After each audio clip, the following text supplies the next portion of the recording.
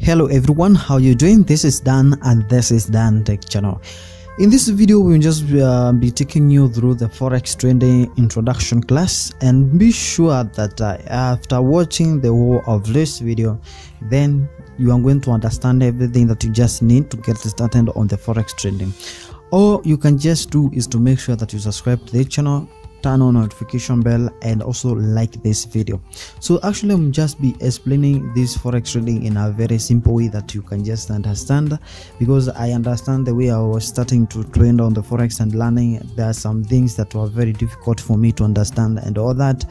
And in this video I'm going to make everything simple for you over here. I'm going to be writing over here. Make sure that you be having a notebook over there.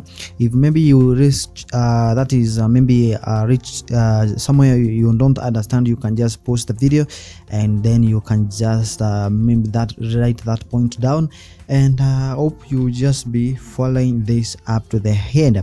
So without further ado, we are just going to start with the introduction of what is forex trading, so you'll be understanding a lot as I said in this class. Number one, let's talk about what is forex trading. Now, what is forex trading? As the term just define itself, forex trading, where does this word come from? Where does these ones come from? Maybe you can just understand the whole of this, so maybe when you just want to start. So when you talk about forex trading, we are talking about two terms over here, which is for and x. Okay, when we talk about for and x here, we are talking about the foreign. We are talking here about the foreign, and this is exchange. Okay, exchange. Okay, exchange. The other thing you can see over here is trading. Yeah, we will talk about that. So foreign is something that comes from another country, and exchange is meaning that different countries are changing.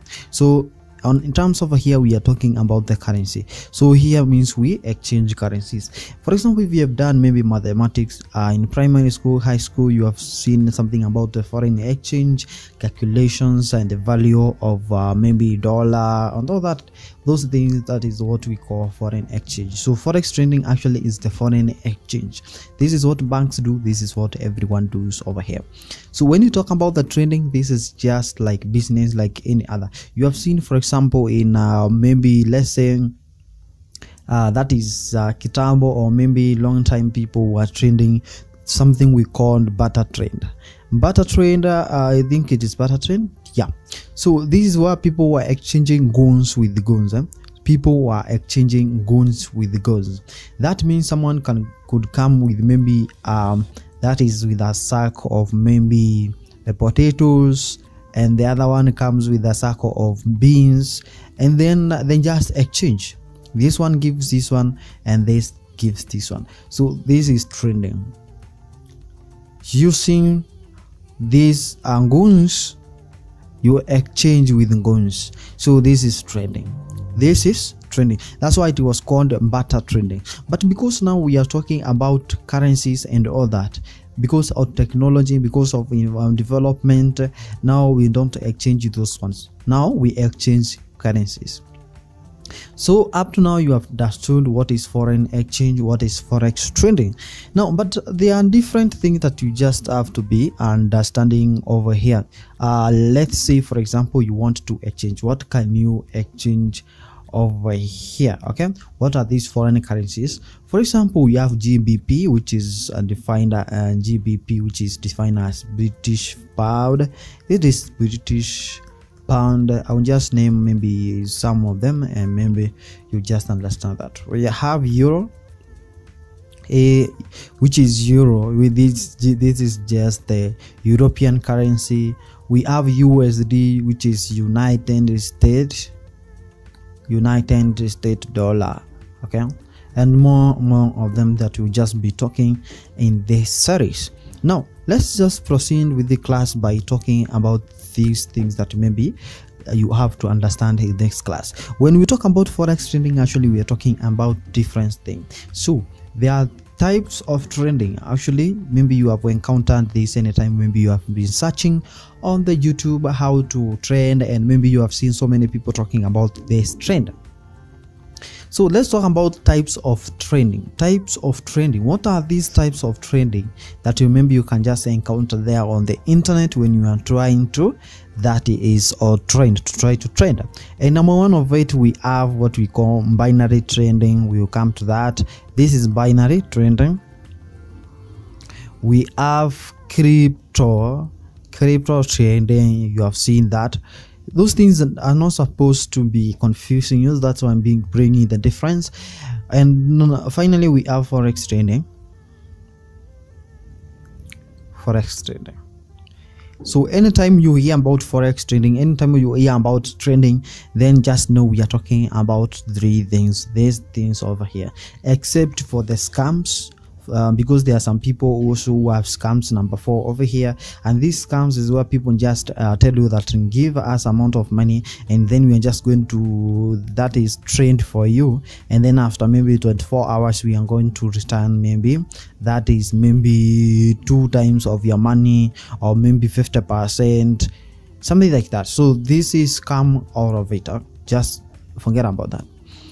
Let's start with number 1. So I'm just going to name this A, B, and C.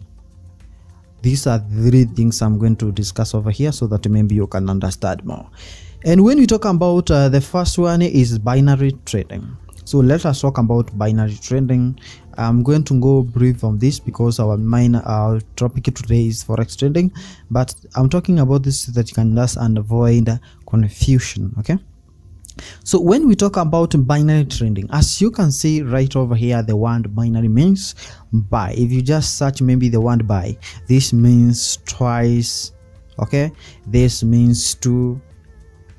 Okay, so these 2 things, this buy means 2. Okay, so and when we talk about binary trading over here, we are talking, and actually when you just go maybe to the science and all that, those who maybe studying something about engineering in college, maybe there you have, or computer, maybe computer actually reads in binary form. So binary means in 2, and when we talk about binary, we are talking about zeros and ones. So you can see actually we have 2 options over here. So when we talk about the binary trading, we are talking about trading in 2 options. That maybe you have seen the platform that says you can that is entries. You have 2 entries over here, and actually you can just maybe trade in 2 ways. That is maybe when you predict whether the market is just going to go down or the market is going to go down or up. Okay, so you can just predict in 2 terms. Here indicate the market is just going to go down, and over here indicate the market is just going to go up. Over here you just be earning maybe 85% of your what you earned, and over here you lose 85 of maybe whatever the money you placed in. That's how things are. Okay, and this is binary trading. So you can see you just have 2 options over here. Either maybe you can see the graphs just going this way, and then you just decide to buy at this way because you know the market you just maybe in 1 hour, because this has limit in 1 minute. In 1 minute you say this is going to cross this and it is going to stay above, when before this minute it will just be at this point, and then when you just do that you'll be earning. So that you can see this is binary trading. It has time limit, it has this buy and sell. Most of them they have something we call, maybe you can just predict whether the last value, whether it's going to be owned or even whether the value maybe is just all those options that has 2 options.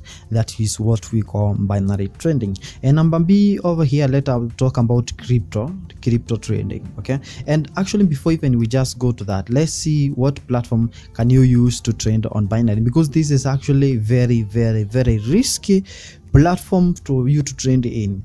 You can actually, all these binary, if anyone talks to you about platform called SPA option, yeah, as part option, I don't trade on these platforms because they are binary, very risky. If someone mentions about SPA option, if someone mention about tariff.com, if someone mentions about the all-in trend, all these are brokers. Okay, all-in trend, I'll talk about the broker later. And if someone talks about binary.com, So all these platforms are binary related, so all you can only trade binary. That means you have two options and you have time limit. That means the market, if maybe you trade in market to go down and the market keeps going up after 1 minute, when it ends, then you just lose money. So sometimes I can just relate this one to like something like betting. Okay, is somehow something like betting. Okay, somehow it just brings something about betting. I'm talking about the binary trading. The way I've explained it, you have to know that just having two options is just like a win or draw, something like that. And that is what we call binary.com. What are disadvantages? Actually, we have so many disadvantages over here. This on the expert option, it has disadvantage and advantages. Let me just mention it. Disadvantage number one, it's very risky. It is time limited. You know, you don't have the full time. Maybe when the time ends, then you just get out of the market. On this one, actually, it has so many scams, so it is actually very hard even to make money on this. So what are the advantages of binary.com or this binary trading platform? They are very easy. That is the only thing. They are very easy to start, very easy to trade, and very easy to lose money. Don't forget about that, because even if you don't have the knowledge about the market, you can just go there and then click this one, and maybe the market can just go against you or to you to make just a profit. It's just like betting. You just go there and you can place the team, and maybe according to the way the horns, you see the horns, and then you can just win or lose the game. But you know, the chances of losing, they are always very high. And let's talk about the crypto number B, which is crypto trading. Okay, so we have crypto trading. So when we talk about crypto trading, here you see we have two terms. We have crypto, so the word crypto comes from the word cryptography. So you can see we have actually two options over here. We have crypto and we have graphy over here. So the word crypto, actually this is a virtual currency. When we talk about the virtual, here we are talking about something that you cannot touch, something that not touchable.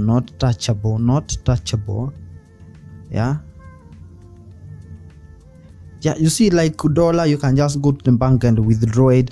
You can just go maybe and touch Kenya shillings, euro. But crypto, you cannot go to the bank and withdraw this money and just get them into the hands. So about and graph means this is actually the graph where you see something, not those candlesticks, these things. So it means it's just a virtual currency whose data is stored in a graph. And actually, when we talk about the cryptocurrency, we are talking about the market. We are talking about the market that is not controlled, that is not controlled by central authorities.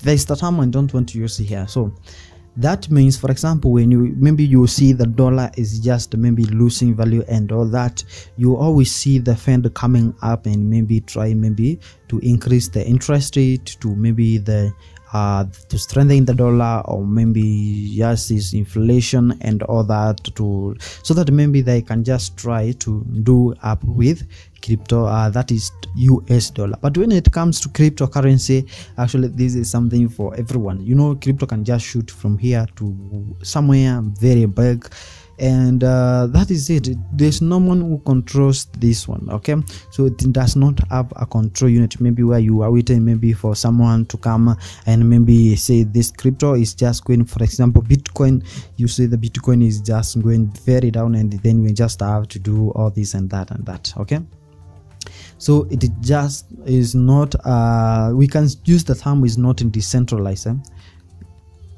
It is not decentralized. That is the system. You can find it maybe on the internet to understand more about it. and that is crypto trading. If you just want to trade crypto, you can use the broker I'm going to show you over here. You can use FX Pesa, that is to trade crypto through CFDs. Okay, and also if you just maybe want to trade all the cryptos, we have BTC, we have Ethereum, we have USDT, we have so many of them. And if you just maybe want to concentrate on crypto trading, you can use something like Binance Exchange. You know, we have Binance Exchange, we have it's called Obi, and all. There are so many crypto exchange platforms that you can just find on the internet. It's only that maybe if you just want to concentrate, you can just use Binance, that is to trade. That is the broker that is mostly known. But talking about the crypto, there are also disadvantages of crypto trading. That is what you just have to understand. When we talk about the cryptocurrency, you can see it is decentralized. That means, you know, these rich people, what they do actually is they come and put their billions of money over there, and actually they buy maybe a lot of Bitcoin, and then Bitcoin start shooting again. You can be having a very good strategy. You can see, you will see that, because when you are trading, you have to have a strategy, you have to analyze the market. So you can just be having a very good analysis, but actually when these guys come, they buy maybe a lot of Bitcoin, and then the Bitcoin actually will start going up very fast, and maybe your indicators and everything that you used, it was saying the market is just going to go down. But you can see these people, what they will do, they will just manipulate the market. The other thing that I just noticed is that some of them, this one, because they are made by those companies and people, some of them you see some may even go to zero, and then you can end up losing everything. Not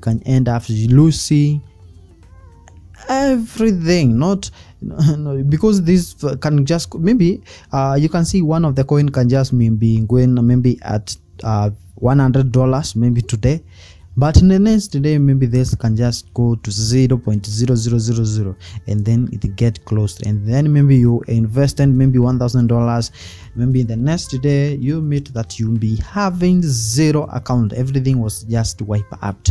And when we talk about what else, and advantage is that you can just buy this one at maybe $100, and maybe the next year you may turn out to be $1,000, because that is how a crypto can be, sometimes predictable, sometimes not predictable. Let's talk about the main topic over here today, which is now the forex trading. So forex trading is what we are discussing over here. So I was talking about that because you can understand now what is the difference. So this is number C, forex trading, and this is where we are just going to concentrate on. So when we talk about forex trading, remember what we said in the first time: foreign exchange, where you can exchange different currencies. You can use GBP, Euro, USD, Australian dollar, and all that. But not only that, what can you trade on the forex trading? On forex trading, you can trade something like this. So let me just name this. Hi, on forex trading, what can you trade? On the forex trading? You can trade what we call currencies. You can trade currencies, and these currencies are maybe what we are talking about: Euro, USD, that is United States dollar. We can trade AUD, Australian dollar. We can trade ACAD, that is Canadian dollar, and so many of them. Okay, and the other thing that we can just talk about over here, number 2, is agricultural product. You can trade them on the forex. Agricultural product, you can trade on the forex trading. On the agricultural product over here, you can trade cotton, you can trade sugar. Imagine, you can trade sugar, you can trade cotton over here. Number 3, you can trade metals. Imagine, you can trade metals over here. So you have so many options. Okay, you have so many options to trade. You can trade silver. You can trade what we call gold. All these you can trade them on the forex trading according to the broker. Number 4, this is number 4. Okay, number 4 here, what can you trade over here? You can trade energy. You can trade energy over here. We are talking about the crude oil. Crude oil involved, that is US oil. Okay, US oil. You can trade UK oil. All these are the crude oil. Okay, you can trade also gasoline over here. I'm just giving 2 examples. Okay, number 5, you can trade stocks. You see, there are a lot of things that you can trade on the forex trading. You can trade stocks. Stocks over here involves, maybe you can trade Netflix, you can trade Adidas, I'm talking Adidas because of ongoing that is March, that is World Cup. This is 2022. Okay, you can trade, you can trade a lot of things, Facebook, everything over here in stocks. You can just trade them over here, including Tesla. So those, all of them are stocks. Our number 6 over here, you can trade indices. So we'll be talking more about the indices later, and why are you to trade indices, why indices, and all that. You learn more about the indices because these actually they expire and all that. So I don't want to talk more about the indices. If you have 5 of them, then this is what you can trade on the forex trading, and it sounds very amazing. So you have so many options to be trading right over here. So it's just your choice to choose what do you want to trade on the forex trading right over here. So we have come to the end of the part 1. Make sure on the next, what we are just going to be talking about actually is the forex trading class over here, and we can just proceed from there. What do you have to know about the forex trading advantages and the broker that you can just be using to trade on the forex market. I'll see you in the next class. Make sure that you watch, subscribe to the channel, like this video. I'm coming right after this.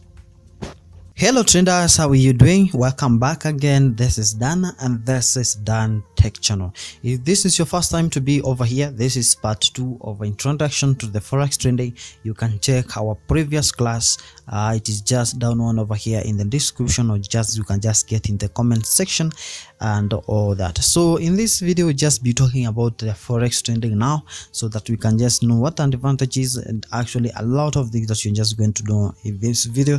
It is just going to be very amazing. So this is part 2. Make sure that you watch to the end. It's going to be very amazing. Like this video, subscribe to the channel, and be notified anytime I just upload a new video, part 3 and all that. It is just very amazing. I'm going to explain in a very simple way that you can just understand. Even if maybe you have never traded, you have never heard of forex trading, just follow my class and it's very going to be simple for you. Forex trading over here.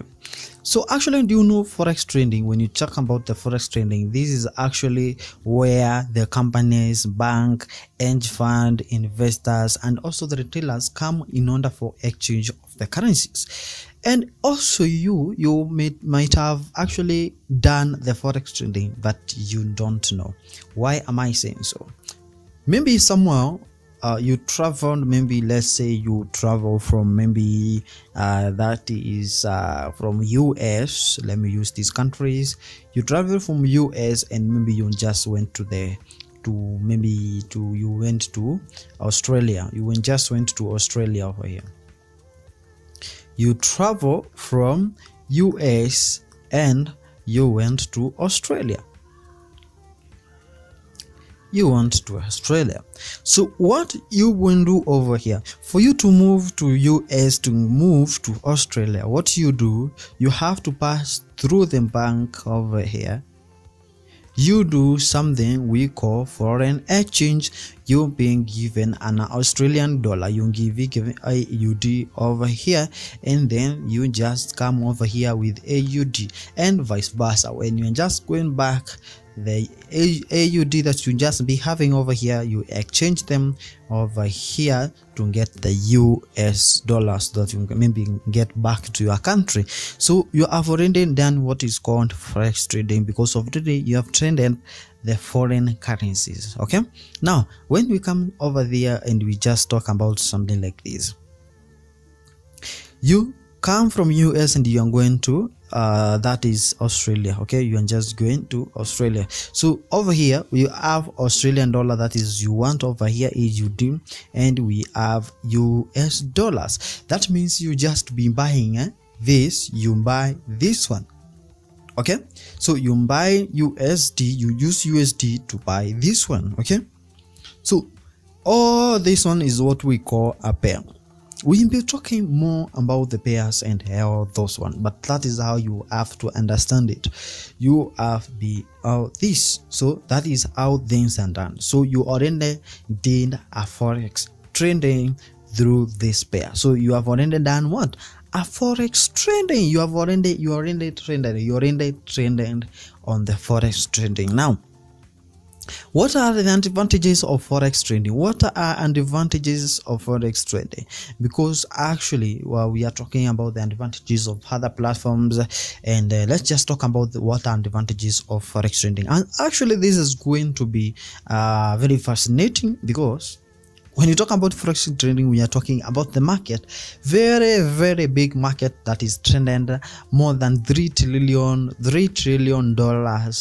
every day, not every month, not every year. Okay, every day. Actually, for those in Africa, country in Kenya, you know, this is our budget, not dollars, in Kenya shillings. Actually, is 3 million Kenya shillings is our budget in the whole here, but in the forex market it is trending $3 trillion every day. And why are we talking about this one? This market is very liquid. It's very liquid. That means you can have many opportunities to trade. You can have easy to get in and out of the market, because market is moving so well. Can you imagine if you just go to the market where everything is just constant, just moving very slow? Can you just imagine in another market where you can just go and sell, buy fast, sell fast? You end up actually making a lot of profit on that. So that is how the forex market is, and if you just want to involve it, then you can just, you have chances of making more money. Let's talk about another one over here, which is the EC. This is ease of access. You can access the forex trading, that is very easily. Actually, the way I'm going to show you access, and actually you can trade even with small amount. All this is dependent with the type of the broker that you just be using. We'll be talking about the requirement that you just need to start trading on the forex trading in this video. Just keep watching. Okay, and the other advantage we see on the forex trading over here is the volatile allows traders to benefit from the market. The market is volatile, that means it's moving very fast. Maybe the market can just go over here, it hit your stop loss, take profit, it takes the profit, you sell again, market goes over here. Maybe in a day you can make so many trades, closing, opening, closing, and then you just make small amount of money, and they can just end to be a very big amount of money in a day. The market is volatile. Okay, and the other thing that is very interesting about the forex trading is that you can trade forex anywhere. Okay, you have freedom to trade, anywhere. Okay, for example, there are some people who maybe live in town, you have been trading forex in town, and maybe you're just planning to go to Sharks and maybe downtown or there, and then what you just have maybe is to carry your phone or maybe a laptop, and then you just need some internet, and off there you just go and maybe carry your business over there, and you can trade anywhere. You can just go to a vacation and then you still continue working. You can go anywhere in another country and still you continue working. You know, if you're a full-time forex trader, you can work from. You can see this job is business is very nice when you're starting and all that. That means you can, everybody, actually this is what you find. For me, I love working anywhere without any decision, without maybe saying I have to stay here because of one reason or the other, because maybe of the job. But forex trading is something different. You work anywhere you just want and all that. The next step that is very important over here is that what do you need?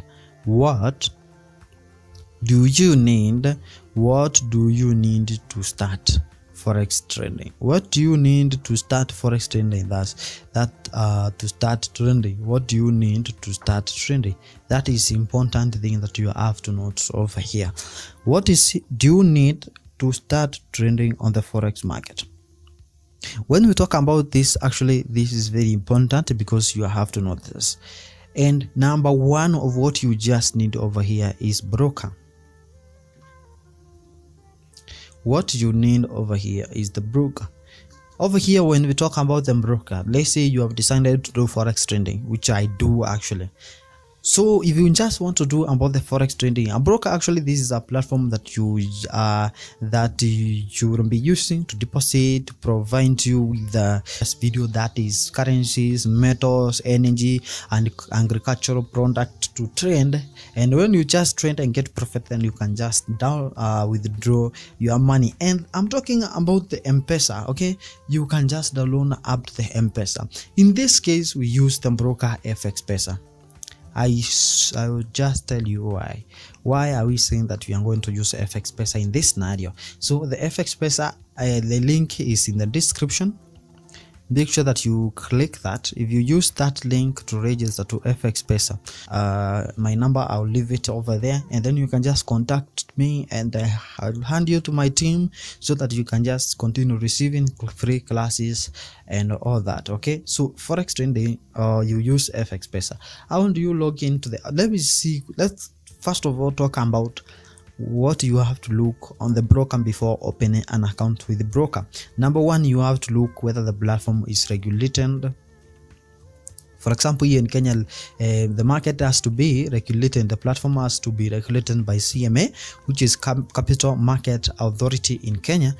This deals with all things about the market. It's just like CAPS, you know, something like that. So this is for the market. So it has to be regulated by this one platform. That is to be assessed everything, okay? So that to ensure that when your capital is just deposited into this platform, the platform is not going, or FXPS is not going to use your money to trade or do a business. Your money is just going to be kept away from the company money, and that means you can just withdraw anytime you want of the money. And actually the thing about the FX Pesa, let's just continue with the what you have to look, and then I'll just be talking about this one. Number B is the easy access. Easy access. The reason about is that you can, after registration of the link in the down one below, the reason I'm saying that you use my link down over there is so that you can just getting the real link, okay? Because maybe you avoid being scammed maybe by the scammers out there. So easy access, you after registering over here, you can just download the application on the Play Store. You'll be accessing it in a very easy way. The other thing is that for easy access, it's very easy to deposit money because you deposit right from FX Pesa, from M-Pesa.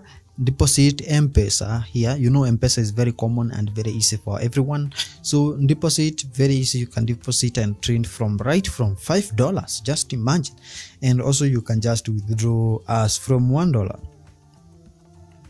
So that sounds very, very, very amazing. So the other thing we just be talking about over here is the low spreads. So look at the platform that has low spreads. We will be talking to see what are spreads. So these spreads are the charges that you need to incur when you are placing or opening a position. When you just trade, when you place a trade or buy something, they will charge you something. So you have to look up the platform that charges you very small amount of money, and you see that also in the FX Pesa. That's why I want you to access the FX Pesa, so that is a platform I know I've been trending for long. So that is platform you have to know that. So talking about number 4, we have to know about the customer service.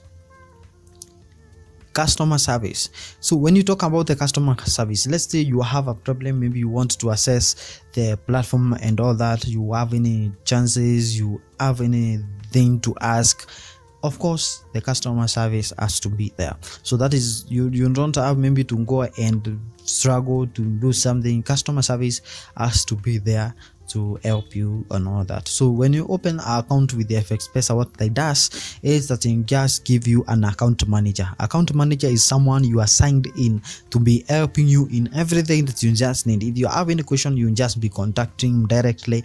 That is only person you just be assigned in to be helping you over here. If you just want to access the support team, you can contact support at fxpesa.com. So here, okay, so that is what we are just talking about over here. Number here, which is the last one, you have platform has to be very secure, and over here I talked about the CMA, security has to be tight.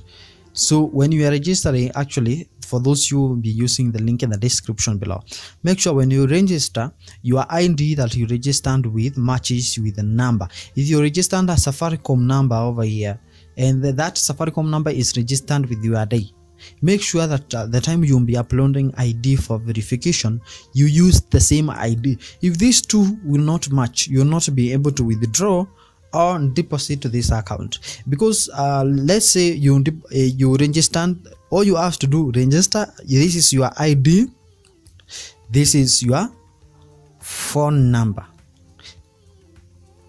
So make sure the number you have used over here is the number you registered with the ID you are going to upload, okay? So that if anyone, maybe even if someone hacks your account, there's no one can withdraw your money, because the money only can only be withdrawn to the account that it just deposited from, okay? If you deposited money from to FX Pesa using this line, you deposited to FX Pesa, okay? So this is deposit. If you want to withdraw the money, you can only withdraw to this number. Even if I access your account, even if someone accesses your FX Pesa, he cannot withdraw to his phone number. The money can only come to your account. So that is very high and very nice strategy to ensure that your money is very, very secure, okay? That's very interesting on what you just need to that is to start in forex trading. So we were on the first one, which is the broker, as you can see, number one here. So let's just go to the number two. Number two, on what you just need to on the forex trading, actually you just need you need a phone, you need a phone or laptop, to do all those things. Actually, you cannot just do, you need actually a phone, and maybe if you just want to advance thing, you want to become a very serious trader, you have understood everything, then maybe you can just get access of laptops. So maybe you can just be doing analysis over there, and over here you just need internet, or maybe Wi-Fi is good and all that, okay? So that maybe you can be fast. If you just want to be a scalper or someone who maybe execute trade fast, you enter, you assist, you need a strong Wi-Fi so that you can just be seeing everything how it is just going, or maybe you can just be making fast decisions when you are closing or opening the positions. That's why you need one of these things, but you need either a phone. Ukiwa na simu uko sawa. So if you have a phone or laptop, any of them can just work. Open an account with FX Pesa and everything will just be very easy for you. And the other thing you just need over here is actually the capital, okay? Number three, which is capital. And this capital actually comes after maybe you have traded with FX Pesa, and you have traded actually on the demo account. Sorry, you have traded on the demo. After trading on the demo, then you maybe after familiarizing with the market, you know how things are done, then that is the time you can just open the live account, and that live account is just going to help you to execute the trade, make profit over there, and then you can just withdraw your money. Okay, so on the capital sign over here, as I was just saying, make sure you just do on the demo first, but make sure when you are opening the FXPesa account, open demo using that link, and then after opening demo again on the same time, go and open live account. So you'll be having live and demo account. You don't need to deposit on the live account, but let it be there, so that anytime you just want to trend, it will just be very easy for you. So and also you just be having the demo account. Okay, now let's talk about this last thing in this video. How is the forex trading done and all that? So for you to trade forex trading, you need a broker. I'm broker over here. Let me write FXPesa here. So let's FXPesa. FXPesa is here. You have opened the account. So after opening the account, what you just need, let's say maybe you have traded on the demo account and now you are ready to deposit the money. So what you just do over here is deposit money. Deposit. So this is M-Pesa.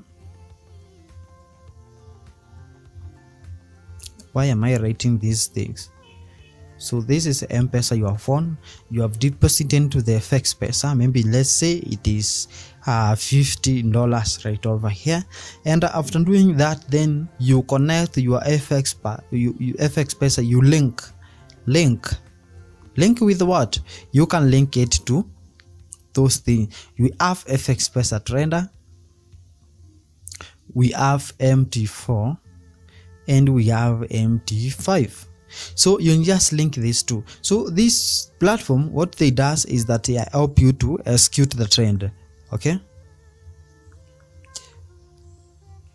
so you have seen some platform maybe where you people are doing analysis, they are doing something on the graphs and they are drawing. So these are the platform that can just help you to do that on MT4, MT5, and the FXPesa Trader.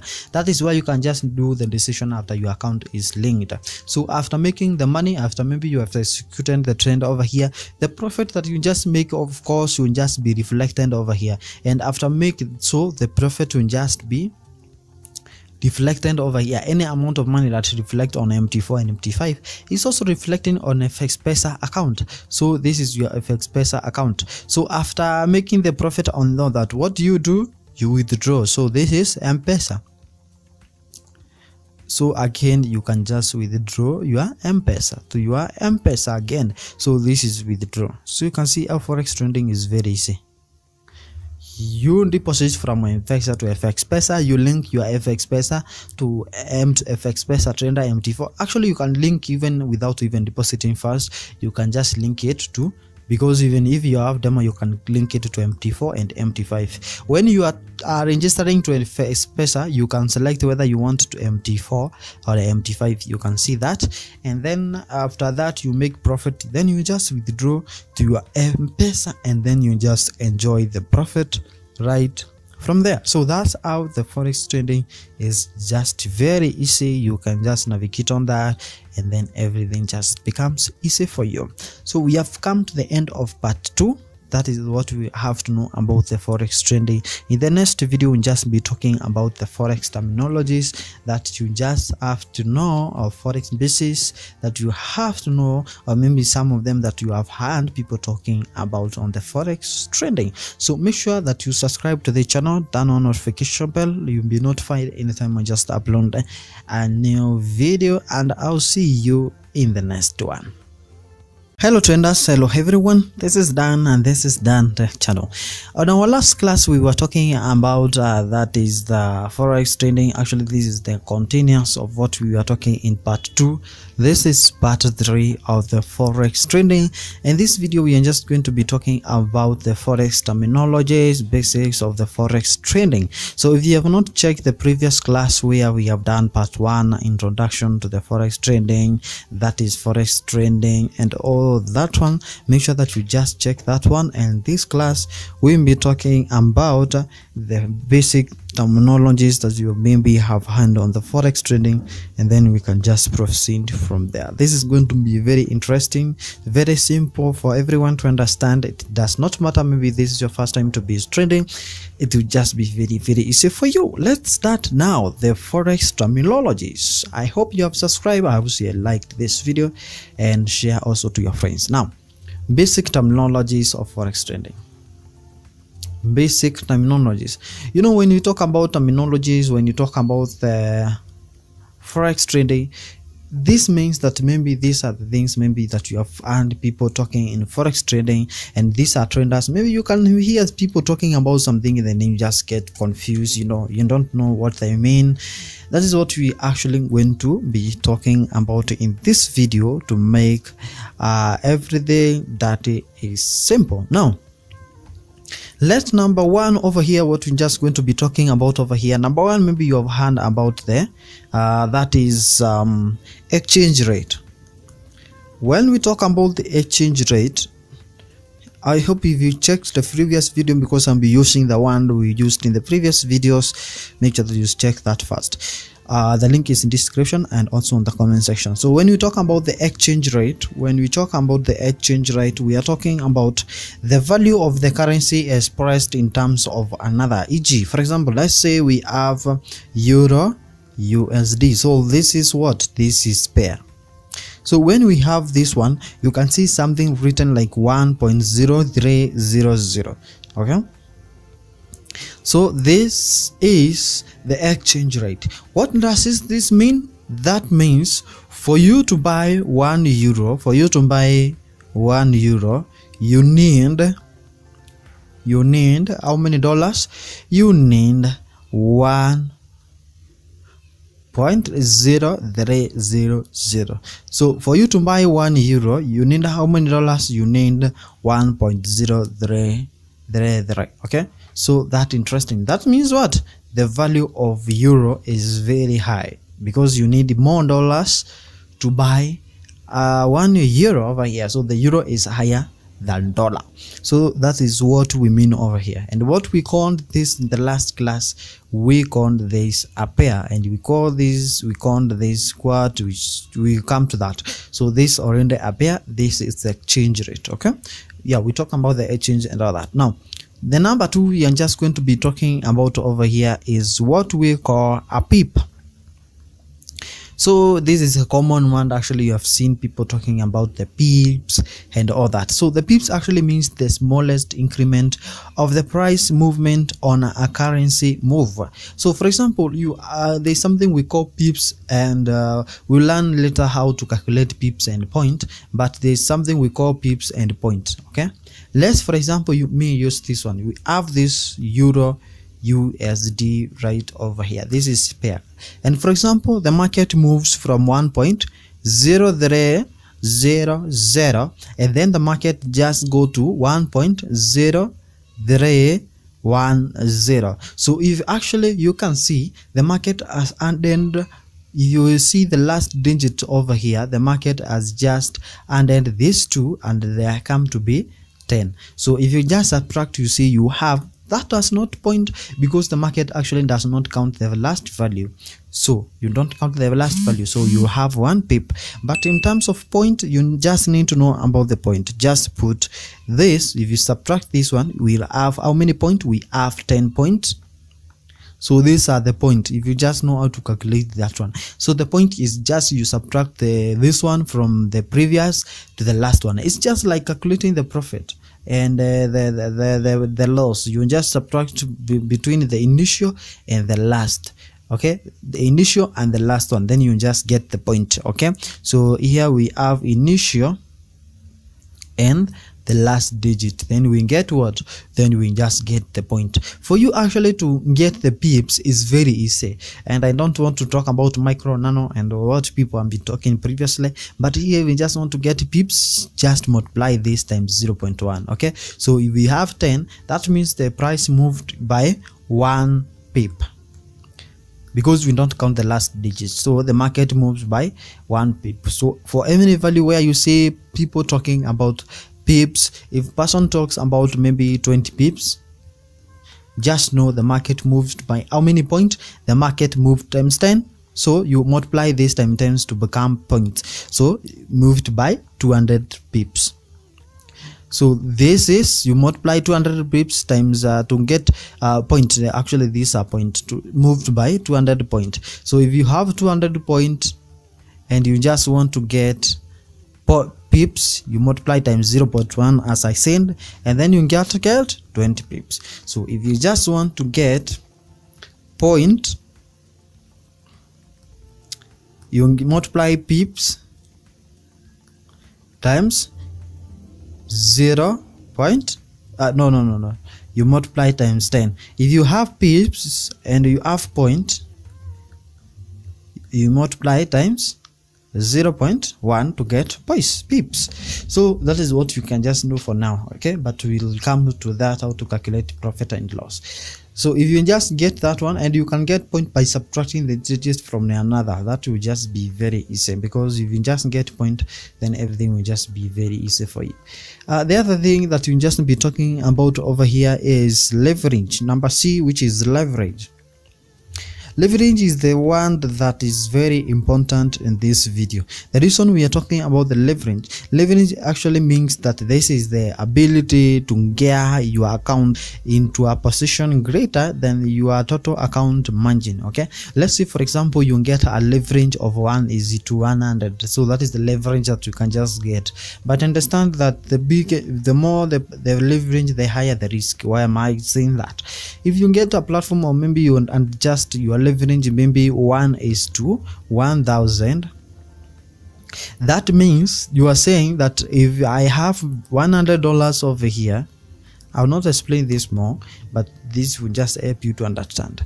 So if you have $100 over here, you are saying, if you just place this one, you are saying I'm able to handle, that is 1000 times 100, I am able to handle $100 in a trade.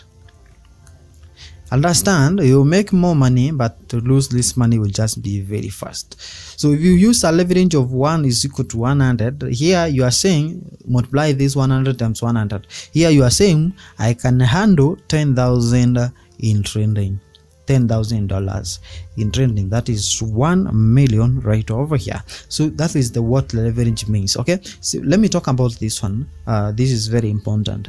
You know, before people have been trading, before we know about the trading and all that, kitambo sana, those who actually it just used for the banks used to trade against banks. You know, I'm going to explain the existence of leverage.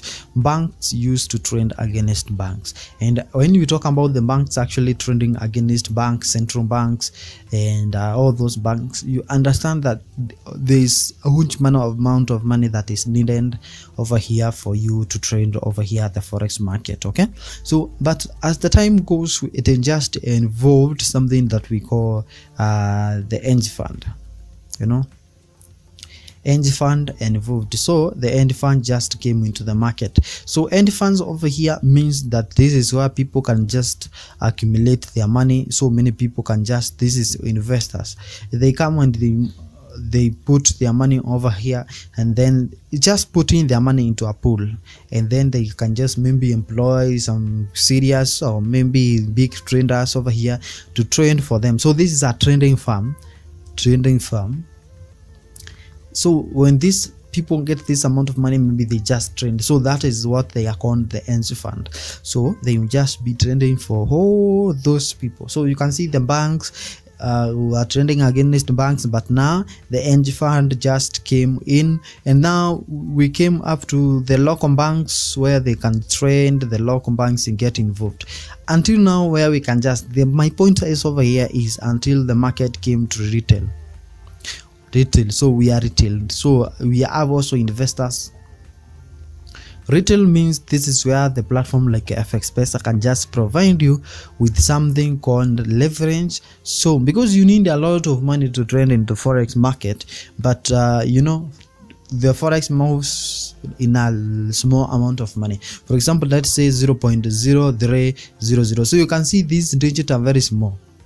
and you cannot say that you just enter into the forex market maybe to buy this small amount of money over here. You know, you need a lot of money for you to make profit out of those digits. So that's why you need to get something. Maybe if you have $10, you can see you cannot maybe if this movement you buy for this is $1 over here, you're just making zeros of amount of money. But through the leverage over here, it will just be helping you to actually be making good amount of money over here. Okay, and something we call the lot size and all that. So you can see that is where the leverage just involved in, so that maybe this with the smallest amount of money, with the small amount of money, you can trade in a big position. You can handle big amount of money. So it's like the platform will just calculate your money and just help you. You'll be, of course you cannot see that money, but in real sense, the money, the leverage you place, the system will just be assuming now you are trading with that amount of money, and that's how the risk it is. The higher the risky, the big, it can just be an advantage. But if you have knowledge, just see that one. So that is what we call leverage. We'll just be explaining more as we proceed. Let's go to the last one, which is not the last one. On this one we're talking about the margin. Okay, and actually before even we just move to the margin, how do you calculate the leverage? So to calculate the leverage is just very easy. Just get the value, the total, get total value of open position, just get the total value of open position, then you divide by margin balance.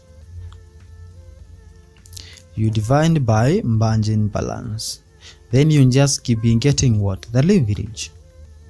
You just be getting the leverage that you have used over there.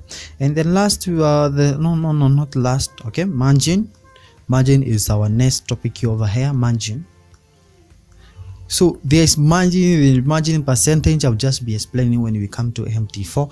You understand very, very clearly. But these are the terms maybe that you'll be hearing people talking about. So the margin over here just involve, this is the deposit required to open or maintain a position. When you place a trend, for example, you have a running trend of Euro USD, so you need a certain amount of money to open that position. You need amount of money to place that trade.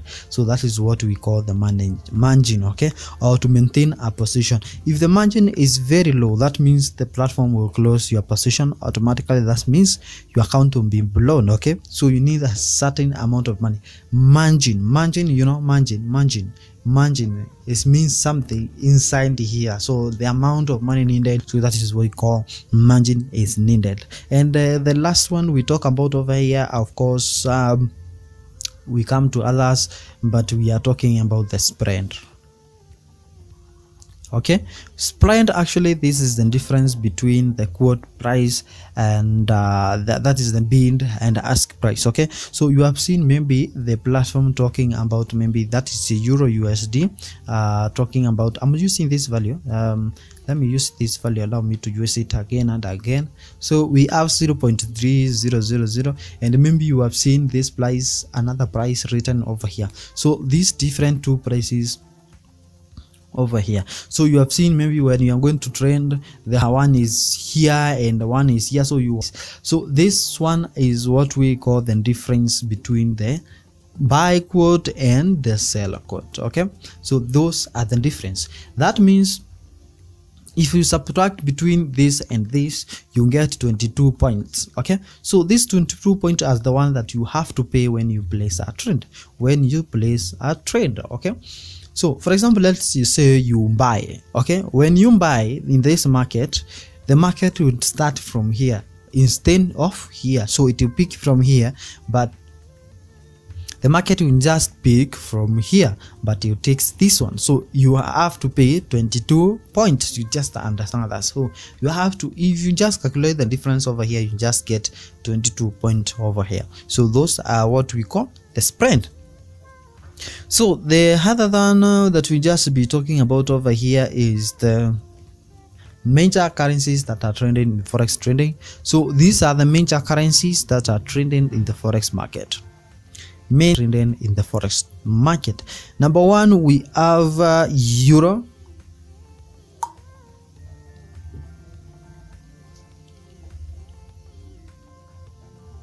We have euro denoted as euro.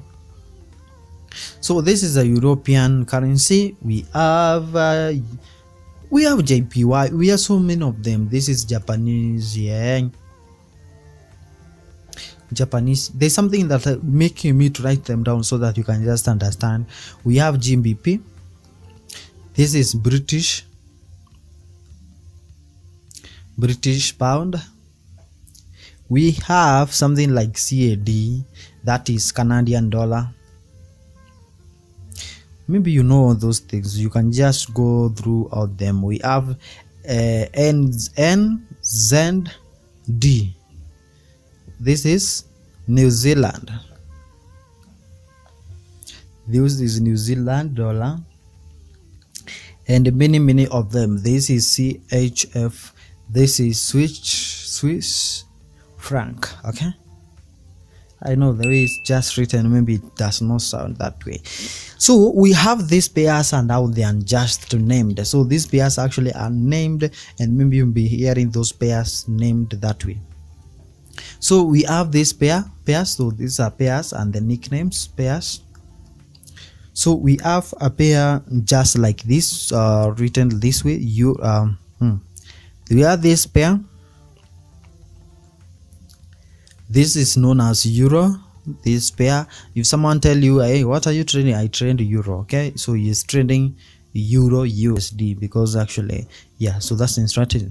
If someone trades something like USD JPY, that person is saying, I trade dollar yen. Okay, I trade dollar yen. So that is the language of the forex. I trade dollar yen. Okay, all right. So if someone actually trained GBP USD, that person will just say, I trained cable, or I trained sterling. So it means he's trading GBP USD. So if someone actually trains that is New Zealand dollar, that is NZD, and then versus USD, that person will be saying, I trade Kiwi. Hey, I do handle this one. So that is the Kiwi. Okay, so if someone trained maybe US dollar versus Swiss franc, that person will say he trained was guess he trained Swiss. Okay, he trained Swiss. So those are the terms maybe you can just be hearing in the forex market, and it just sounds amazing. So talking about pairs, name of the pairs. Okay, name of pair. How naming of the pair happens? Actually, this is naming of pairs. Okay, so for example, we have euro USD here. We have euro USD. You'll see something written like this, and maybe the value over here. I'm going now to explain this the last time so that you can just get these things clearly now. Okay, so we have dot here and 0300. Okay, now let's talk about this one. So this one is the base currency. It is base because actually you can see it is on the base, it is on the bottom, it is on the first one. So this is the base, the start, and this is the quote. Why are we calling it quote? Because if you just want to buy the euro, you quote, you say you want to buy in terms of dollar, and you buy with $2, $1, 1.0, so that is the quote currency. So this is the quote, this is the base currency, and this is exchange rate. Okay, you know this, we talked about it, exchange rate. So this is very important. This value is always 1. Okay, so as we said, remember what we said earlier, we said you need $1.0300 to buy 1 euro. So the base currency is always 1. So you need 1.00300 to buy 1 euro. That means the euro is expensive, because 1 euro, if you have 1 euro, you have 1.0300 dollars. So when you buy, you are doing what? You are buying, you are buying euro. Okay, when you are selling, you are doing what? You are selling USD. Okay, so it's just like inverse of that. So if you buy, you are buying euro. If you sell, you are selling USD. So that's how easy things are actually in the forex market. So in the next video, we'll just be talking about the long and short, that is buying and selling. You'll just understand more about them, and also how to calculate point, how to calculate loss before you enter into the market. So that has been the part 3 of this video. We'll be coming with part 4 so that you can just understand everything about the forex trading, and this is going to be very, very easy. If you love this video, make sure that you subscribe down over there, and also like this video, share to your friends. It will just be very amazing. If you just want to know the broker I use, click the link in the description below to join FX Pesa, follow instructions. And if you just need more guidance, WhatsApp me. My number is down one over there. I'll see you in the next one. Hello traders, hello everyone, this is Dan and this is Dan Tech Channel. On our last class we were talking about that is the forex trading. Actually this is the continuance of what we were talking in part 2. This is part 3 of the forex trading. In this video we are just going to be talking about the forex terminologies, basics of the forex trading. So if you have not checked the previous class where we have done part 1, introduction to the forex trading, that is forex trading and all that one, make sure that you just check that one. And this class we'll be talking about the basic terminologies that you maybe have heard on the forex trading, and then we can just proceed from there. This is going to be very interesting, very simple for everyone to understand. It does not matter, maybe this is your first time to be trading, it will just be very, very easy for you. Let's start now the forex terminologies. I hope you have subscribed, I hope you liked this video, and share also to your friends. Now, basic terminologies of forex trading. Basic terminologies. You know, when you talk about terminologies, when you talk about the forex trading, this means that maybe these are the things maybe that you have heard people talking in forex trading, and these are traders. Maybe you can hear people talking about something and then you just get confused, you know, you don't know what they mean. That is what we actually going to be talking about in this video to make everything that is simple. Now let's number 1 over here, what we're just going to be talking about over here. Number 1, maybe you have heard about the that is exchange rate. When we talk about the exchange rate, I hope if you checked the previous video, because I'll be using the one we used in the previous videos, make sure that you check that first. The link is in description and also in the comment section. So when we talk about the exchange rate, we are talking about the value of the currency expressed in terms of another. E.g., for example, let's say we have euro USD. So this is what? This is pair. So when we have this one, you can see something written like 1.0300. okay, so this is the exchange rate. What does this mean? That means for you to buy 1 euro, you need how many dollars? You need 1.0300. So for you to buy 1 euro, you need how many dollars? You need 1.0333. okay, so that's interesting. That means what? The value of euro is very high, because you need more dollars to buy 1 euro over here. So the euro is higher than dollar. So that is what we mean over here. And what we called this in the last class, we called this a pair, and we called this what, which we come to that. So this already a pair, this is the exchange rate. Okay, yeah, we talk about the exchange and all that. Now the number 2 we are just going to be talking about over here is what we call a pip. So this is a common one. Actually, you have seen people talking about the pips and all that. So the pips actually means the smallest increment of the price movement on a currency move.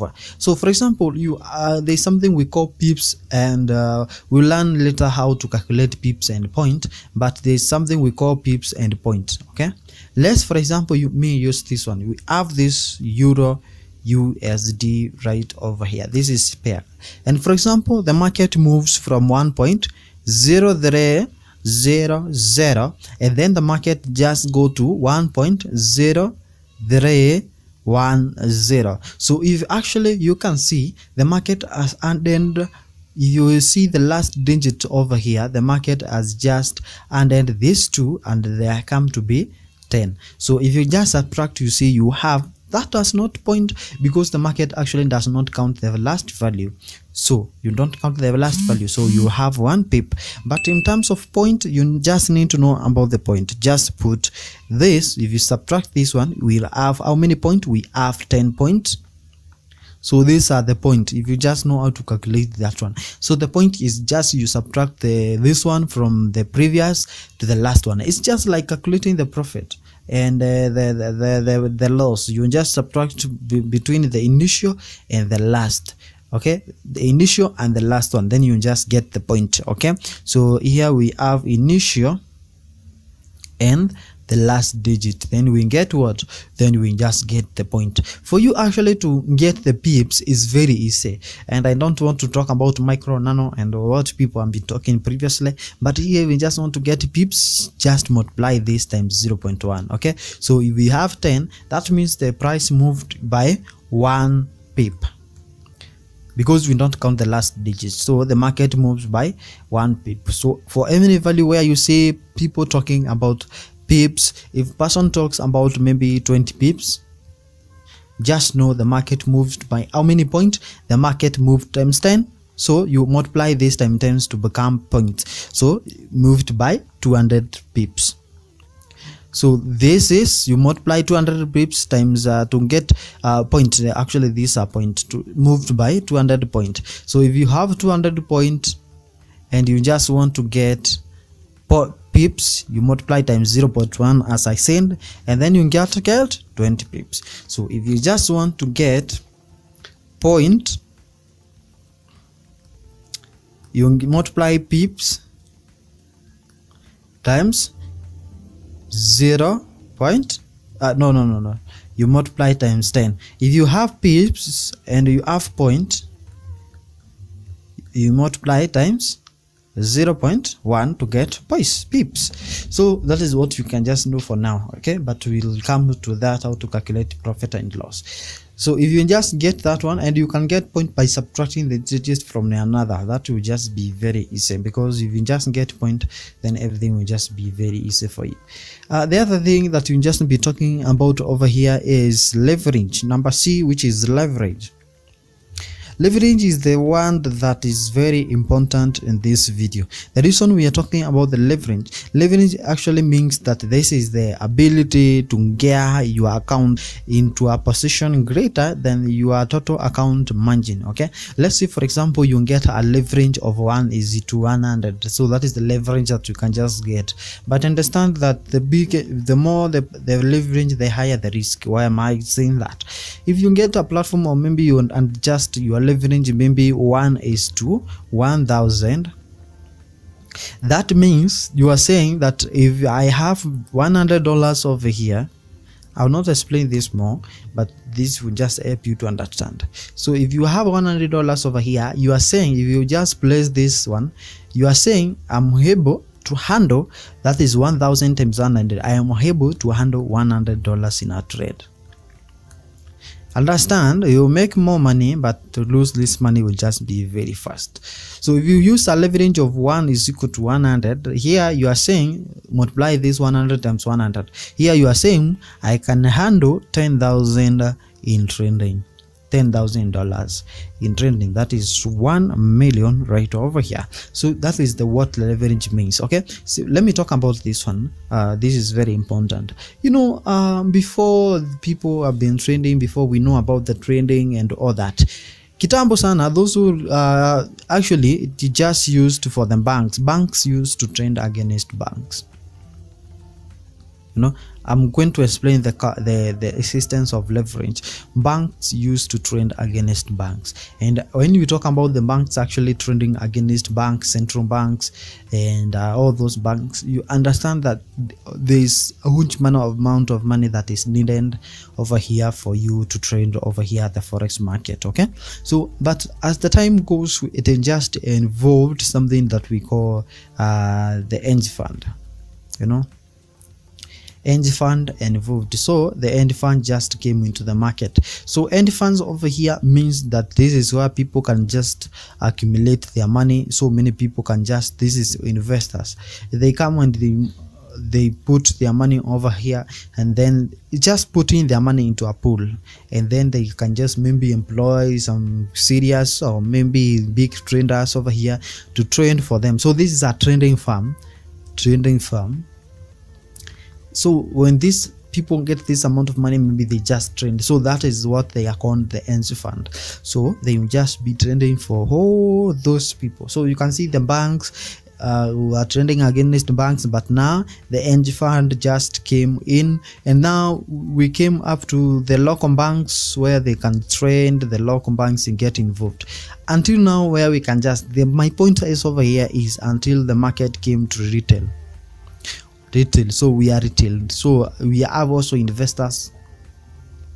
Retail means this is where the platform like FX can just provide you with something called leverage. So because you need a lot of money to trade in the forex market, but you know, the forex moves in a small amount of money. For example, let's say 0.0300. So you can see these digits are very small, and you cannot say that you just enter into the forex market maybe to buy this small amount of money over here. You know, you need a lot of money for you to make profit out of those digits. So that's why you need to get something. Maybe if you have $10, you can see you cannot maybe if this movement you buy for this is $1 over here, you're just making zeros of amount of money. But through the leverage over here, it will just be helping you to actually be making good amount of money over here. Okay, and something we call the lot size and all that. So you can see that is where the leverage just involved in, so that maybe this with the smallest amount of money, with the small amount of money,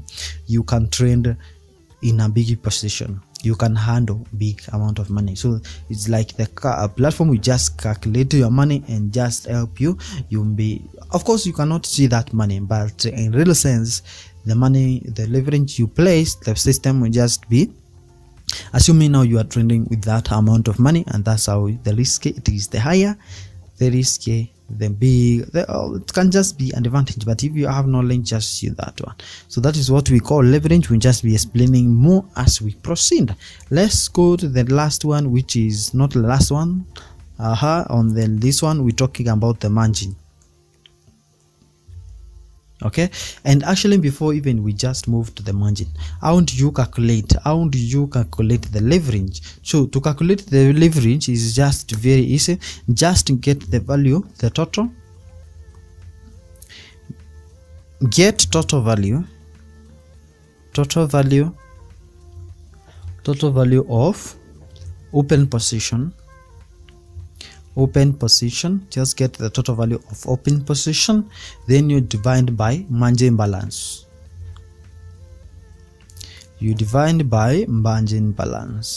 Then you just keep getting what? The leverage. You just be getting the leverage that you have used over there. And then last not last, okay, margin is our next topic over here. Margin So there's margin percentage. I'll just be explaining when we come to MT4. You understand very clearly, but these are the terms maybe that you'll be hearing people talking about. So the margin over here just involved, this is the deposit required to open or maintain a position. When you place a trend, for example, you have a running trend of Euro USD, so you need a certain amount of money to open that position. You need amount of money to place that trade. So that is what we call the margin, okay, or to maintain a position. If the margin is very low, that means the platform will close your position automatically. That means your account will be blown, okay. So you need a certain amount of money. Margin, you know, margin it means something inside here, so the amount of money needed, so that is what we call margin is needed. And the last one we talk about over here, of course, we come to others, but we are talking about the spread. Okay, spread, actually this is the difference between the quote price and that is the bid and ask price. Okay, so you have seen maybe the platform talking about, maybe that is a Euro USD, talking about, I'm using this value, let me use this value, allow me to use it again and again. So we have 0.3000, and maybe you have seen this price, another price written over here. So these different two prices over here, so you have seen maybe when you are going to trend, the one is here and the one is here. So this one is what we call the difference between the buy quote and the sell quote. Okay, so those are the difference. That means if you subtract between this and this, you get 22 points. Okay, so this 22 points are the one that you have to pay when you place a trade. Okay, so for example, let's say you buy. Okay, when you buy in this market, the market will start from here instead of here, so it will pick from here, but the market will just pick from here, but it takes this one, so you have to pay 22 points. You just understand that. So you have to, if you just calculate the difference over here, you just get 22 points over here. So those are what we call the spread. So the other than that we just be talking about over here is the major currencies that are trending in forex trading. So these are the major currencies that are trending in the forex market. Trending in the forex market. Number one, we have euro.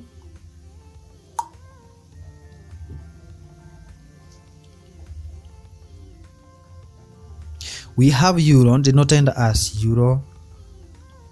So this is a European currency. We have JPY. We have so many of them. This is Japanese yen. Japanese. There's something that making me to write them down so that you can just understand. We have GBP. This is British pound. We have something like CAD, that is Canadian dollar. Maybe you know those things, you can just go through all them. We have NZD. This is New Zealand.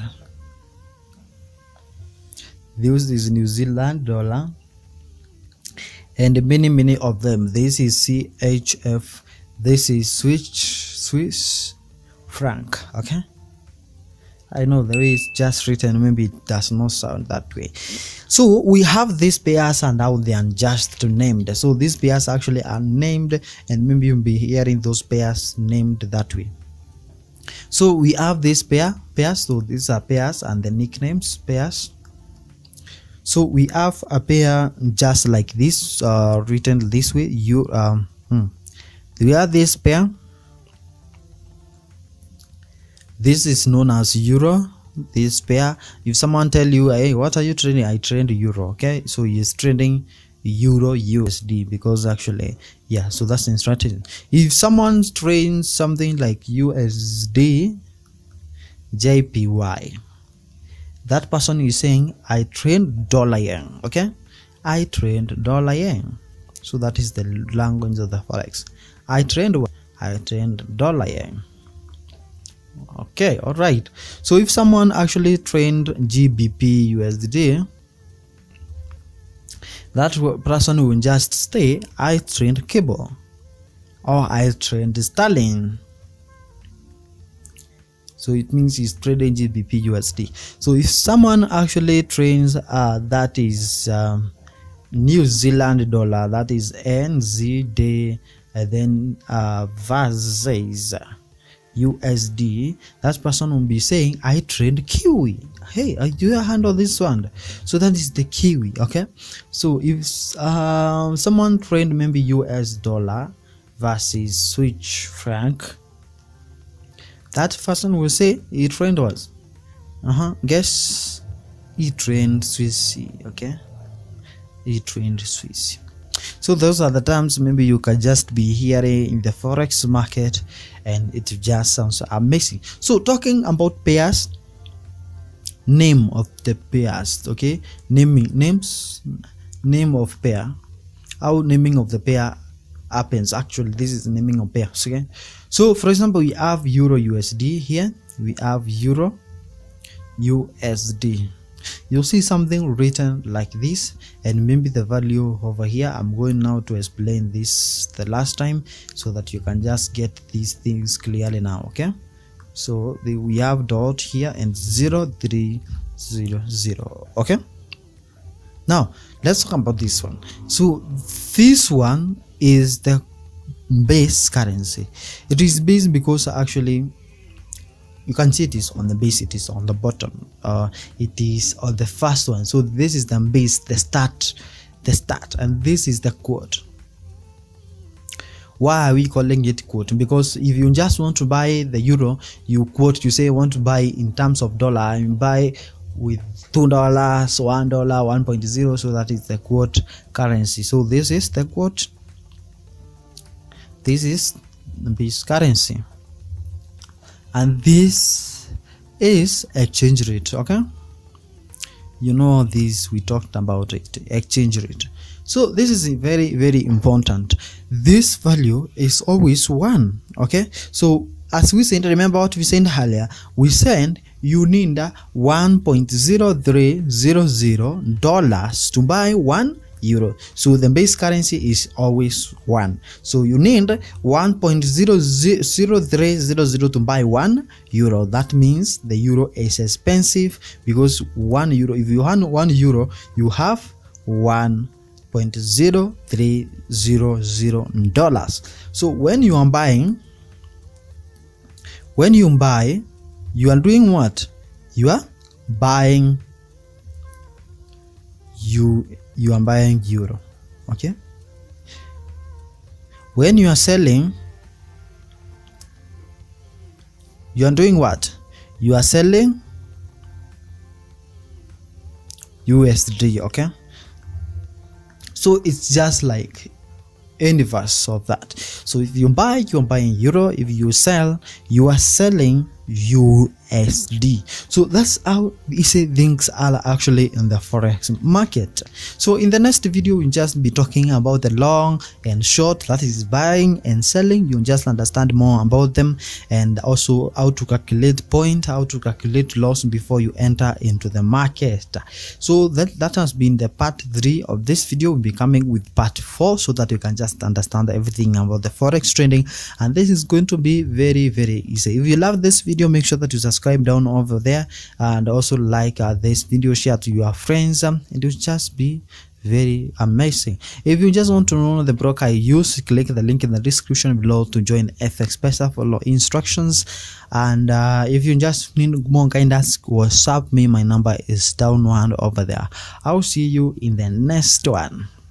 Hello traders, how are you doing? This is Dan, and this is Dan Tech Channel. In this video, we're just going to be going through the technical analysis class, and on this class we are going to be talking a lot, and make sure that you stay tuned, because this is the introduction to the technical analysis, how you can just execute a good analysis, how you can just utilize them to know where you're actually even going to enter accurately. So if you are a beginner on the forex trading and you just want to learn more about technical analysis in the language you can just understand, because I'm going to simplify this in a very, very, very simple way. Of course, course, I will be having an assignment for you, and I will be offering you a place to ask questions, so that maybe if you'll be having question, will just be coming over here to explain that. But everything I'm going to be giving you over here, then you're just going to love it. We'll also be going through some indicators to see how you can just use them to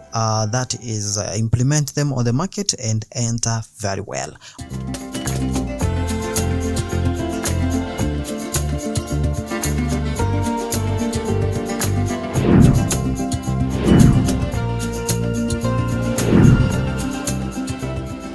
Okay, so let's talk about the technical analysis, or you can just call it technical analysis. I'm just nataka tu kuandika so that at least my hands is so kuandika. This class is going to be masterclass for this maybe 1 hour and all that. On this technical analysis side, we can call it TA, that is maybe TA, we call it technical analysis. And when you just call, there's something we call also fundamental analysis, that is fundamental analysis. We'll be coming with another class where we'll be talking about the fundamental analysis. When you are starting on the forex, let me just brief this for the beginners. When you just want to place your trend, when you just actually want to trend very well, you have to combine these three things. Okay. We have, when you just want, you can combine between technical analysis plus fundamental analysis if you just want actually to be a very profitable trader. And this is not must, but actually you can even include intermarket analysis, maybe that is sentiment. Actually, technical analysis will even give us sentiment. Let me just explain this.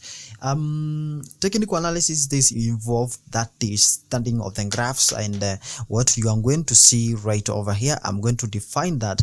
But actually, when you just go to the trending view over here, this is the site where you draw your things and all that, to maybe know where you are going to enter and all that. Let me just brief. I've not already entered into the technical analysis. I'm just bringing you this, just an overview.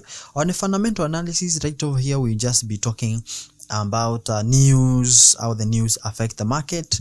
And if you just want to know how the market news affect the market on the fundamental analysis, you just go to the technical analysis to see the effect. Sentiment is about the feeling, the data of the market and all that. But in today's class, we'll not be talking about all these things. Easy is a bandai, but today we are concentrating on the technical analysis. Now, what is technical analysis? Technical analysis, actually, this analysis came all the way right from 1980s huko, yeah. Not even 2000, not even 1990 something. It's 18,000 over there. That is a long story.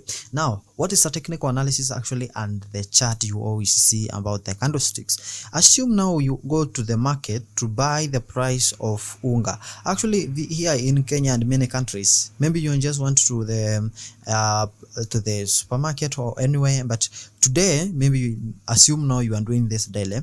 Today you buy the price of unga and it was as this price. Tomorrow you go, you see the price imeenda juu kidogo. The other day the price will be here. Maybe the other day the price will be same here. The other day will be here. The other day you are recording this one maybe in 1 year period. In 1 year period, and you see something dropping like this, and that is why. So if you just connect this line here, what you see, it will draw something according to that graph. Now, what technical analysis does is that you will say that data repeat itself, something that is against the books, but actually history repeat itself, not even the same. You know, we cannot say that history was here. Of course, it can be here, but actually, if you can just see this one, we can see it is trending. That means the price has been increasing with time. Now, on the technical analysis, this is what you analyze to know on the chart, to know what is happening in the market and all that. So that is what we call technical analysis. You study this group to know, first of all, number one, you study to know the history of the market. You can know the history of the market. It can just help you to get the ranges, you know, where the price is ranging, something like that. It can help you actually to know whether the market is in bear or bull.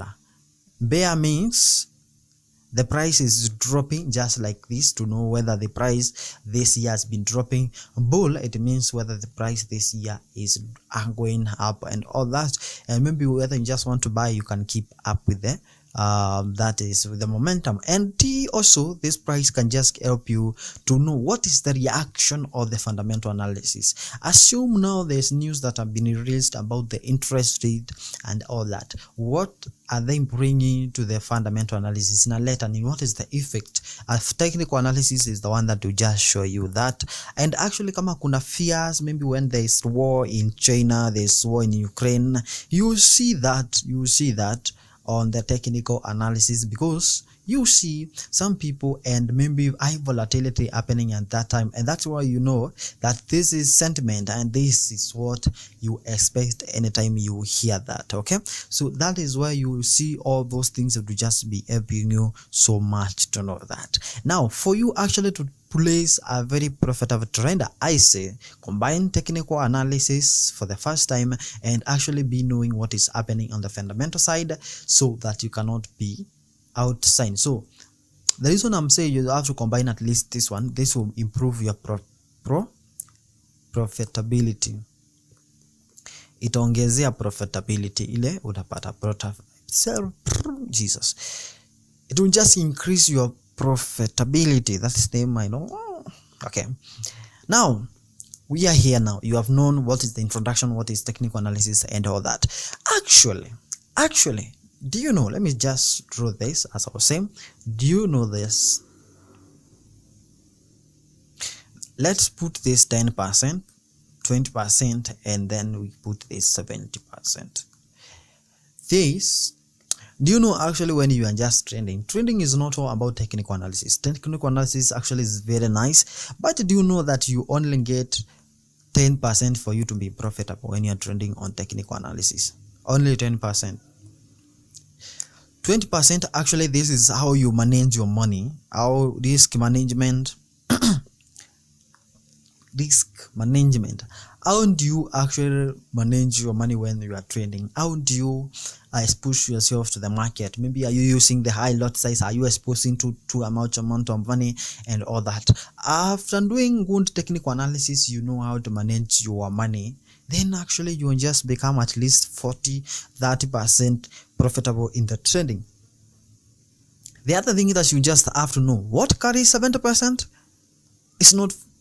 This is psychology. Thank you for knowing that. Come on, Mengesio. So this is psychology. Psychology is actually very important when it comes to trading. Kwa nini tunaongea tech? Let me just, because it is 70% high, let me just talk about it. Now, when you talk about psychology, you know, psychology is very important when you are trading. Sometimes maybe you can just buy, you can just do your technical analysis, very nice, and maybe you identify there are some trend, there's something maybe that has been happening, a lot of indicators, and you are very right about that. But you know, if you are not fit in psychologically, akili yako maybe there's something, there's problem. There's problem here, there's problem. That man has seen problem, kuna kitu kuna shinda in this mind. So if there's problem here, do you know, the moment actually maybe, let's say this guy, the account is only, let's say maybe the smallest, let's say even $100, okay? The moment actually after entering the market and indeed a very good analysis and all that, the moment you see that he is negative $2, what he do, he only runs to close the market.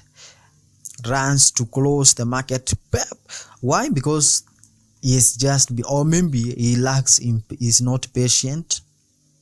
But the moment you close this one, you realize that the market is going to your favor now, according to your analysis, and then the market closes at the right time. So what triggered you to do? You end good analysis right over here, which is 10%. You end maybe good risk, but the psychology kills everything. If you have good psychology, actually, you are going to make it very nicely, very nicely. But if you combine, let's say again, if you combine technical analysis, first of all, let's start here. Do go and check whether there is fundamental news, because they're going to affect the market very good.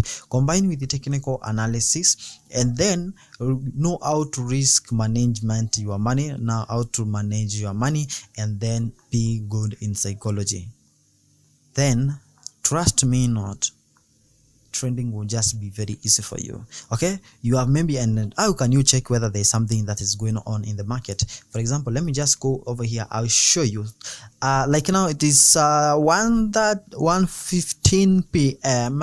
when I just go to the forex calendar. Let me just go to the that is forex factory.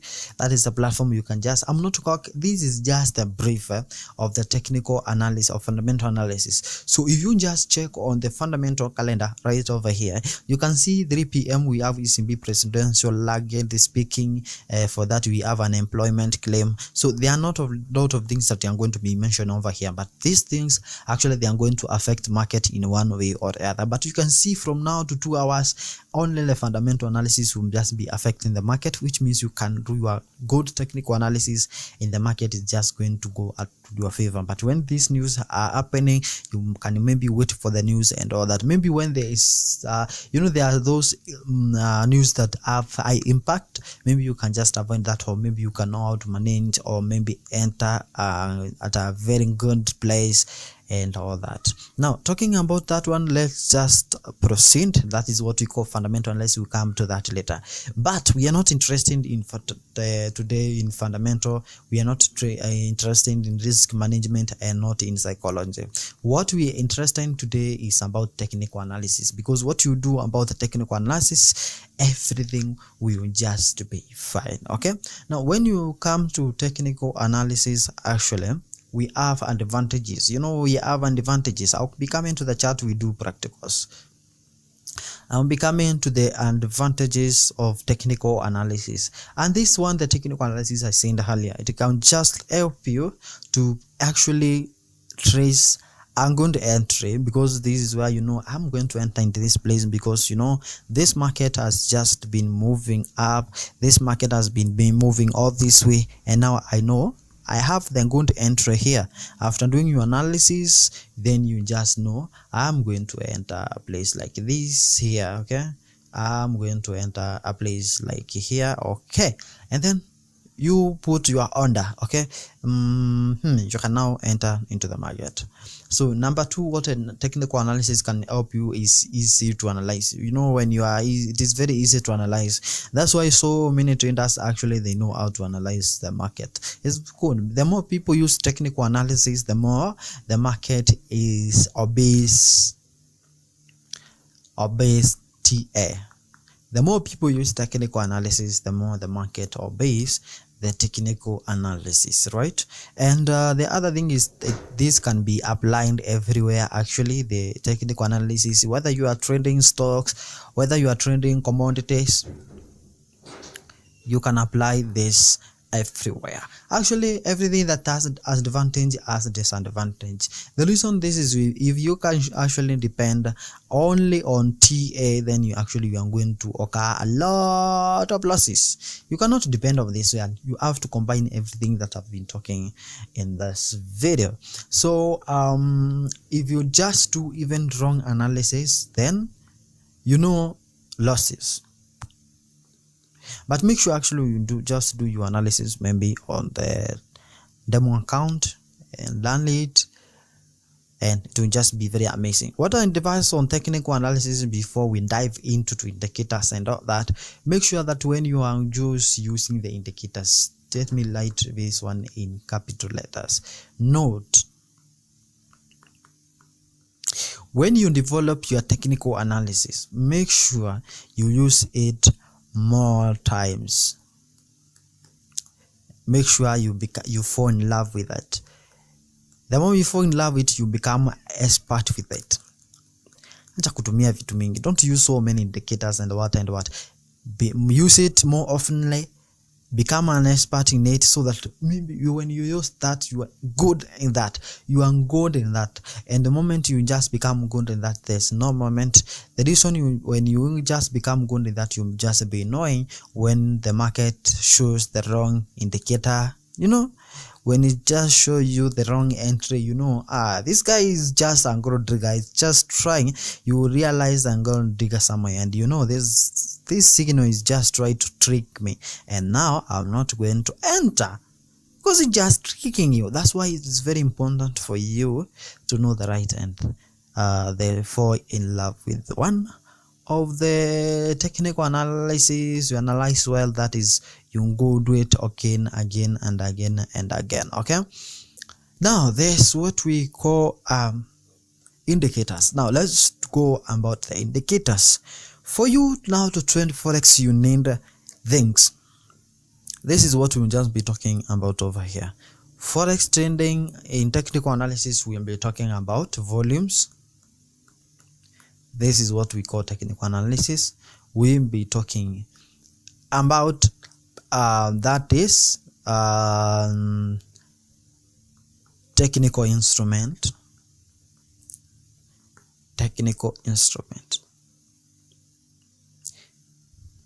and we'll be talking about indicators. So this is what we'll be talking in this video, and it will just be very amazing. The moment you just know 3 of these things, then you just be done with the technical analysis. Now let's start with the volume. Now when we just talk about the volume right over here, let me just name this one so that they can just be very easy. So we name this 1, 2, and then we name this as number 3. Now when we talk about number 1 and we talk about the volume, this is very easy. So we'll be finishing with indicators because this is where we have a lot of things to talk about. Now when we talk about the volume, actually this is where we talk about the number of it's just like how can we say it, that the amount of money that is maybe traded in the market. The higher the amount of money that is traded in the market, the higher. This is actually what we call the liquidity. The liquidity means this is where the money is maybe producing the places to buy and places even to sell. You know, when the people are selling, too many people are selling and other ones are buying, you know, you always produce the place where you can just give you an opportunity to buy and sell. Actually, the last to check, 6.6 trillion was traded in the forex market every day. 6 point. Actually, this is more than budget of Kenya in 1 year. So there's a lot of money that is traded in the forex market. So this is a place where you can just invest your money and become good. To know so when you're just doing your technical analysis, you can go to check whether how much of volume is being traded maybe in that day, so that you can just know whether this day you just be having an opportunity to enter the market or not. For example, let's say you come over here. This is the chart. I'll be explaining this in technical instrument. When you come to the indicators over here, it is one of the indicators. Actually, you can come over here and then you just type volume. When you type even volume over here, volume, net volume, you see, like net volume over here, it will just be showing you the amount that is being traded at that moment. And the higher the volume, you can see where it is changing here. Okay, net volume and all that. So when the volume actually is high, you always see the market actually going up and down. So the moment for example, you can see this one, the volatility was very here, and you can see the graph is up here.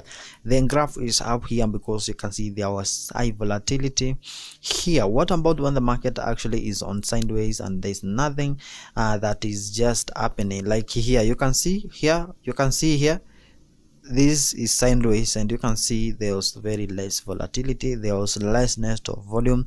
That's what trending over here. You can see down one over here and here. So the higher the volume that is trending, just like here and here, so you can see the higher the volume, and when the market just went down over here, so you can see that the volume actually is almost directly proportional to the volatility and the market. So you can see it is directly proportional to the that is volatility of the market. And the higher the volume, the more maybe we expect maybe that is maybe more of it inakuanga bull. Yeah, so when the market is high and all that volatility, you can just detect it when we have long line, maybe we're long candlesticks right over here in the shortest timer. That is when you can just know that the volume is actually trending is big most of the time. And also the buyers also can be sometimes. So volume, you can master that on the volume side, and you just be in a very good place to know your entries and to spot your places of entries and all that. Okay. The next thing that you have to know, number 2, is the technical instrument. You know, it is, I don't know why I couldn't start anything without talking about the technical instrument. Technical instrument, in this sign we are talking about the use of this materials, just like the trending view. If you have FX Pesa, we have FX Pesa Trader. Kama uko na MT4 unatumianga MT4 pale like to do this analysis. You see, like all this instrument that on this side, maybe I can just zoom so that you can see, like all this instrument you see on the left side over here, like these these are for technical instrument. I call them technical instrument. Why do I call them technical instrument? Is because they are instrument that can just help you to draw. When you long press this, you can see it help you to draw like trend line arrows to know where the direction. You can see here I've not used any indicator, but I've just used technical instrument to draw, and I can just know even the market maybe is just going to move where and where out of that. And that is the work of technical instrument. Will just help you to draw 1, 2, 3 in the market, to know maybe where the market may end next, all that. And that sounds very, very, very amazing, and is just very interesting to know that. So I made a video on how to use the trending view, everything that you see over here. I will leave the comment in the section so that you can just know how to use all this instrument to draw a perfect line there, so that you can just identify good places of trending. Now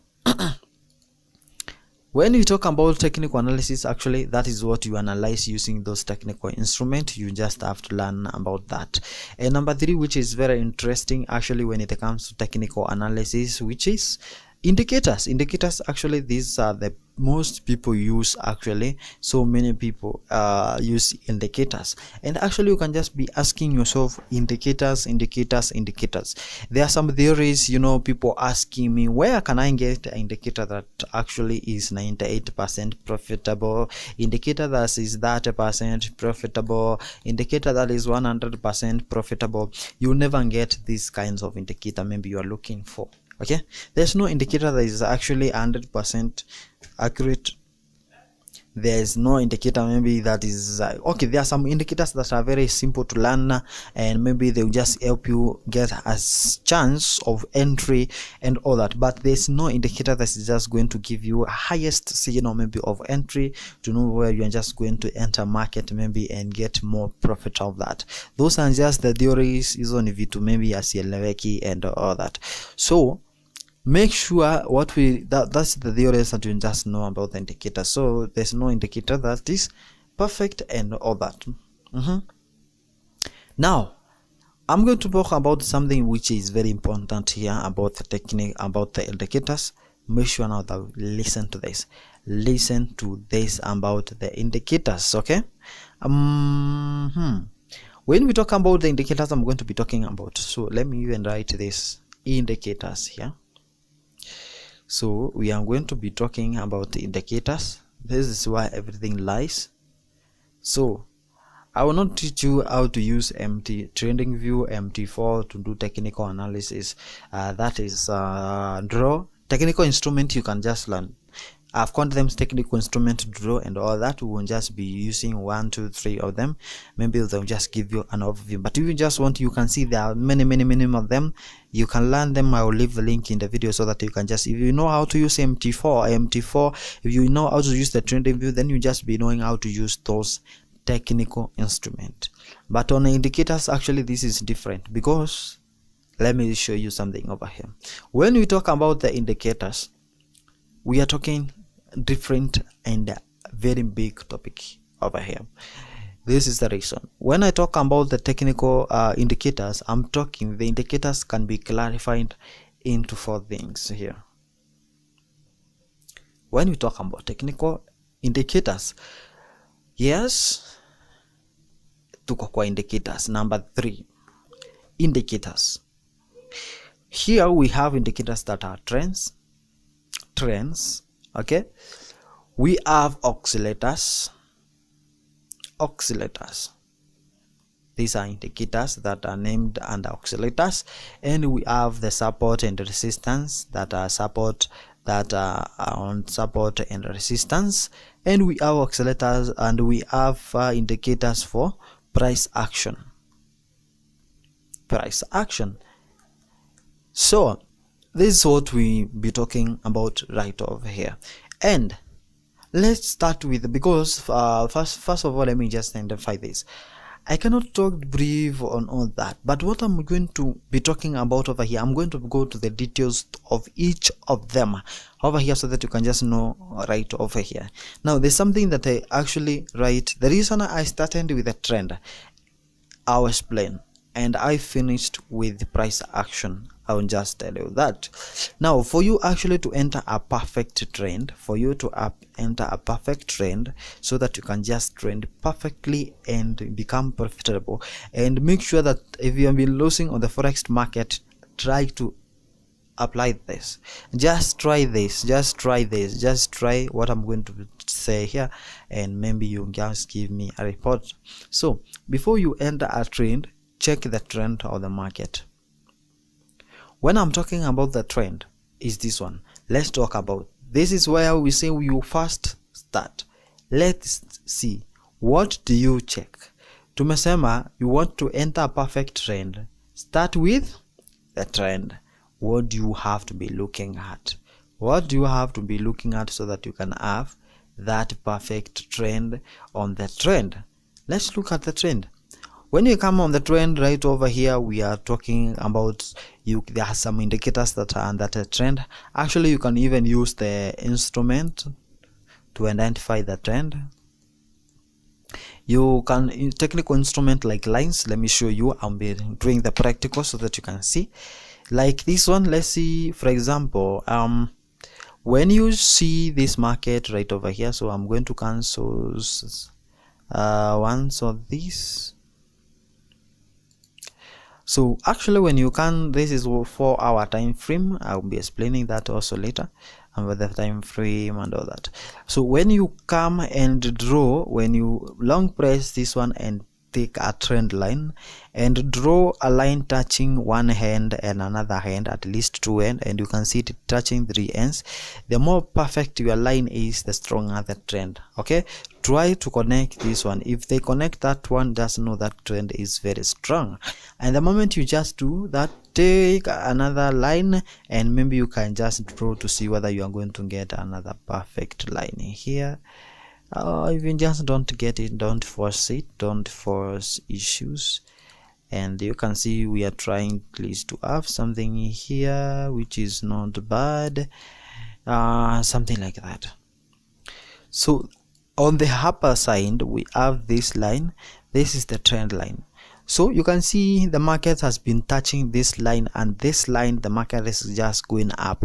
The reason even you can see this line are moving just like horizontally, not horizontal but upward, just like this, ascending. So this is what we call an uptrend. The word sentence is of uptrend.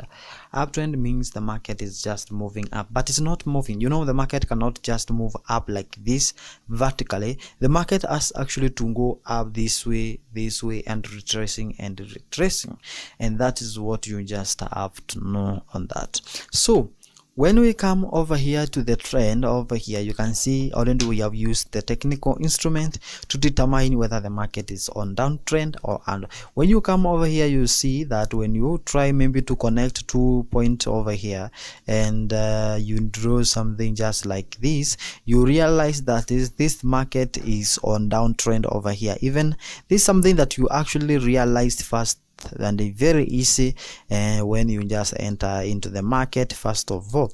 And actually you can even use this to know the market, because actually the market obeys the trend lines, the trend so much. Okay, so when you just draw something like this, you can see the market goes up, drop, touches this line, tries to go up, touches this line again, and goes up to touch this line again.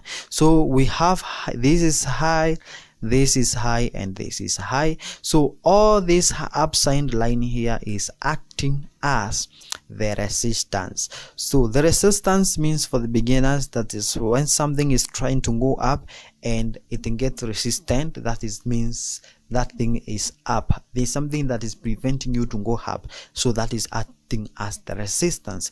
If you are falling, like the market is trying to fall down over here, so this line is acting as the support, because it is supporting the market. And you can see the moment it touches here, it touches here again, the more the market actually becomes strong, because that time it touches over here is trying now to come right over here again and touch this area. So that sounds very interesting on that. So that's how you use technical instrument to identify the trend. The other way you can just use the technical instrument actually to identify the trend is using the indicator that you just get from there. This how you use. So we have talked about the technical instrument. You can use, that is the moving average, that is EMA, or you can just call it MA, that is the moving average, exponential moving average. I will not be talking with more of them, but let me just talk about them most that are known, so that you can just know that. So when you just go to the chart right over here, and I'll just be deleting that one minute of this to avoid a lot of mess work here. Yes.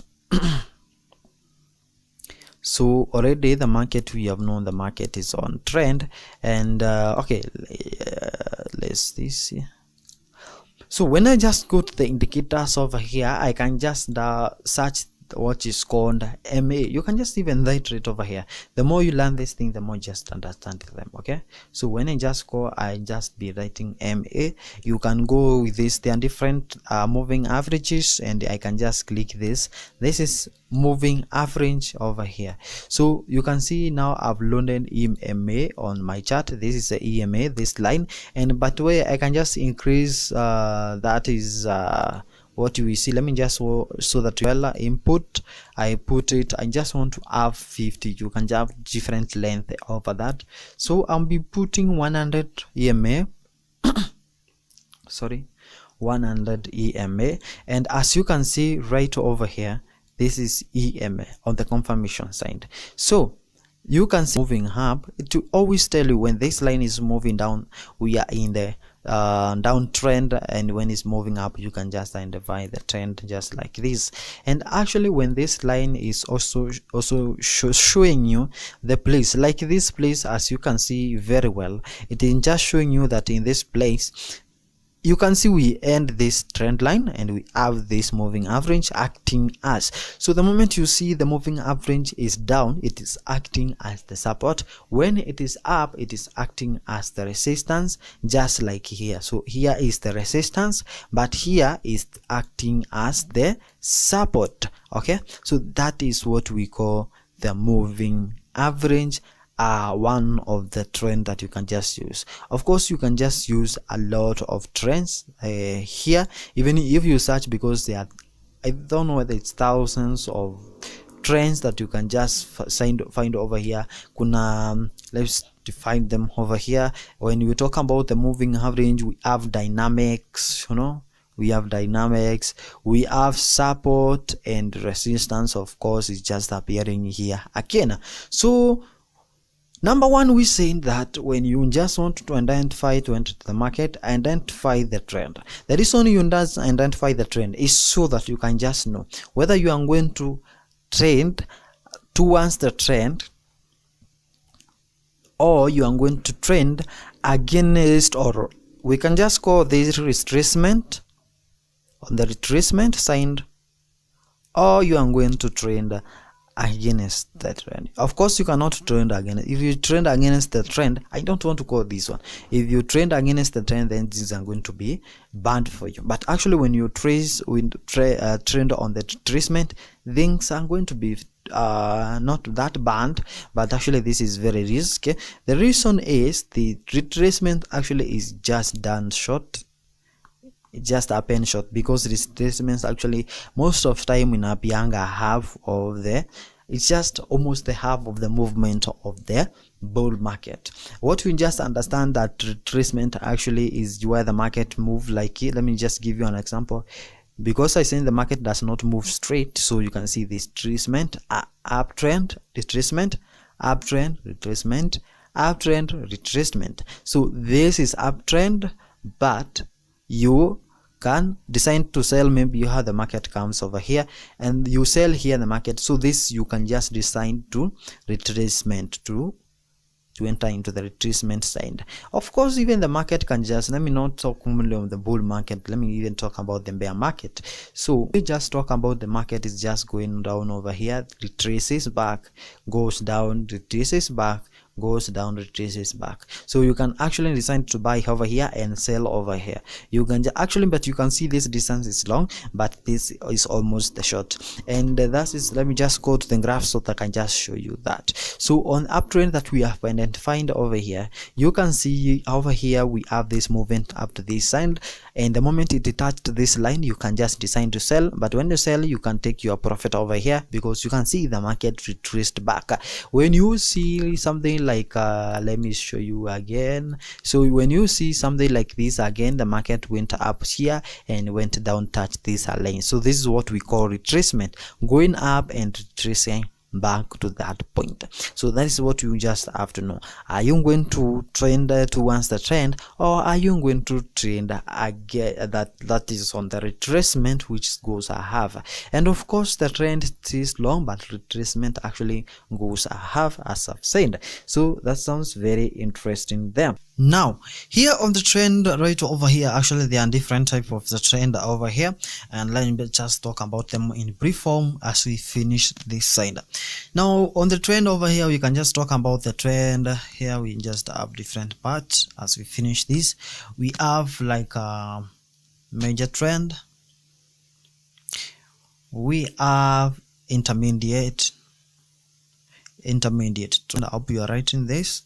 And also we have minor. So when we talk about the major trend and minor and intermediate trend, here we are talking about the trend that actually can just last few months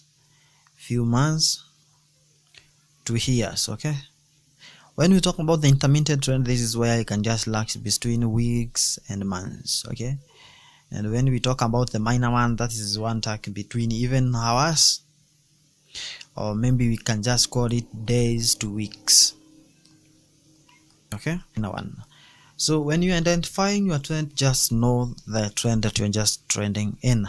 So actually the major trend is where is very strong. If you just identify a strong trend, just stick to that because it's just very interesting. And anytime maybe you are trending on the major trend, make sure that you want to identify a major trend, use a time frame, maybe one day time frame and all that, and we just see that type of the trend. On the trend over here, when you just talk about the trend, actually we are talking about the bull or the bear market. But actually, do you know that apart from bear and bull market, we have the place of distribution and we have the place of accumulation. So you just have to know this. Okay, anytime maybe you are drawing this, let me just do so that I can just show you over here. So what we're talking about, distribution and accumulation, assume the market are just moving like this and it is starting moving this way. So before actually it just goes down, you see something like this and then just goes down. So when you just come and draw this line here, when you draw something like this here, you see there's accumulation over here. The place on this is accumulation over here. Of course, this what we call accumulation because it has accumulated here. It does not want to go up. So this is accumulation, and actually when you're trading, you can just identify maybe the breakout of that. Okay, and also we have the place of distribution. This happens after the long after bull. So this happens, we get distribution after, but assume this was a downtrend, so it means we get the distribution after downtrend, that is after bear market. So you can always identify whether you can see the place of accumulation, distribution.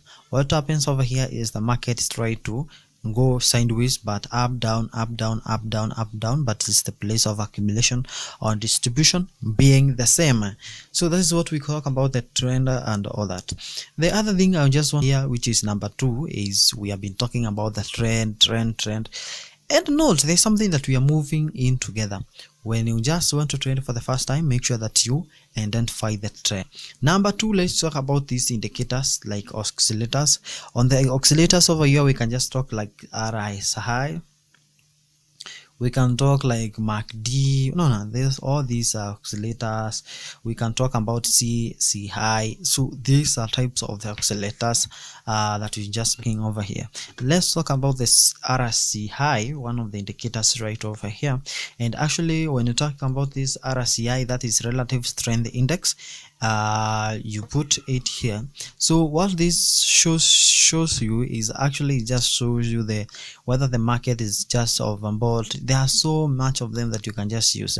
Whether the market is overbought, you can see actually it just appears down over here. Okay, and it just shows you whether market is overbought, and maybe just give you the place of entry and all that. As you can see right over here, after the market went to this place, you can see a place over here. And when they can zoom, you can see like on this place it was up here, so it went over here. Actually, you cannot enter the market here, but the moment actually it touches this down again, you can enter a sell, because actually it tells you that already the price is already overbought. Now it's just going to retrace back. Here it was overbought, here it was oversold, and now even if you just check on the graph, that is on the candlesticks, you see equivalent to that. So you can see like here the market was here, and that is this place, and now it is just retracing back. Over here it was oversold right over here up to this place, and now starting that is going up and up again. So that is what we just normally see when it comes to RSI. That is one of the indicators that you can just use over there to make your trading decision, and that is it. So when you talk about the resistance and the support, here we are talking about the market is resistance and support. I just talk about, and this resistance and the support, remember, they can be vertical, they can be this way, this line acting as the support, resistance, this line acting as the support. You can even use that is moving average to know the resistance and the support over there, as I said earlier, and that is it. We have to know about the resistance. On the indicators, you can use one of the resistance and the support that you can just use, of course, is the indicator that's known as SP, that is 5 point SPRR. So this will just show you the pivot point, will just show you the resistance, and I love this, so I just have to click it as the favorite. So I just load it, and what this shows you, this just shows you the place where the market is at and the support and the resistance of that. For example, you can see like this line, it tells you that this place was the previous support, so the market may be trying to come down to this point. If it reaches this point and goes below this support line, you can see this dot written here. It means that when it crosses this line, you have now to sell. Okay, and when the market, you can see this blue line, when it crosses this line, this was the previous high. So if the market actually pick up, the market reached at this point, but you can see the moment it crossed that line, then green line tells you to buy. So the moment it crossed this point, those you bought, actually you can see the market proceeding to go high, and those proceeding to buy after this, actually they enjoyed some amount of that is bought here above here, and it's just going on that. So that is the indicator that you can just use to identify support and resistance. What do we learn over there? Let's continue. I said use trend. I'll just repeat this again until you just understand. identify the trend of the market, and this point number 2, use at least 2 to 3 indicators. Use 2 to 3 indicators. Why are we using these 2 to 3 indicators? Let me show you. So this is our point. This is the point we'll be driving up to the end so that you can just know what to end. I'll just give you the brief of it at the end of the video so that you can just know what you have to be doing to identify and go to the price. This place has told us this was the resistance and support. I have confirmation that this is now ongoing resistance and a support line. So we're using the that is moving average. I have used the trend line, and I have also used the support and resistance point, that is the pivot point. So you can see I've used more than 3 indicators, and now the place is showing me as the support and resistance point. So I already know that very well. So maybe I can just wait the market to move up to this place, or maybe when it just tries it can just even go again to this support line, the previous high, which is this one. We draw this line over here, and when it crosses then and goes up, I will just buy again, or maybe the market is just try to go up again, especially when it is crosses this blue line here again. But this blue line was for this pointer. So that is how you just use 2 more than indicators to confirm the market. The reason we are using more than 2 indicators actually is so that we can get the place known as the place of confluence. What is the place of confluence? A place of confluence is actually the place where you can prove more than 2 times. You get that proof. Assume mtu anakuja, someone just come to you and tell you, I have confirmed that someone maybe has gotten 1 million from somewhere. Hey, you say it's very impossible for this guy to get that amount of money. Then another guy comes and tell you, yes, it is true, this guy got 1 million from this somewhere. Then you start believing on that. Then another someone, the third person comes and tell you, yes, the person came and then he just the guy got 1 million maybe from somewhere. And what do? You now start believing, because now you have the place of confluence. You are now influenced, you are now convinced. Just, you can say it's convinced. It can just come even from the word convinced. That means you got in the place of confluence.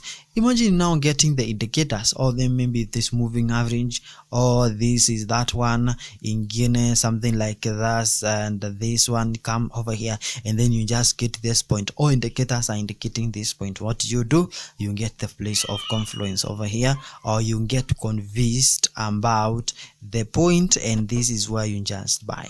That's why if you identify the trend, use more than 2 to 3 indicators so that you can get the place of the confluence. Okay, and then you just pay good to go, because if you use 1 indicator, actually it can just mislead you. Let you know what other indicators are saying. Don't use so much indicators that you cannot even approach or maybe read the candlesticks and all that. Okay, use those indicators. Remember where we are on the accelerators, we are on the support and resistance. Okay, the third one that we just going to be talking about over here is what we call the price action. Price action actually is our last one, and this is what makes everything to be very interesting. So I'm going to open remember, let me just bring a brief of this so that you can just understand. We are talking about the indicators, and when we talk about the indicators, we talk about the trend, oscillators, support and resistance, and we're talking now about the price action. Before we reach to the indicators, remember what we are talking about. We are talking about 3 things that you can start on technical analysis. That is to learn the volume, you learn about technical instrument, and then you learn about the indicators. Volume, I said, is where you can learn amount of money that is trending. Technical instrument, you learn how different platform work so that you can draw loss line, technical instrument and all that. And now we are on the indicators. Remember that. Now talking about the indicators, price action, let's talk about the price action now. And before we now finish this is going to be our last part. Very interesting. So we are in price action. Okay, so we are in price action. So price action,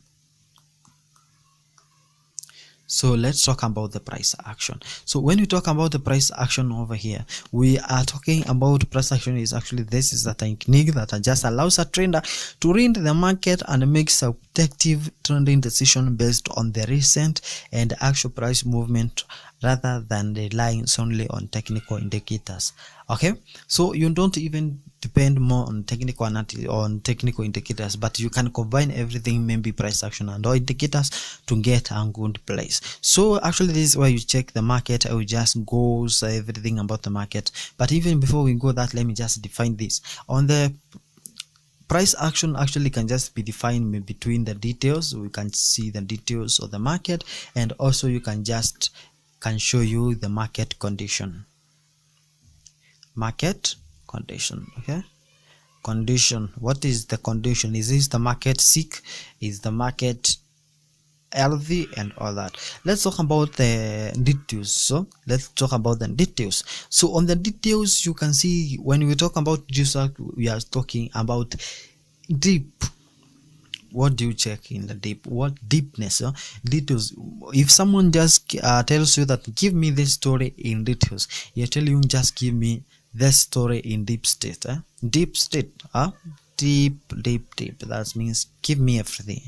Let me just know. Yeah, so here we'll just be talking about the candlesticks. Okay, here we are talking maybe about the candlesticks. You have seen those candlesticks. So for the beginners, I will explain that in brief form. And over here we are talking about chart pattern. How the chart pattern is on the market condition. Over here we are talking about what is the trend, that is the condition of the market. And over here we are talking about mostly it's maybe whether the market is accumulating, whether the market is consolidating.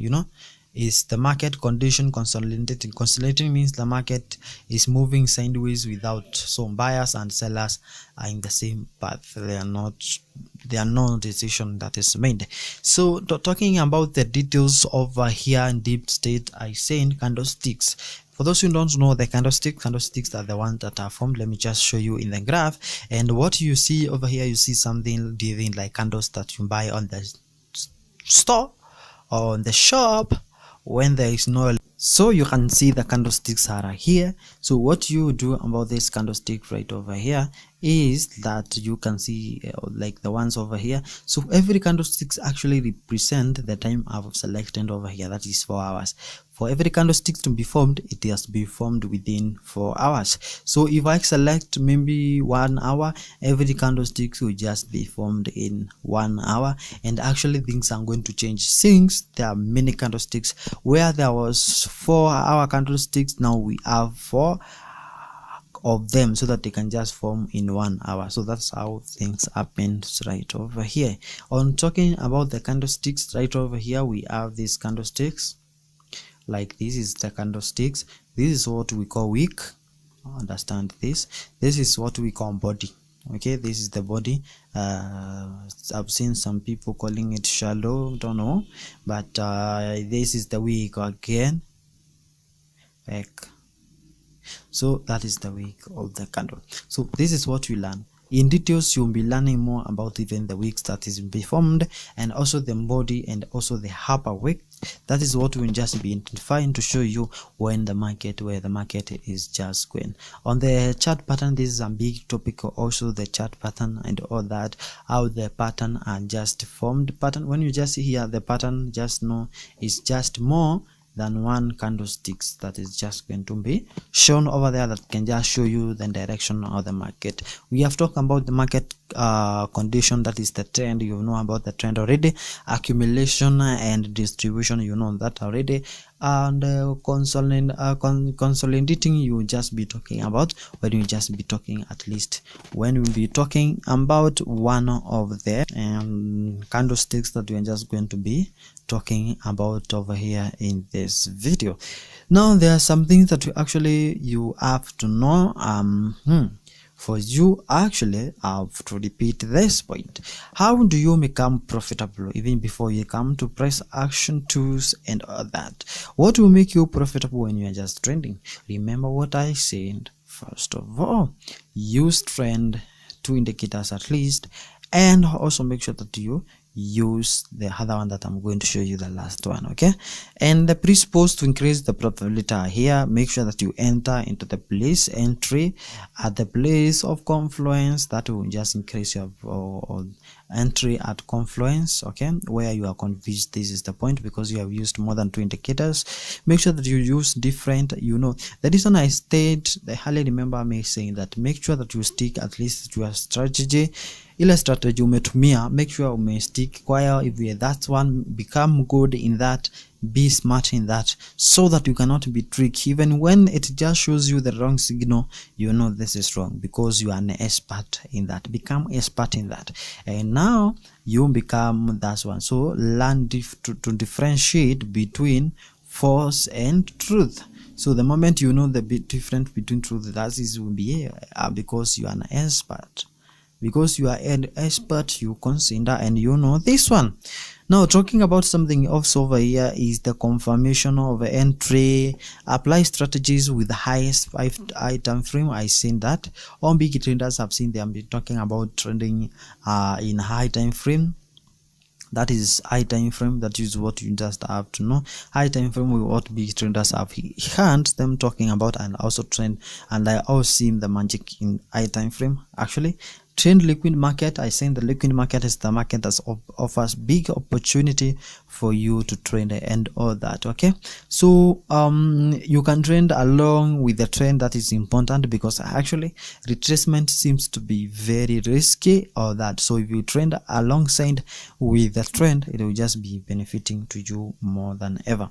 Now the other thing you just have to know that it is simple and strategy, and follow it with discipline. So discipline will just be very important. Remember, you became an expert. Remember to be following those rules, and now you become disciplined in all those things, and you just be good in that. Okay, now the last thing that I'm going to talk about over here is the price action, and I'll be talking about the candlesticks, and then we just be ending that out of there. Okay, remember that you can just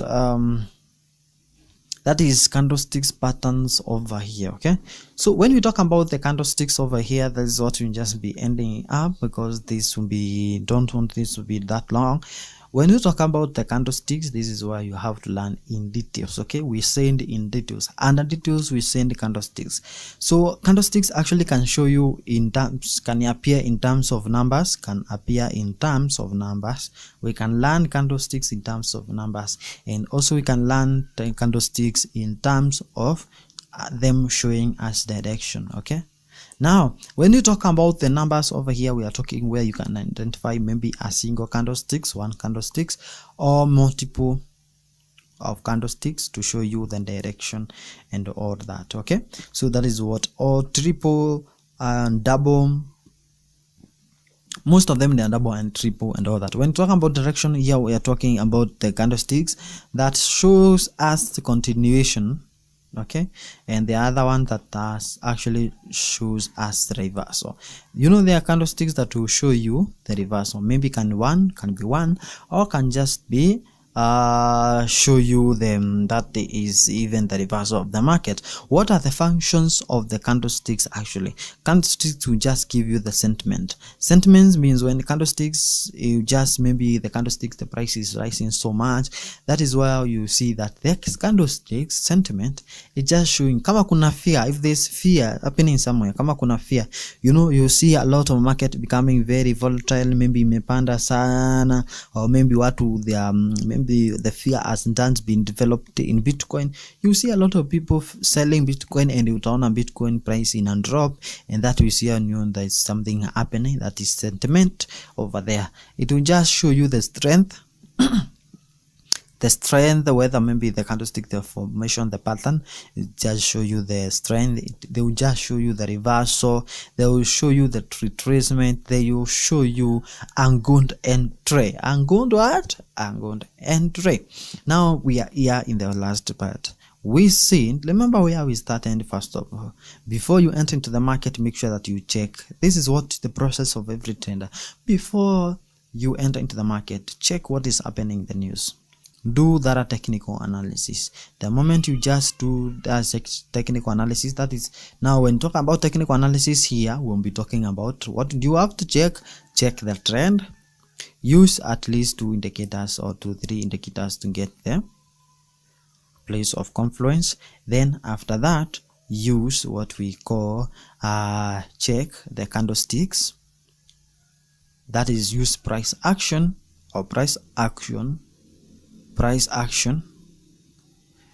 to get what, to get the details of good entry. This place will just provide you now with the good entry. I'll be repeating this again when I'll just be ending this video.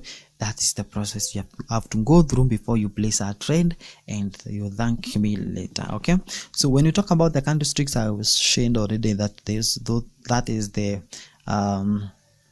what will just show you. So talking about the candlesticks, they will just show you confirmation, false signals. You have to know that they will just the body and the size of the colors will just be different. So talking about the candlesticks, actually this will just be very important because this is actually big topic. So we'll not be talking more about it, but I just want to brief it so that I can just give you the full process of what you just have to go through on the candlesticks. So talking about the candlestick, let me just talk about number one of the candlesticks that is known more so much, which is Doji coin, Doji. So when we talk about Doji, this is a single candlesticks over here. Of course, there are other candlesticks like white soldier, like brown, like brown crowns. There are a lot of them, a lot of candles that you can actually use over here. So when we talk about the doji, let's talk about the doji. Maybe you understand this more. So when you talk about doji, there are 3 types of doji. That is, there are 3 types of doji candlesticks, and there's what we call this one, and there is this, and there is this. So what are the names of these candlesticks? This is a normal doji, this is called dragonfly, and this is called gravestone. Why are they called this? So as you can see, this is normal because the wick, how do you identify this? I don't want to need I say so because I'll just be making things worse. So as you can see, it does not have a body, it just look like a plus. The wick, that is the upper side, and this almost looking the same, and the body, there's no body over there. When we talk about the dragonfly, on the top over here, it has very long tail over here, this wick over here, and down on tail, and as you can see, this end over here on the gravestone is up. So let me just define them so that you can understand. Then dragon is flying, then grave, you know, this is grave, this is grave because it's downward, and actually it is down. This is the grave, and this is dragon is flying Jew, this one, but this is the grave because it is just down. What are they identify? What is the work? So this actually shows the indecision of the buyers and sellers. So nobody knows where the market is going. So normally what normal doji shows is that the closing price and opening price actually is the same. Closing and opening is equal to opening. Okay, so closing and opening actually is almost the same. You can see the price trying to move that is up here, and when it trying to move up, but it just closed right at the center there. So when we talk about the dragonfly, actually this price is just formed right after the downtrend. So when the market has just been moving this way and downward here, you may notice we have this dragonfly. So this dragonfly over here, they appears after the downtrend. So after this downtrend, more you see maybe you have done your confirmation of that, and when you see after downtrend, you see the dragonfly, just know the market is just going to retrace back and go up. So what we can say about dragonfly, it appears right after it appears after bear, and then it is a sign of it is a sign of bull. Okay, I'll just be showing you that maybe on the chart. On the gravestone over here, maybe there's been a bull market. It is opposite of that. There's been a bull of market, and then at the end we see what we call the gravestone. That means grave, someone is going to be buried. What is going to be buried? The currency pair is going to die, and you see, boom, the market dies. So this is why you see the grave. When you see the gravestone, just know someone is going to die, which is currency, which is the base currency is going to die over here, and that is where it identifies signs of bear market. So that is the candlesticks you just have to confirm, and that's why we're saying the whole process confirm with the price action is the last thing that you just do, so that you can just know what maybe as the time increases, maybe as you learn more, you just know what to do after identifying that is the price action, because the price action is what will just give you a good entry. And before having you just enter, make sure that you reduce even the time frame. That will just give you exact point, because actually when you see this market over here, you cannot even know where the market is at this point currently, because you can see long, because this is 1 hour. If you reduce this time frame maybe to 15 to 5 minutes, and you see this one already, the market is on a bear, and you can just wait market, maybe you can see it is moving sideways, so you can maybe wait up to go up to this level, and then you can just enter your trend. So that is the tips that you just use. Get that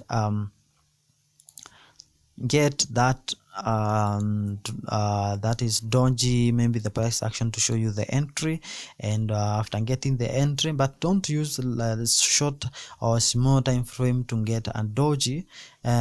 Make sure that you use at least 4 hours to 2 hours, or you can just when you unaendelea you just understand this more to get a very good entry point. Yeah, so let's see whether we can see all those things here, Mandoji, Dragonfly, and also the normal doji over here. Yeah, let's see whether we can have one. Yeah, which can just show you see here. So you can see we have one which is not perfect right here, but as you can see, this one over here, this is the dragonfly. Is the dragonfly, and actually it was formed. The market has been, look at this, the market actually went up this way, up to this place, and despite that the market has just been on bulla. So we have the market just like this. You know, sometimes you cannot get it to be very perfect, but sometimes look here, before the market just went down, we formed this. Look at this. This is gravestone. The moment it appeared over here, the market started going down, and you can see actually the moment it was formed here. The moment actually it was formed, the market started going down. The moment it was formed here, the market went very deep down. Huh? So that is the work of dragonfly. Normal doji, we just shows the market just moving sideways, and because we get it here, indecisiveness and all that. So most of the time you see where the market is just moving sideways. You can see like here they are being formed like almost similar and all that, but you can see this, they are long tails and hand, maybe they are very small, you can just not call them that, but you can see how they look like they are just formed over here. So it's not like there is percentage that you just get them, but most of the time if you see it, just know it's an advantage. It just tell you that now is the time to enter. Like the one you can see over here, where you can see this is very long. Actually you can see this one is very long, and the market started going up on uptrend. So you can just continue to learn more about the candlesticks and all that. So that was our class today. I hope you have learned something out of that. Covered everything about technical analysis. What I will not teach you actually is I've just touched everything, so make sure that you learn about the volume and all that. Talking about the summary, let me just talk about the summary where we started actually, so that you can just understand this in a brief form. So we started up here. I'm briefing this again. We started by talking about the technical and fundamental analysis, where I said that actually before you enter into doing technical analysis, make sure that you check the fundamental analysis. What is going to happen? Well, the news that is just being given, is it the news that is going to affect the market badly, so that you can just maybe get caution of that. And then after saying that one, I said and I explained all that. I taught you what is the technical analysis do to give history, get changes, and also show the price action and the volatility and all that. I also said that market, when for you to become profitable, just be depend on technical analysis 10%, risk management 20%, and psychology 10%. This is what I just said. I said combine fundamental analysis, technical analysis, risk management, and psychology also. It will just be very important. What advantages of technical analysis? I saying that it will just give you good entry, easy analyze. You can apply it to the market, stock, commodities, and all that. Disadvantage is that you cannot use only technical analysis, and also maybe even just do it wrong, things are going to become bad for you. Just take the note that more time level, if you just become an expert in technical analysis, it will just be good for you. Wrong indicators, you just be able to know that. So I said on technical side, we'll be learning more about the volume. Volume is amount of money that is trending in the market, and just very helpful. Good. And technical instrument, you know how to utilize those drawings, things on trending view, MT4, FX Pesa Trader, and all that. I said about the indicators. This is where we talk about a lot of things. On technical indicators, we talked about that. We said that indicators right over here and different clarifying over here, and that is we have the trend, oscillator, support and resistance, and the price action. On the trend, we talked about that is instrument you can use to draw the trend. You can use moving average, dynamic, support and resistance. On the trend, we're saying that you can either trend when the market is going towards the market, or on the retracement. We say retracement most of time is a half or maybe less than that, and we say that on the trend can be major, intermediate, minor, and few months, years in the major and all that. Remember that. To do that, market can be bear. You remember the accumulation point that I drew over here. Kuna accumulation na kuna distribution point.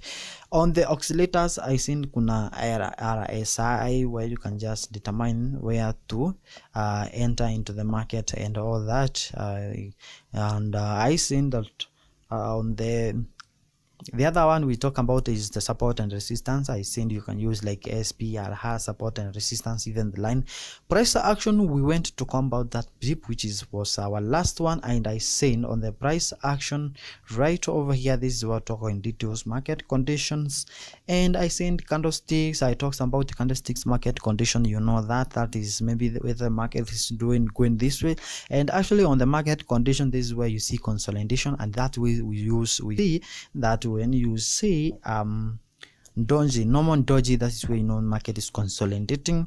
And entry, there we just saying the entry point to note, and at the place of confluence. Know the difference. When you become an expert, you know difference between fake and good one.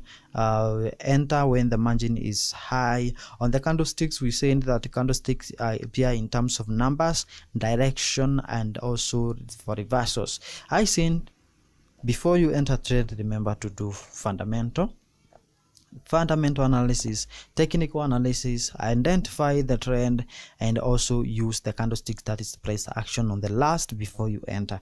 We talk example of the candlesticks, which is doji. I identify a normal doji, dragonfly, and gravestone. I say normal doji show the indecisiveness of the buyers and seller, because the market shows that condition is that the market is in consolidation, and I say that dragonfly signifies the market is just going to reverse on a bull, the bull, signs of a bull, and gravestone is a sign of bear.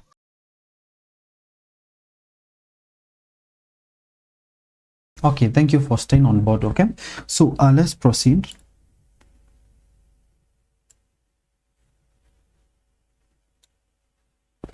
Now, as we were talking about, I just want to draw something here. I want to draw something here, and that is price action. For those who don't know, let's start from the start. Acha tuanze from mwanzo. Okay, why price action? Price action is what in the forex trading. I'm just in a very simple language. So when we are analyzing the forex, before you enter the trend, before you just decide maybe I'm going to enter into the market, before I decide whether I'm going to sell or buy, there's something I'm going to do right over here, where we started by saying you can do something we call technical analysis. Technical analysis is where you analyze the market. Hizo vitu unaonanga watu wakichora chora huko, and that all those things that looking at the market on the previous history. Okay, last time we were discussing on 3 things that was a very important thing, the key aspect, the 3 things that you have to be checking on the forex market. That was the price action. We end price action, we end what we call psychology. After psychology, we end after psychology, then for those who remember, we end risk management. So those were the 3 things actually we were just discussing right over there. Then this is technical analysis. This is what you have to be checking on before you enter a trend. You can even check on fundamental analysis. This is where you just analyze the market. But you know, there is what we call technical analysis. So this is analyzing the market before you enter into the trend. You can know all the basics about the forex trading. Unaweza jua hizo zote about the forex trading and all that, how they just work. But you know, you have to know how technical analysis work, how to analyze the market. And that's when we talk about technical analysis, actually is a very wide area, because even price action is one of the way to analyze market in a technical way. Okay, so it's part of technical analysis. Fundamental is just involved new, so we'll touch this maybe one day, but here we are now on the technical analysis. For the people who have been asking where we can start on the technical analysis side, then this is it, because technical analysis right over here is the price action that you're going to talk about over here. Price action is actually part of the part of technical analysis. Now, when I'm talking about the price action, actually this is a very interesting thing. This is the thing that works. Upende usipende, price action actually works in the market perfectly than any other thing in the market. So if you know about the price action very well, then it's going to be helping you so much in the forex trading. Let's start over here. I'm just going to draw a block here. This is price action. When we talk about the price action over here, the price action actually can just show you 2 things. Okay, the price action can help you to know about the details of the market, details of analysis. Let me just write details here, and then I just want to confirm here. The other thing it can just show you over here is the market condition of market. Okay, tuko mpaka hapo condition of market. Look how price action is actually important into the market.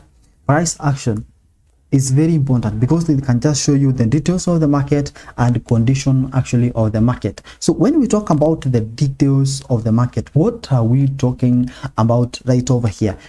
The details of the market here, it can actually be classified into 2.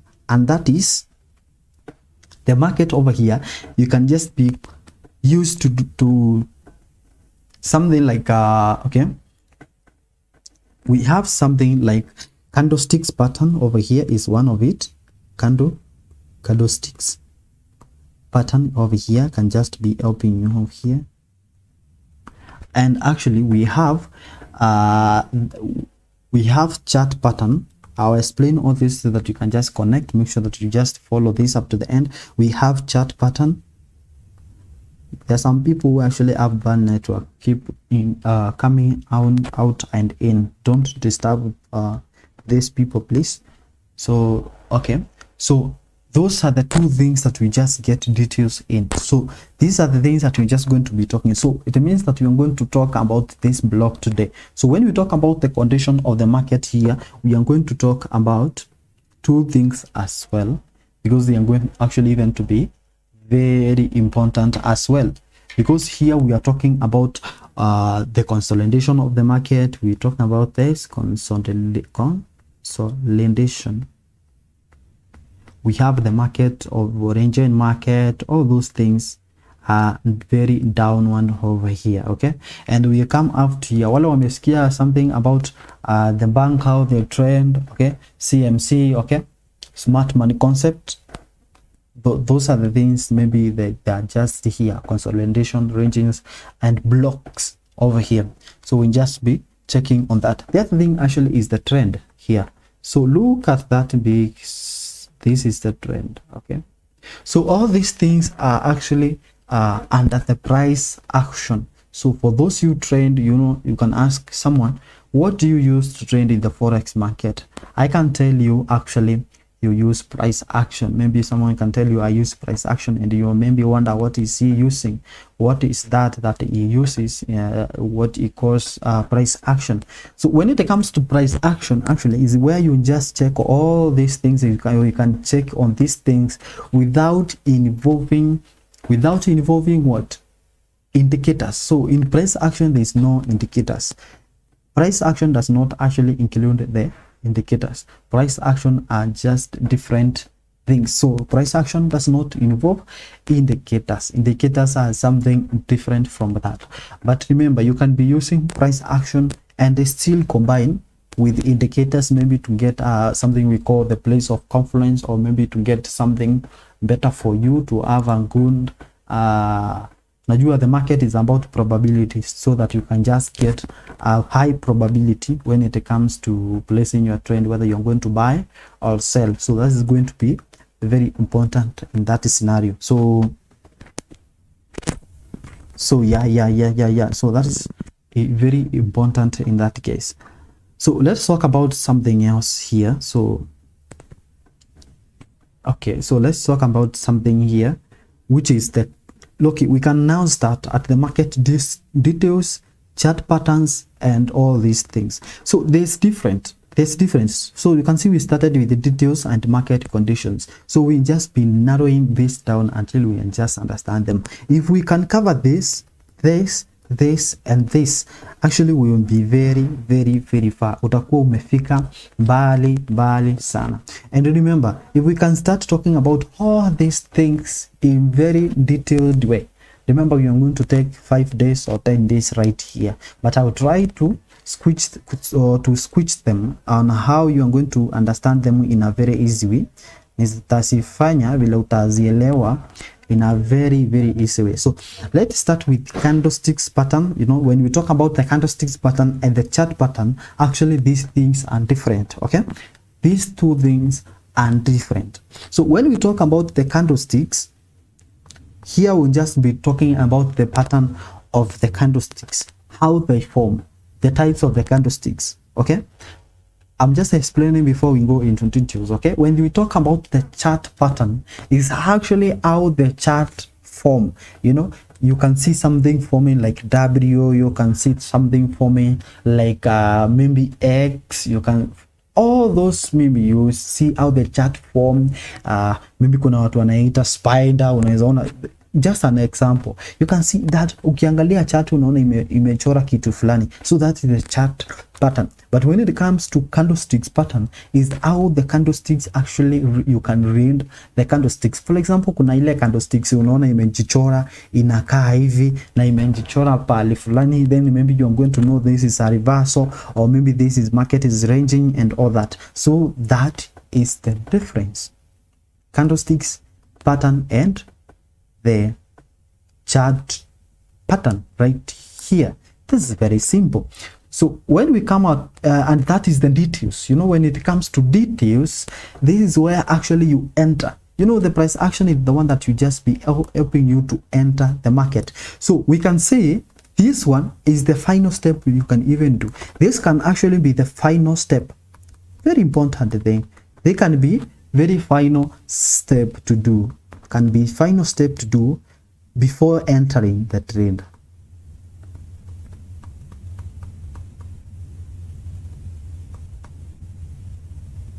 You know, when you just, the reason we're talking about the details is because the time you observe the details, ile wakati unapata the details, that is the moment you now enter into the market. You know, you enter into the market because umeona details about what you want. You know, kuna watu wanauliza, where can I enter into the market? Nitaingililia wapi? When there's the time that I know that is the time maybe I'm going to enter into the market. There's no specific time that you are going to enter into the market. Remember that? But by doing the price action, getting the details, then that is the time actually you're just going to get the details of the market. Then that is when you have to go to have the final step before you just enter into the market. Salome, you have raised the hand. Any question or complaint? You can open the microphone, please. You can be fast on that. Salome Wajiro, can you hear me, or you have accidentally clicked? Okay. Network yako inashida ikipotea. Okay. Ni yangu ama ni yako? Can someone else confirm, please? Maybe ni yangu. Okay, mwingine atua confirm kama network yangu inapotea ama ni okay. Can someone confirm kama network yangu iko sawa? Mimi naona iko sawa. Mwingine a confirm iko sawa, niendelee. Kama kuna mali nimekatika. Maybe Salome, your network ndio. Oh, tuko sawa, network yako iko poa. Oh, sasa Salome, Salome, you can work on your side. Your network is the one that has problem, huh?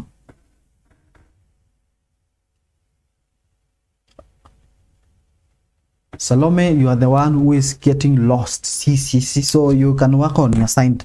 So we are progressing. We are ni kuprogress ama ni kuendelea. I don't know the word. Isi msungu sana, okay? The important thing is we understand.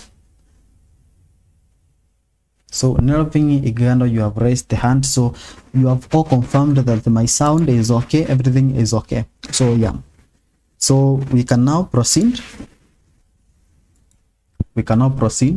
Okay, we can now proceed. Yeah, okay, let's proceed. For those who have the problem of network, you can just work on your side. I think mine is okay. Yeah. Okay, let's just move on. So for those who have been asking, where can I enter? Nitaingililia wapi kwa market? Then this is it, because this is now the step you have to take. And that is the final step before entering the market. These two, the details will just be helping you now to enter in the market. You know, you can work on all those things, analysis, you check on the market, you check the fundamental news, you know what is going to happen. There is something that has been happening, like the way the banks of SVB over there, just Silicon Valley Bank collapsed, and you know maybe the dollar is going to do all these things, but you just need the details of the market, maybe where you are just going to enter. Then this is it.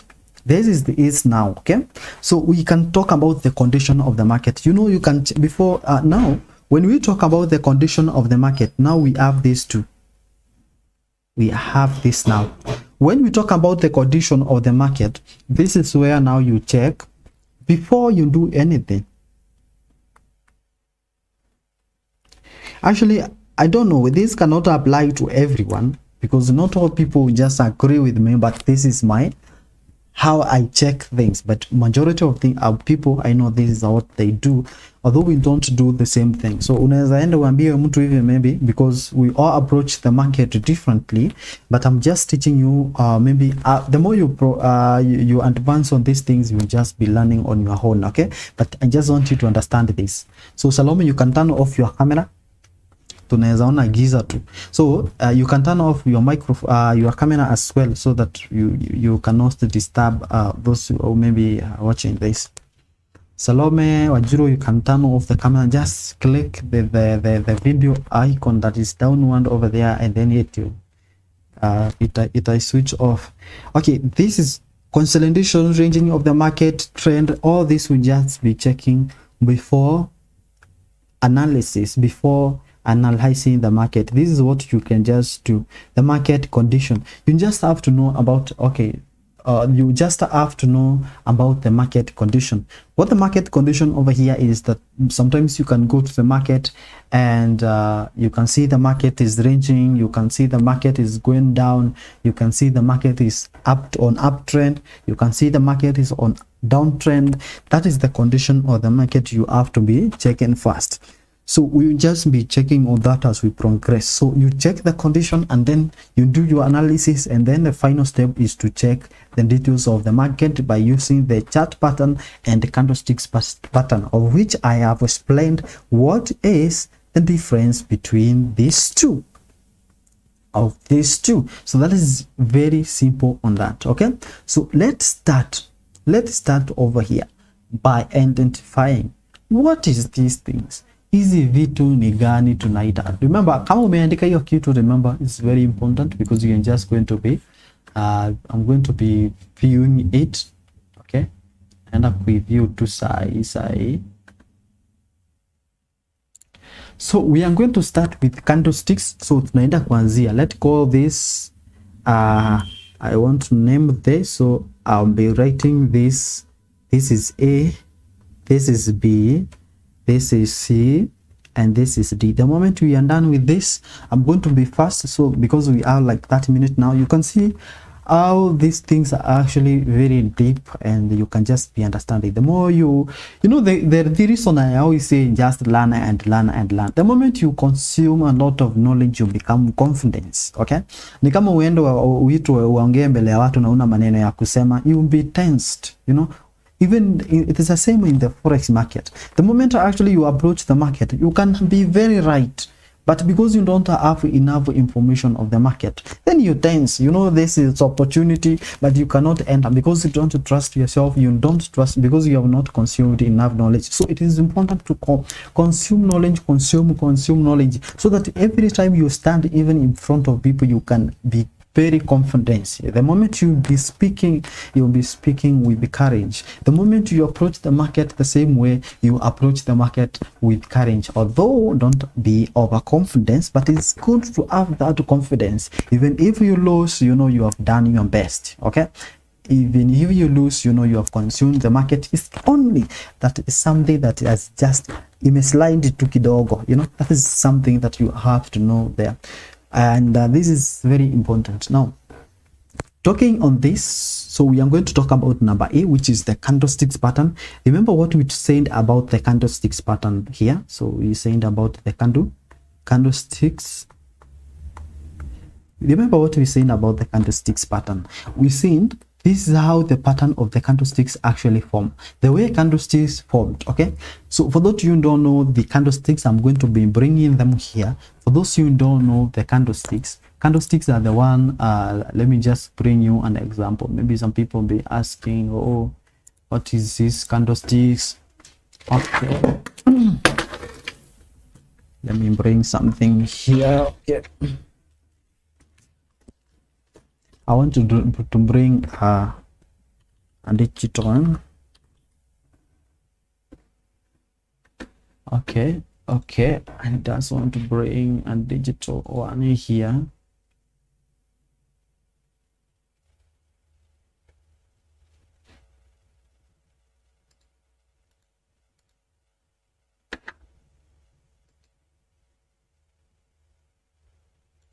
Okay, now this is what we call candlesticks here. So let me just put here. So we have candlesticks here. So this is what we call the candlesticks. Okay, I hope you can see that. So this is what we call the candlesticks. Okay, for those you don't know, so this is the one that we call candlesticks. So the moment you go to the forex trading, you can see maybe sometimes we can have this round candlesticks, and we have this green according maybe to your settings that you have placed there. So for those who want to join late, okay, so this is what we call candlesticks right over here. We have two types. Okay, it just depends on the way actually you have just set your settings, okay? Because when we have, actually most of traders actually prefer having red and green ones. Red, green, red, green, red, green. So this one is this yeah, this is, we just call red, green, green, green, green, or blue, okay? Red, green, blue, all that. So as you know, red actually indicate them bearish. Bearish means the market is actually on the bear market, is just going down, okay? Like maybe you can see on the chart, maybe sometimes you can see that on the chart, and that is when you just know the market is going down. So for the candlesticks over here, they present the time you set. Unajua kuna watu wana trend in 4-hour time frame. So the moment you place maybe a 4-hour time frame, unaenda kwa chart, you place a 4-hour time frame in the market, 4-hour time frame, 4-hour time frame. That means for every candlesticks will just be formed after 4 hours. Tuseme umeform na market inaenda chini, that candlesticks will form there, ingine ikaenda. So after this was formed after 4 hours, this after 4 hours, okay? And then kuna ingine sasa after 4 hours imeisha, then another one will just be formed over here. So in case the market forms these types of candlesticks, market going this one, it means this will be red, because the market has just been going down. And it means in the last 4 hours, in the last 12 hours, the market actually been on bearish, okay? So this is a bear candle, this is a bear, this is a bearish candlestick, okay? So this how the candlesticks are moving. I just want to accommodate everyone by just saying that, okay? Those who understand, just on there, okay? So we have these candlesticks. You can see we have the high here, we have the open. So I don't want to explain this in details because it will take us a lot of time. Just understand the candlesticks. This is how they just formed. I was just explaining, this is the candlesticks now. So you have actually, when we come to candlesticks pattern, you have to understand how the candlesticks are formed. Because if you go to the chart, okay, for example, let me just go to something here like Euro USD. You see how different candlesticks are formed. Kuna zingine refu, kuna zingine fupi, kuna zingine. That's how you have to understand them, because all those candlesticks pattern, they show different things. Let me just go to the chart and then we can come and discuss those candlesticks pattern, and then I'll just give you the assignment from there. You just be looking at it for yourself, okay? So let me just go to the chart over here. I actually prefer using Euro USD because that is the common one, that is the most trending currency, that's the most volatile one. And yeah, so I think let me just go here and show you something. I just want to give you an example. You know, it is good to kila mtu aelewe how these things move. Very important, very sweet, very interesting, you know. you know.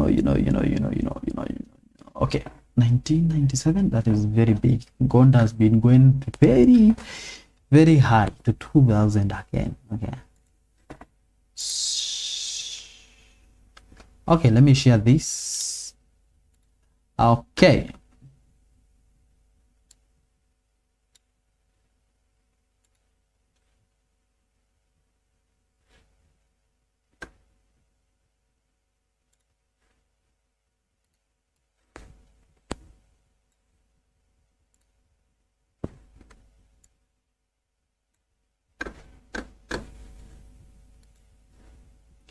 I don't want to waste any single moment. I don't want to waste any time, because there's a lot of things I have to share in a very short time, you know.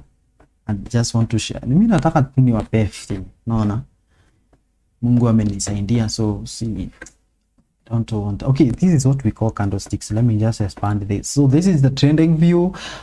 You can go to one, do your things there. It's free. Try to analyze the market there. So this is what we call the candlesticks. Unaona hizi candlesticks zinakuwa formed. Angalia hizi zingine kama hii ni refu sana. Kuna ingine inakuwa formed kama hii. Unaona? This is what we call wick. Unaona hizo? We have the body. You know, we have the body, we have the wick. Wick ni hizo hiyo ni refu, hiyo inakaa kama hiyo inaiona hiyo yenyewe sasa, that is what we call the week. So that is the week. We have the green ones, you can see the bull market, bull, bear, aka kadogo kanakuwa formed hapa, and actually we even have gaps.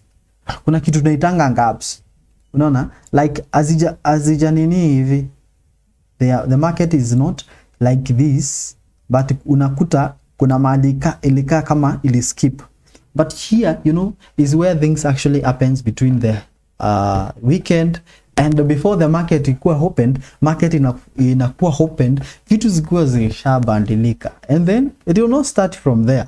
Actually market will open, kitu kisha move very up. So that is the gap. We'll talk about that later. So you can see there are some candlesticks that are very funny here.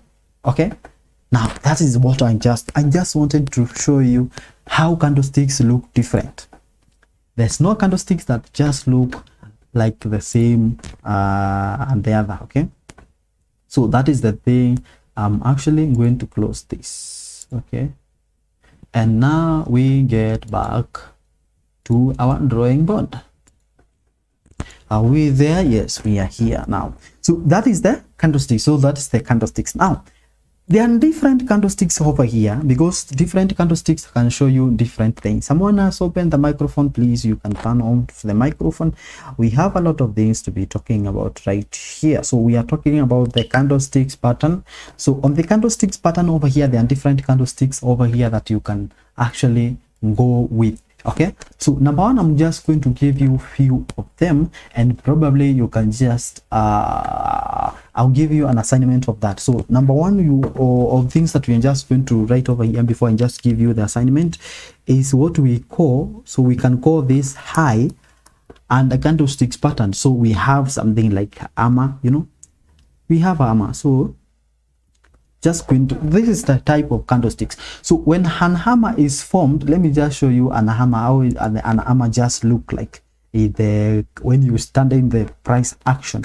You know, when you are standing the price action, this is how the hammer look like. Actually expand so that you can see. This is the hammer. Ona, ama ni nini? Ama ni nyundo, ama ni nini? Ama ndio hiyo sasa. This is the hammer. I just want to expand this so that you can see. This is the hammer. So you can see the hammer, how it is formed. It is formed after the downtrend. You know, we have been having this downtrend. The market has just been trending this one. But over something, we form a candlestick that is look like the hammer, which means it has this end, na ikona this wick. Ref, and then we have this one. So the moment you see that one, then you know maybe it is the time for the market to reverse back, and that is we have the potential direction actually of going up. But remember, you cannot rely on this alone. Remember, you can use other indicators, you know, you can be having other things that when we are going to talk about. That's why you have to consume a lot of knowledge, because you are going to be combining a lot of things to get all this. But now the moment this is formed, ikikuwa formed, then inaandamana na hizi hata inakuwa formed, market ishafika hapa. You know, you have now to know I'm going to enter around here because already I have, this is now the details. You know, you analyze the whole chart and all those things, and then you go even to the candlestick pattern that is formed right here. So that is why you know the details of the market we are just going to enter. This is interesting, and we have now this candlesticks is just formed right here, and now you know that. So this is called an, it is all not all of them, but this is called an hammer. Unaona tu vile inakaa nyundo. Let me just go to at least two of them, and then we just be going to the next thing. Okay, so we have another candlesticks over here. So remember, we are in the candlesticks pattern. This is an interesting things over here. You know, okay, what if, okay, there can be even an inverse of this. The same thing, you know, we have this armor, but remember also there can be an inverse armor. An inverse armor ni kumaanisha hiyo mwili yake itakuwa wapi? Hiyo mwili yake sasa itakuwa chini, alafu hiyo nini, hiyo wick itakuwa nini, and it just shows the same thing. So that is it. So this is actually number 2. You know, let's talk about number 3 here. So that is an inverse AMA. Okay, so we have different of them. For those you know something like doji, umesikia? Okay, we have something like doji. Doji, it appears in 3 things, so I have talked about that one. We have doji, sijui kama niko nayo digitally hapa nionyeshe, but yeah, we have doji, we have a doji, we have an engulfing, we have so many of them. Okay, let me show you. Okay, let me just draw it. See only doji, but let me just draw this. Let me get a digital one so that you can just understand about it. That is a very important candlesticks actually that is being formed when you want to ikikuwa formed. Actually it's nice, a very nice candlesticks. Okay, ni candlestick poa sana. So doji, it appears in 3 things. It appears in 3 ways. What we call doji inaweza appear in 3 ways. We have enye tunaitanga, nimeongea hiyo, we have like gravestone, we have like dragonfly, we have enye naonyesha raging. So this is it. Let me bring them here. So you can see all this is doji, but it appears in 3 things. So we can talk about doji. So sometimes you can see the market formed like this. So unaweza ona at the end of those candlesticks, kama hapa candlestick kaa hii inakuwa formed pale chini on the lower side. Okay, inakuwa formed on the lower side like this one. So hii inaweza kuwa formed after market imeenda, then ana doji is just formed. Then that is the time you know we are going to have a reversal of the market. So unaona inaitwa gravestone. Okay, so that is it. So ingine inaweza kuwa formed ika hivi. So that means the market is changing. Noise, the opening is the same as the closing. That means the market is the same. We have the dragonfly. Inaweza kuwa formed pale chini kama hapa, inakuanga formed juu. Okay, the market has going down, then is the opposite of this. So hii inaweza kuwa formed pale chini kama hii. So you can either see this ama, okay, or see this one, then you just know the market is actually going to reverse. I don't want to talk more about the candlesticks. Now this is where I just give you an assignment. Maybe I cannot check all your assignment, but it's good actually to have your own assignment, you know, as a trader, as one. Kuna wengine hata wanizi vitu zitakusaidia wewe peke yako. Now learn this. Let me just give you this so that you can learn on your own. Just write this and make sure that you research on this. Okay, just learn kitu mbona ina expand. So assignment number 1 tunamalizana na A. Okay, learn about different types of candlesticks, and what they present. Candlesticks formation,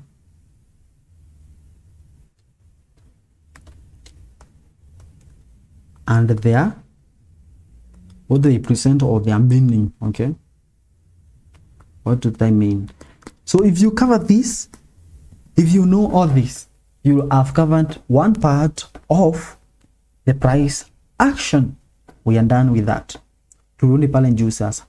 I hope maybe you have written that. So let's just go back to where we started so that we can know where we're going to talk about next. So we are here on this chart. Okay, the next thing we're going to talk about the chart pattern. So when we talk about the chart pattern, we are still in details. Okay, we are still in details. So you can see how the time is actually running. Naenda time because I'll just give you the time maybe to ask the question. So yeah, time is very limited. So we have, I'm just going to cover this first. So we have number B, which is chart pattern. Chart pattern. So chart pattern is different from the candlesticks pattern, because when you talk about the candlesticks, we are talking about an individual. But when we talk about the chart pattern, is actually the formation of many candlesticks to form something. That's why it's called a chart. You know, that's why it's just called a chart. I'm just going to, okay, this thing, the same candlesticks over here, they will just show you us different things. The same as the one that we are talking about. They're just going to give us dalili. Unaona ile inaitwa dalili. Unaona pia zinaenda kutupea vitu zinaitwa dalili. Okay, zinaenda kutupea dalili. So the dalili of this is this formation. I'm just going to give you one of the formation. You know, we have something like the market going this way and all that. So let me give you an example of this. So I want to give you a real example. So on the market, I want to draw here, and then I'll just send the example so that you can see on that. Okay, let's start. Number one, we have the formation of the candlesticks. Nimeeleza what are they. Okay, we have the formation of the candlesticks, chart pattern, candlesticks taki kae kwangu sana. And this chart pattern, they are going to show us different things. Okay, there is the chart pattern that is going to show us the market is going to reverse. So many of them actually will just show you the market, how the market is just going to reverse. Okay, and the market, whether it's just going to go this way, whether it's going to range, whether the market is ranging, and all that, all those things, chart pattern are the one that I'm going to help us here. Okay, so we have something like end shoulder pattern. Kitu inaitwa number one here, high. So I'm writing this in Roman. So we have end and the shoulder knee centers, and shoulder knees and toes. So don't write and toes, it's just end shoulder pattern. As andika end and shoulder, and that mtu akuulize kwani mlikuwa mnafunzwa vitu za nasari. Please don't join late. Sitaki kuweka watu hapa tena. So we have end and shoulder pattern. So this is very simple. When we talk about end shoulder pattern here, we are talking about something like this. So we are talking about this. Okay, so we are talking about where the market may be going this way. It hit this point, it just reverses here. Okay, it goes up kabisa juu, reverses back like this, and then comes over here. Okay, and then tries this. So what this market has done is actually created, assume now this is, I just want to explain that, I'll just give you the pattern. Okay, so the market, what has done here is actually to form this. So this is what we call the end. Hii ni kichwa, hii ni shoulder, kama vyenye kichwa yako na shoulder ziko, na hii ni shoulder. So what does this symbolize here? And then we have this point we call the neckline. Neckline ni hapo chini ya neckline, hapo tusema hapo kwa karibu na hizo ma shoulders hapo, sijui kama neckline or but let's call this neckline. I don't know about this. This is the neckline point. So the moment actually the market reaches here, then that is where we say, because of this formation, then we are just going to get this. The market actually continuing to go down. Remember, the market was going down this one, touched this area, went down this one, and then formed this end. The market went down this way and reversed back, touched the same point. The reason we are going to show this one is because this and this, they are on the same line, but this is up. So unaona tu inakaa ini, tunaita left shoulder, and this is right R shoulder, and this become end. I'm going to give you the chart so that you can see that. And then we have this neckline point. So the moment it breaks this one, then we predict the market is going to go further down. So ikifika hapo unaweza ona hizo vitu zinakuwa formed kwa market, unachora unaona, basi ukingoje ikifika hapo wekelea sell and put your take profit and stop loss and wait for it. So those are the things that actually we form. They may not be 100% but they just help so much. Let me just give you an let me send. Acha nitume chart yake hapa. So this chart is just look like this. So this is what you may see. I hope everyone can see. Aki sijui kama unatumia simu, I know this may be bringing some headache, but you can maybe switch off to, you lost your network. What's up?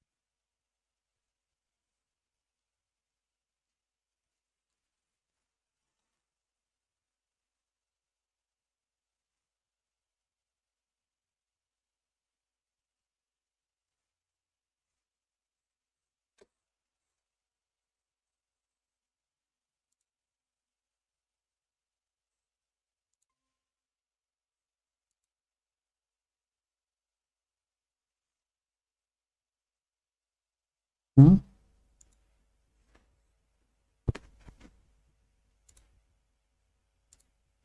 Okay, my network ilikuwa imeenda wapi? Okay, my network ilikuwa imepotea kidogo. Let me confirm whether still my audio is okay. Okay, I don't think I'm speaking of mic test. 1 2 1 2 mic test 1 2 testing testing testing testing testing. Yes. Okay, my network ilikuwa imepotea, so I hope now you can see, you can hear. Let me just share the screen again. Okay, we are here. Let's finish this because we have time imeenda bwana. I'm not sure, but I'll just go first. I'm now going to go first. Nimepeleka pen wapi? Let me get my pen.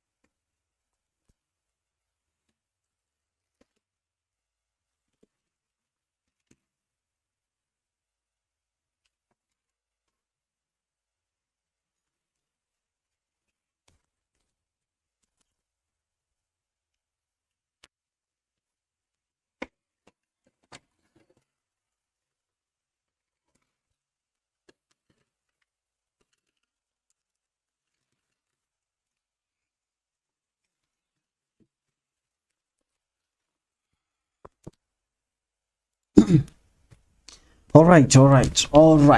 Yeah, so we are here. So I hope you are digesting this. We are on the chat pattern. We are going to go very fast. So kuna kitu nimeupload hapa sijui. Okay, hapo ni upload tena. Let me just upload again. So this ndio nimefanya network ipotee sijui. This is what I was sharing, something like this. I hope you can see very clearly. So this is what I was trying to draw. You can see the market actually was just doing this. So you just draw your things just like this. This is the left shoulder. You have the right shoulder here. You can see the hand is here. So you can see let me just like that. So we have the left so we have okay, kitu si mchezo.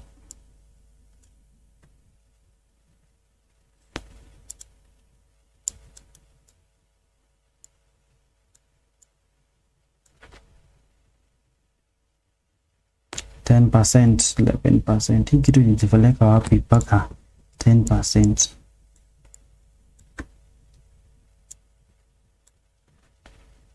Okay, here we are good. Now we can see we have this left shoulder that is appearing here. We have the right one. So if you just draw this, then you can see we have the hand.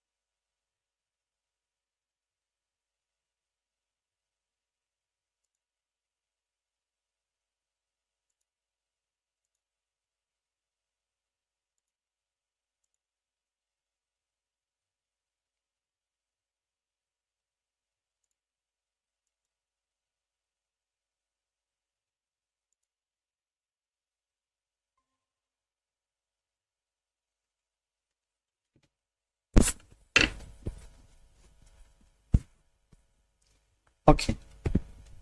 Okay.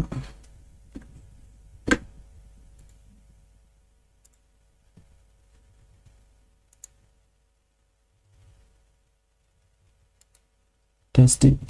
The microphone is off. Testing 1 2. So I've changed the network. Okay. Okay.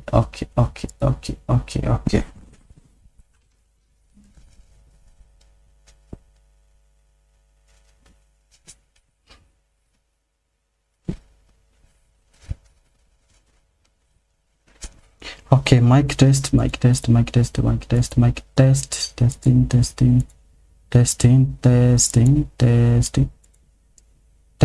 1 2. Testing.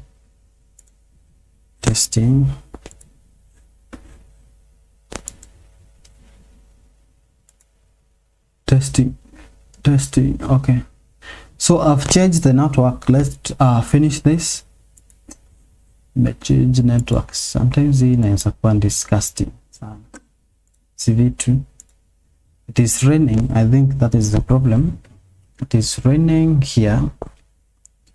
Wale wameenda cha waende, so it's not my benefit. So I was explaining on this. So that is the formation that you just be can just be formed right over here. We have different formation, like we have like let's say we have something, another one which is double top. We have something like, let's go to Roman 2. We have, remember we are on the chart pattern, we have something like double tops, you know, double top and stroke. This is not the stroke, but this is different. And also we can call this number 2. After having double top, then we have opposite of this, which is double bottom. Okay, double bottom. Okay, this is simple. This is simple. All you just have to observe this is where actually like double top the market could just be going like this way, just goes that way, and then formed somewhere like this, the one, you know, and then that is when you know the market is actually going down. So we can form something like this, similar, the market forming this end here and this, and then the market actually, you know, this is the time the market is going to reverse.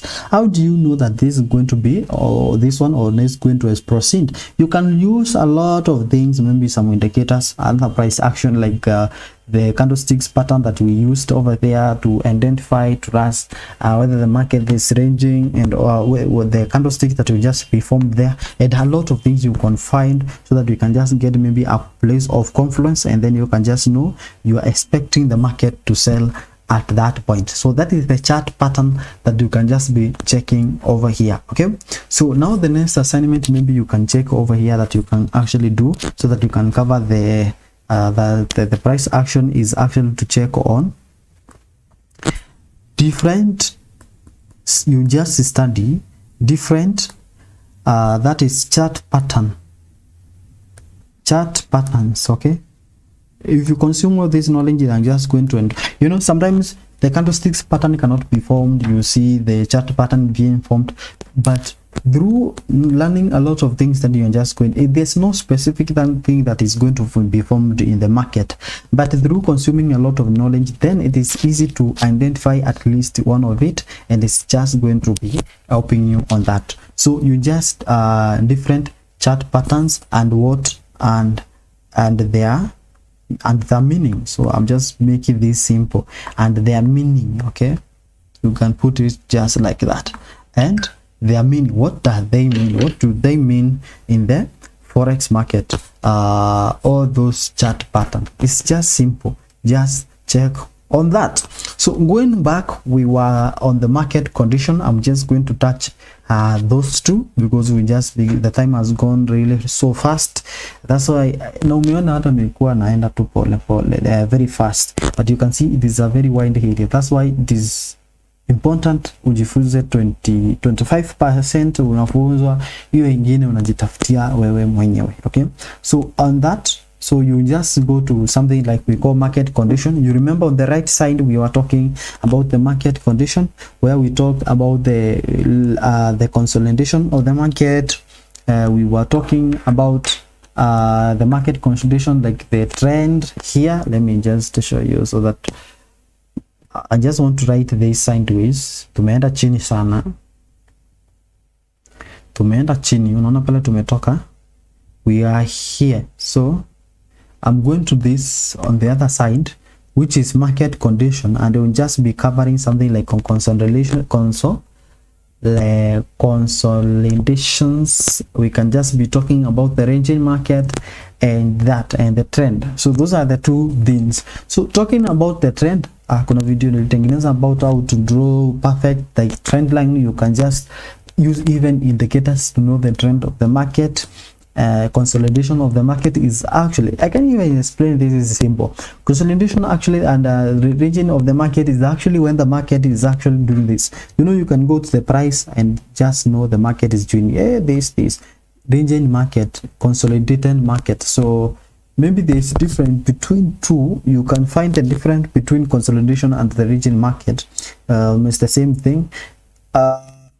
That is the market that is just region. You know, you can buy here, sell here. The market is actually the market is less volatile. Last minute is not moving so fast. Okay, so the market is just on that range. Inaenda tu hivyo, ikienda hivi, it's just moving sideways. Okay, and we have the trend where the market is, whether the market is that, what is the trend? Is the market going up or is the market going down? So we have two trend, uptrend and downtrend of the market. Let me just show you something here, maybe you can just understand as we wind this up. Okay,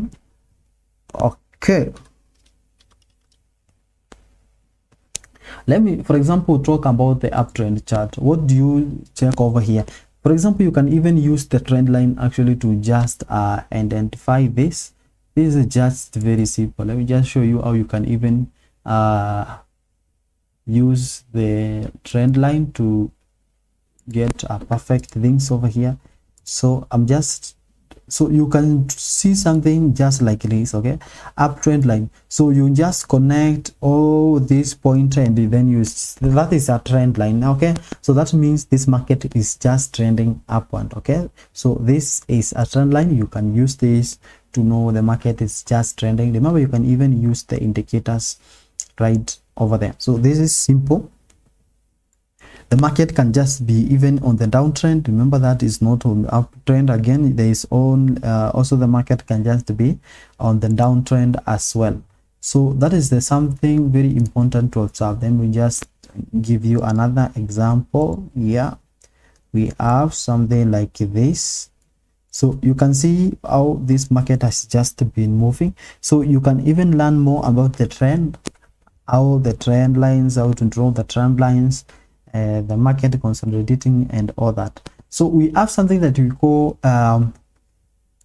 like something like on the blocks. You know, sometimes you can see the market moving the way I was talking about consolidation and ranging market. The market can just come over here. This market is moving this, okay, the market, there's no, the market can just move this way. Acha tuchore reality sometimes. Acha nichore kitu reality at least. Kitu real.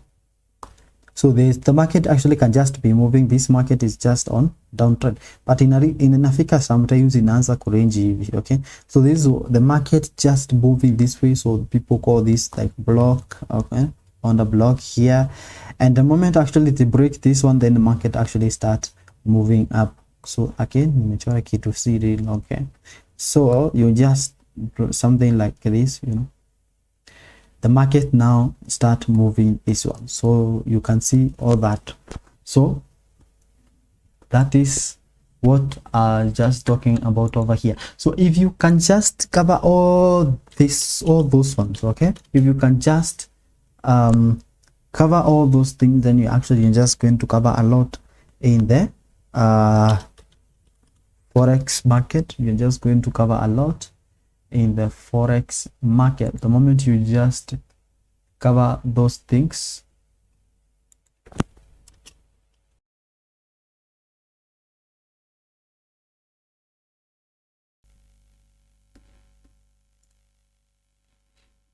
yeah, no, we can proceed from there.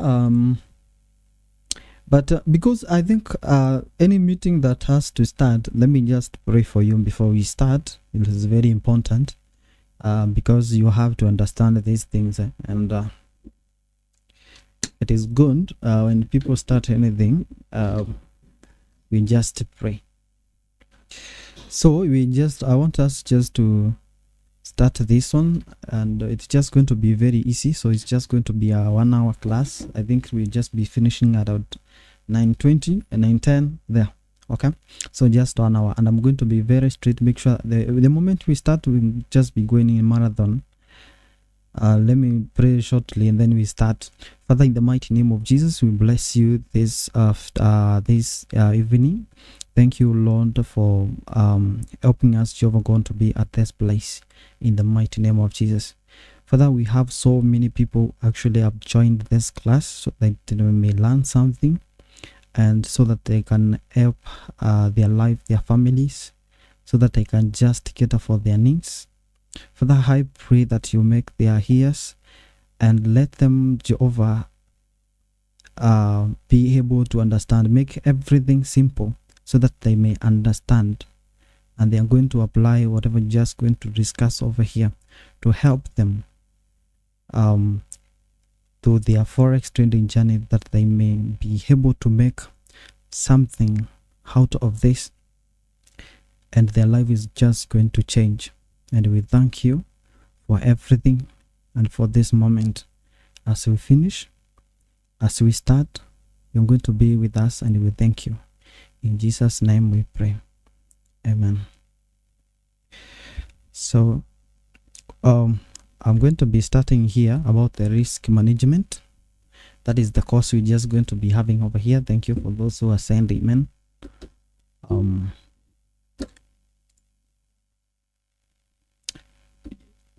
Okay. I hope now you stay on board till we finish this one. I know learning is not easy. Learning is something that needs dedication. Ni kitu inahitaji discipline, a lot of discipline. Sometimes unaweza kuwa hata unaona kamovie kako sahi, but you know hakuna mtu amekuforce uingie class, you know, hakuna exam utawekewa at the end of it. So what is just requires is something we call discipline, and a lot of these things that are just going to be helping you out. So that's why it is very important umenyima ya that time. So we are going to go through this risk management. I tell you how you can just do that one. I'm going to mention the different account that you just be having, how you can actually manage those account. Sometimes I'm looking this side because I have two screens and I have camera here, so I'll just be looking at you, but I'll be switching off my camera when we just get to the real game. I'm going to share my screen here. Let me just share my screen so that we can share window. Yeah, so I hope everyone can see my screen now. So we'll be having this screen, and you just make sure that first of all you expand your screen. Hapo chini, if you just look down one hapo kuna hizo arrows bracket zinakaa hivi, you can click them to expand. If you expand that one, you see at least a very big screen, and you not see people, you only see my face and the screen. And now you just be following. Make sure that you have a notebook, because the risk management class actually involves a lot of calculations. If you don't know, risk management is about calculations.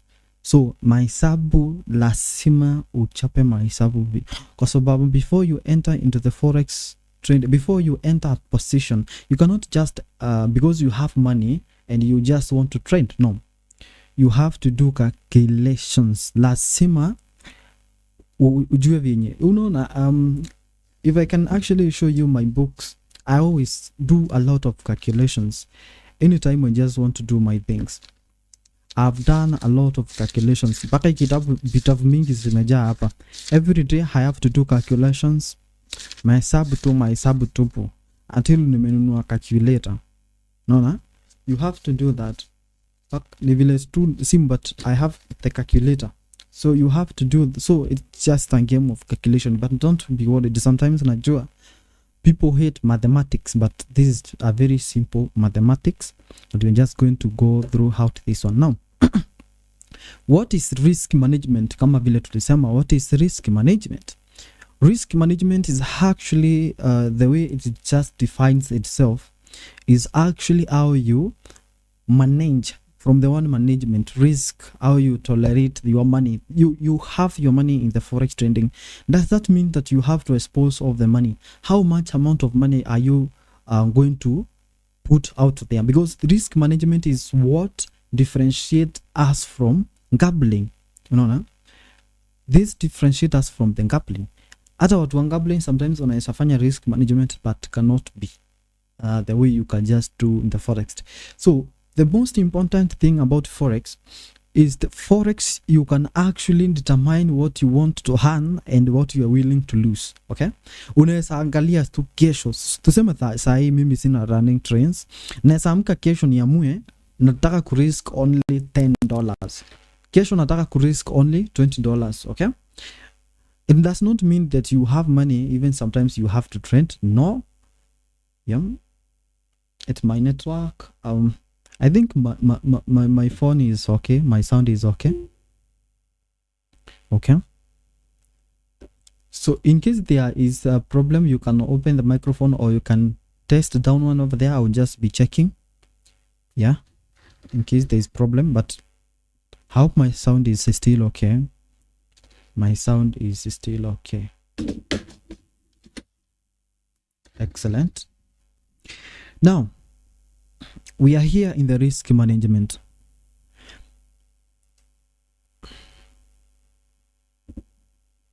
How do you manage your money? How do you manage these things? Yes, uko na pesa kwa account yako. You know, let me just tell you about the risk management, the things that you have to know.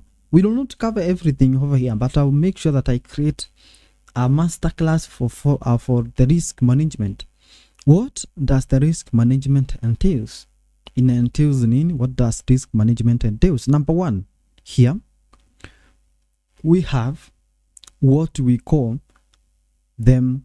The moment you register your account, first of all, there's something even before you trend. The moment you put your money over there, there is something that is very important, and that is what we call leverage. So you have to know about the leverage. And the reason leverage is very important in this aspect is because some people have contacted me asking me that they have placed their money over there, and sometimes when you try to trend, account inakwambia insufficient funds. Account inakwambia you have insufficient funds in your account. And the reason of this is because of the leverage that you have actually used. How is the leverage going to affect your trends? Do you know how to calculate this? Because I actually showed, this is a very, people actually wanna confusing these things about the leverage over here. And I'm going to be talking about this a little bit, and then we'll just be connecting when it comes to risk management over here. Acha nione notes zangu hapa penye nimekufuatanisha. We have what we call the risk tolerance. Risk tolerance. Even for the beginners, kama wewe ni beginner, don't be worried about this. It's going to be very easy. You just understand. After all, you learn these things. Lazima utapitia hapa. Lazima utapitia hapa. So you have to go through this process first, okay? On the risk management, we have something like, you all know this, you have to determine your stop loss, or TP, what we call take profit. You have to know that. But before you come to determine the stop loss, you are take profit, some people will come just over there and say, nataka kuweka stop loss yangu hapa. I want to put my stop loss here. I want to put my take profit around this area. But that is not important. That is not important. What is important here is to look at the trend and you calculate those ones. You know, you have to know. That is why we come with this term we call how to calculate, how to count. First of all, you have to know how to count pips, points. You have to know that. Okay, we may not touch all of this. The reason I'm talking about this is so that you can write on your notebook, so that you know what the risk management is and how you are just going to be applying it to your trends. That is something very important. You have to know that. Okay, just write that one and we'll just be covering with time. Okay, so stop loss, TP. But before you come to know how to calculate the stop loss pale utaiweka and take profit, you have to know how to count pips and the point. Okay, you have to know that. And first of all, you have to know the leverage, because there's a leverage that you're just going to be having, and then it's just going to be disturbing you, and you cannot use certain what we call the lot sizes.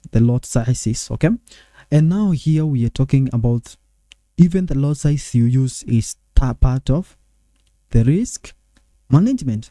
So you can see risk management is actually the forex, because the risk management is what will help you to stay profitable throughout. Okay, sometimes, you know, the risk management is what will help you to stay profitable. Sometimes your strategy can be 50% profitable, but you will be profitable throughout. Kama strategy yako ina work 50%, uchue, you have to be a profitable trader. Kama unajua, but if you don't know, your strategy can be 90% working. Okay, inaweza kuwa hata ina work 90%, but without proper risk management, you are going to be a loser. You are going to be a loser, because sometimes you can risk a lot of money, but when it comes, maybe today, let's say your aim is to make $30 every day. Okay, you can make 30, you make many times, but when you lose, you lose maybe $200. So there's no need. So you are a loser, because you wins 30 days every day, but at the end of the week you lose $200. That means you are losing all your trends. What will make the difference is what we call the risk management, is what will help you to stay profitable. And that's why I said, if you have a strategy, and what is a strategy, by the way? A strategy is the formula that you approach the market. Sio tu ni kitu nakupea, ingia hivi and do this one and then it will just be helping you. A strategy is the formula that you use to enter into the market, and that's why it is very hard actually to teach someone your strategy. Okay, unless maybe I teach you something, I can teach you a lot of things about the market and all that, but teaching you to say my own strategy, it you can be very hard, because this is how I approach the market myself, and that's why you have to develop your own strategy, because this is how you approach the market. This is how you familiarize the market and you approach the market. That is your strategy. You test it so many times, and if it wins so many times, then that is when you know your strategy is good. And how do you test? First of all, to know whether it is 50%, 60% profitable and all that. First of all, in the last class we said you can use what we call the back testing on Friday, Saturday, when the market is not there. You can try all those things and do back testing. The other thing you can just use to know whether your strategy is okay is actually to use what we call the demo account. So the demo account is another account that you can use to test your strategy. Okay, now tulisema, if you're using the strategy, let me repeat this so that you can I'm going somewhere. So what we saying is that make sure that you adjust your account so that it can at least have the amount, kama ni demo account, ikuwe na the amount maybe you're willing to put. For those who are using FX Pesa, make sure that you go there to FX Pesa site and reset balance to minimum ni $250. So put to $250. So iweke ikuwe $250. So trade with that amount of money.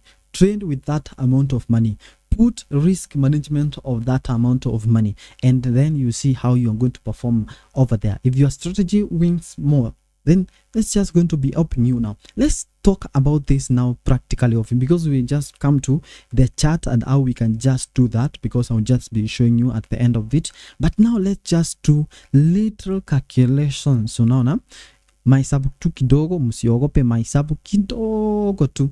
Okay, and then we just be winding with that, because so many people, why do we give, do you know the reason? Hata siwezi pea watu signal sahi, because enter here, I can only now give you the chart. I just draw the chart maybe and give you the overview of the market, because sometimes when you give people signal the exact place to enter, what they will just do is that they misuse that opportunity and they do their own things and they lose money. Okay, why do you think the brokers give you the signals and sometimes they can work?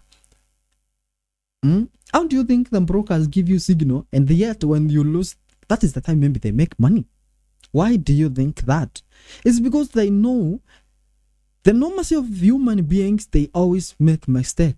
Hawajui kutumia risk management. Utawapea signal tu na wa misuse, itakuwa right, but they misuse. They don't know how to calculate these things. If they lose, they are going to lose a lot of money over there, because wameingia vibaya, wamekaa vibaya, unawapea tu. Okay, ni kama tuseme Sport Pesa inaingia leo inawaambia kuna game ya Arsenal na Man U and Man U watawin, na unajua wamefanya Sport Pesa wakikwambia hivyo, si utaingia. Sasa why are they giving you something like that? It's because they know you're going to make mistakes as usual. Even hata wakikupea, that means I can give you signals and still people lose money. Why? Because they don't know the risk management, and that's why you can be given signal, you can be given all those things, but still blow your account. Why? Because of the risk management. You don't know that. Okay, apart from psychology that we are talking, so if you connected something about the psychology with what we are learning, I gave out the book, and then you connect with this class about risk management,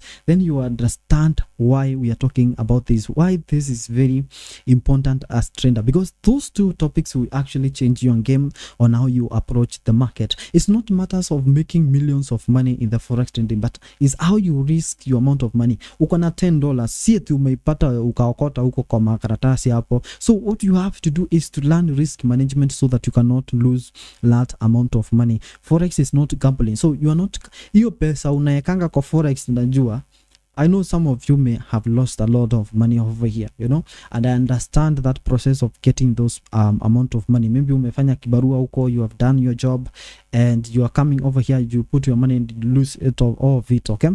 So risk management is what can actually help you, so that even if you lose, you can lose certain percentage of money because of what you'll have done your calculations very right. And that's why we are talking about calculated steps. Ushawaisikia my sub, yani mtu ameingia na calculated move. So you have to work in, anytime you are trading, you have to work in a calculated move. A calculated move, that is what we are talking about over here. And I'm going to give you an example and how you are going to do this, okay? Now, let's talk about these things. I hope you have written these things so that maybe when we just don't touch everything over here, then you can actually be going slow by slow through them, okay? Now, we talk about the leverage. Leverage is the amount of multiplications of what you get from the broker anytime you put your money out over there, okay? So ni kama multiplication kana kusaidia. I'm going to touch this, and the most important point ziko kwa risk management, stop loss and lot size, okay?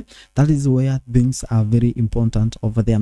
Now on this leverage things, to understand more on this, so this is about the people who actually are using. Let me just mention this, I will not explain because it will confuse so many people, because unless now kuna video niliproduce nikiwa na explain thoroughly about the leverage and how it affects your trend, but let me just slightly explain the leverage over here and how much you have to use, okay? I've seen so many people actually depositing something like $20. Let's say you put $20 here, okay? So if you put $20 over here, so for you actually to open at least 2 trends in the market, make sure at least you use a normal leverage. Unaweza tumia 1 to 400 ama 1 to 200. The reason I'm saying this is so that it can help you to open at least 2 trends, okay? So you can open at least 2 to 3 trends that is gonna this one, it has 0.01 lot, okay? And you can open another one in case maybe the market reverses back to this position. Either ulinunua hapa na unataka market iende juu, then market can drop kidogo to tena, then you can buy at this place, okay? So that is why it's important actually, if you have a small account, unaweza tumia leverage ya 1 to 400, okay? Because you actually, if you use a small leverage like because maybe you have hand that the leverage is banned and all that. No, sometimes it's not banned, if you have a small account. The reason the leverage actually can limit you, you can buy when you have a small account and you have used a very small lot size leverage like 1 to 50 and you have $50, it would only allow you to trade with 0.01, okay? Na utafungua hiyo, ukijaribu kuingia ingine itakwambia insufficient funds, okay? And maybe the market reversed and maybe you are spotted another currency because you cannot only trade one position. Maybe identify ingine and unataka kuweka. So the only way is to use something like 1 to 400, 1 to 200 to just help you to open at least 2 positions over there, okay? So that is the leverage. Okay, that is the leverage. So if your account is more than 50, just use a normal leverage over there. It's just going to be helping you to open 2 positions. So the leverage is only to help you to open either multiple trades with the highest losses over there. It's not how you risk amount of money, it's how you open the position. You can have a high leverage but still managing your account in terms of the lot size that you use. So the leverage is a limiter or increaser of the lot size that you can be allowed to use in the forex market, okay?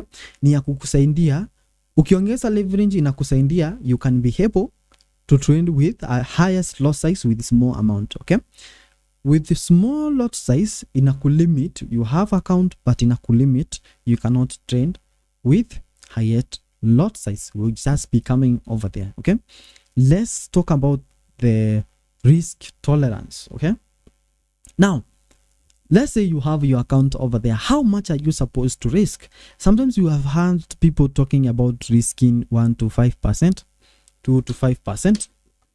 Let me come.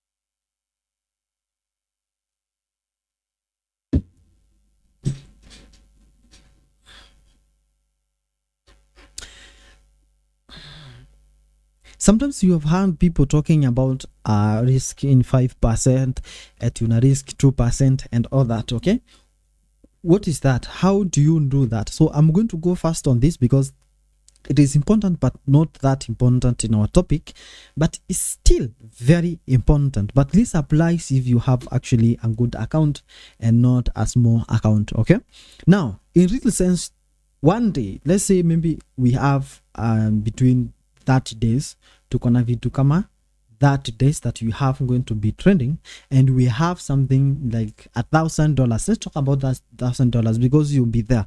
You will actually one day deposit $1,000. Okay, you can deposit to $1,000. Okay, let's talk about that amount of money.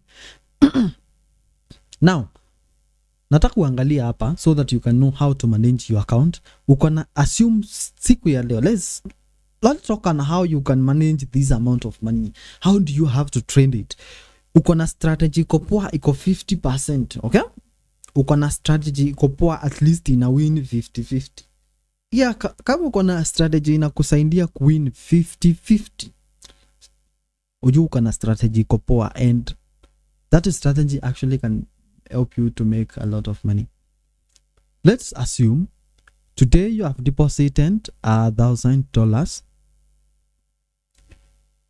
Work with me through this. Okay, now you are supposed actually to risk between 2 to 5% every day. Okay, you are supposed to risk how much? 2% to 5% every day. Okay, now what is, assume now we go to the highest number, which is 5%. What is the 5% of 1,000? So this is the first calculations we are having over here. Remember, we are going to the second calculations that is very important about the stop loss na take profit. Okay, tutamalizia na hiyo. So assume now you want to risk 5%. Now what is the 5% of 1,000?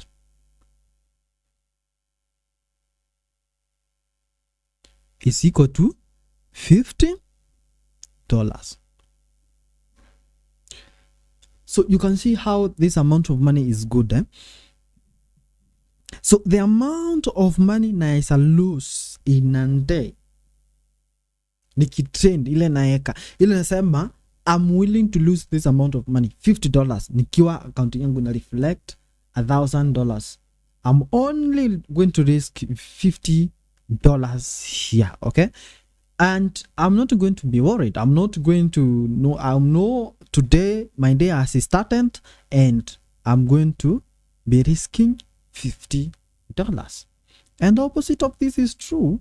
You see, now when it comes to $100, it will be $5, which can be achieved very fast. It means your stop loss is going to be achieved fast. So all you have to do is to increase the risk over here. So assume you have $100. Now for some people are asking, najua unajiuliza hivyo. Now here, yes, you can risk 5%, but 5% over here for it to $85 in the stop loss, it will just be very easy. So all you just have to do, the recommended amount is 2 to 5%. That means actually for you to being your account to be very, very, very safe is actually when you, at least you have $1,000 over here, because and you'll be making sensible amount of money. But I'm not saying your money is not banned $50, $100 over there. This is how you can do. This is how the small amount of money is actually risky. This is how the small amount of money is risky. Because you can see if you risk 5% of 100 is 50. It's $5. So that means $5 is not, because you can put the in the market and then $5 would close. You'll be closing a lot of losses because the $5 is very near. Okay, so you can see over here now you have to increase the risk. You have to increase the risk, and over here you can either risk 20. And 20 of 100 is actually something like what? 20%. What is $20 of 100? I don't know, but 20%? Emundu aniambie. What is 20% of $20 of out of $100? Is it 20%?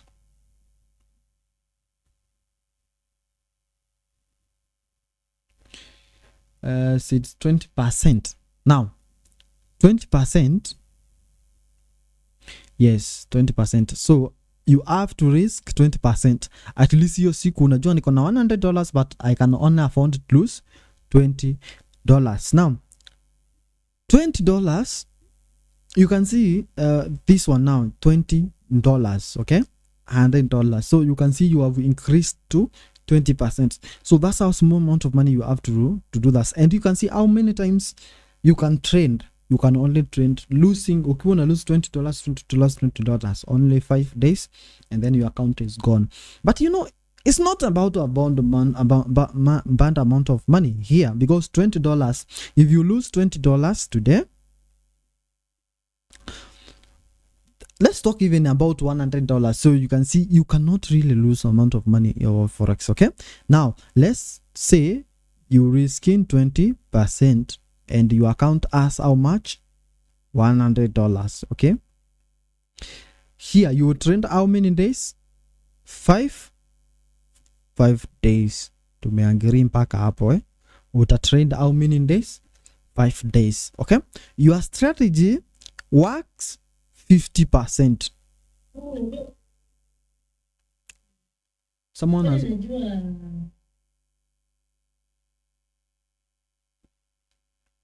Dorothy Wanja, your microphone is on.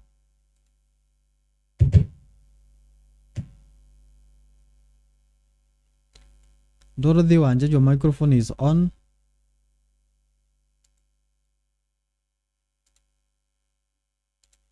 I'll mute you. So we are here, okay? And tulisema ni calculations leo na musipote. Don't get lost, musipote. Just follow this. Assume now you have deposited $100 in your account. Okay, how much are we risking here? 20%. Okay, how much days to go to lose continuously 500 to lose 100%? It will take us 5 days to lose all the account. Okay, that is interesting. Now, what if you have a strategy that works 50%? That is interesting. Because now this is where it drives us to something else known as risk reward ratio. Okay,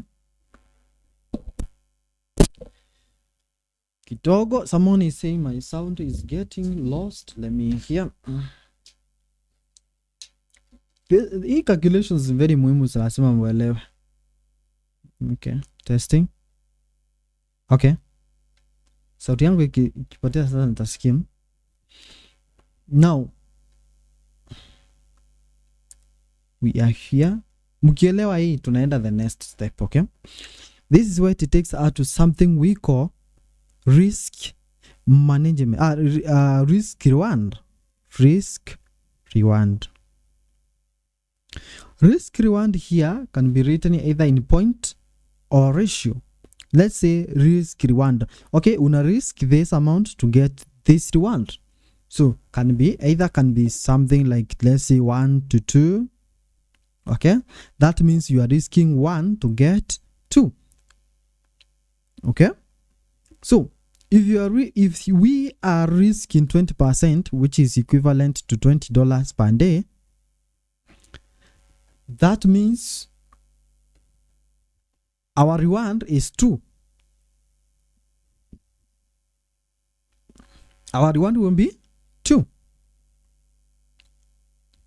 which means our reward ratio, or our reward here we are focusing. So this can be loss, and our profit over here will just be eating $40.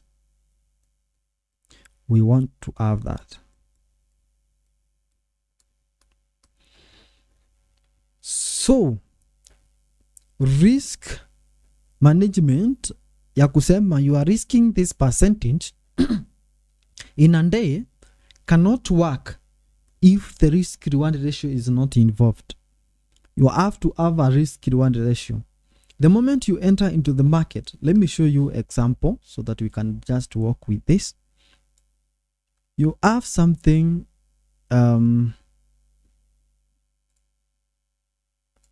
acha niwaonyeshe what is the risk reward ratio. Okay, I could even have shared ikiwa hapa.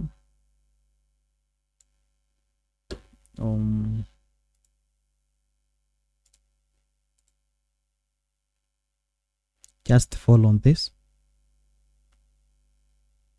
I hope you can see we have something like this. Let me just show you. You can see hii ndio inakusaidia kujua risk reward ratio yako.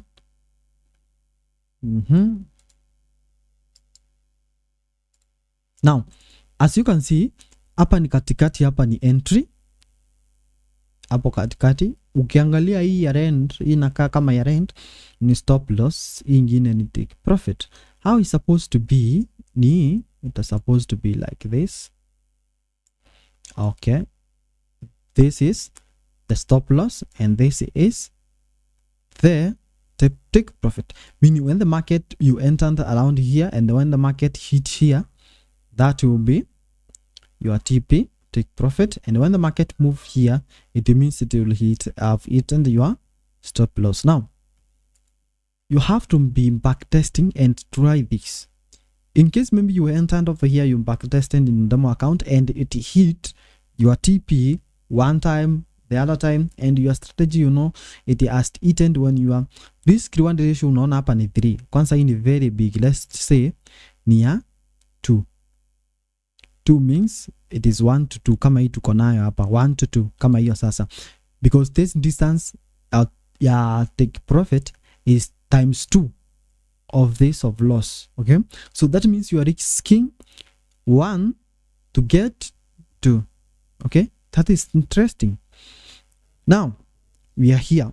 That's how you see, how you set the risk reward ratio, and you know that. So you have 5 days to trend.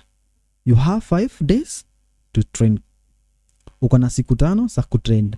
And let's use the minimum risk reward ratio, which is 1 to 2. And you can see we have $100, 20%, and all this amount of money. The $100 ndio minimum naweza tumia in this case. Let's say your strategy tulisema ni inawaka 50%, which is okay. 50% strategy. Okay, that means you lost, let's say even you lost 3 days. You lost 3 days and you only won 2 days. So I know this can be a very hectic week, but you have to have, for you to achieve this, all these are connected, you have to have a discipline. For this thing to hit your TP, you have to be disciplined enough. And that's why all things connect. Lazima connect these videos zote, so that you can have a good risk market eating your risk reward ratio, unless something else changes in the market where you can assist. Okay, na si lazima eti you trend and then at the end of the day you have to assist in the market. You can even wait in the following day. There's no problem, there's no offense. You lost 3 days and you only won 2 days. Okay, now see how things, because your strategy is actually hapa itakuwa your strategy working for 40%. You lost 3 days. So hapo because tulisema una risk 20 days $20 per day, utakuwa una lose how much? Utakuwa una lose 3 times $20 which is $60. Na see it because unaweza poteza leo uhani kesho nini hiyo kesho ingine. Okay, now at the end of the week in your nini ukienda kufanya mahesabu utaona total loss ni $60. What about the profit? Only 1-2. But remember they eaten your TPU which can be around 1 to 2. Sometimes when the market is good it can be even 1 to 5. Yeah, I've seen that.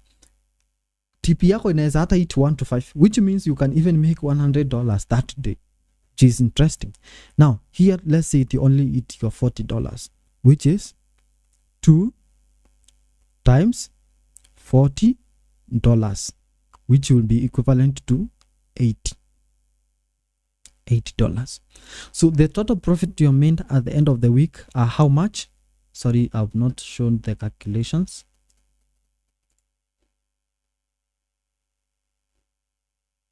Let me show you the calculations here. I hope you are following this so that you can know how to be doing your lazima hizi mahesabu unajifanyia wewe mwenyewe. So at the end of the week you can see you'll be having $80. So ukiangalia kabisa umepoteza through the week $60 and then you have earned $80. Okay, so if you just do this calculation because this is a very bad week, umepoteza mingi than zenye umehan. So after all hata kama umepoteza mingi you have $20 na umetosheka na hiyo. What if your week is good and you earn 3 but you only lose 2? Okay, hapa utakuwa na 2 times hii itakuwa $40 at the end of the week, but hapa utakuwa na $120 which made you $80, which is almost doubling your account at the end of the week. You made more than 10,000. No. Risk reward ratio involving the risk tolerance, how you the amount of percentage you are risking, you are going to risk to your account. Lazima ikuwe ujue ni percentage fulani nitataka kuwa na loss at the end of the day. Kama unajua percentage, una calculate, unajua hii pesa kama nimeweka hii percentage nikiwa na lose every day inaweza nibeba siku ngapi? For example, when I have like $10,000, I know I can trade 1 month. Kitu kama hiyo unaweza trade 1 month either ukiwa una lose every day. That's when you can blow account. That means if you hear someone is talking about blowing the account in 1 day, unless he is not doing the risk management, otherwise you have to blow the account when you lose every day, every time. Sio siku moja.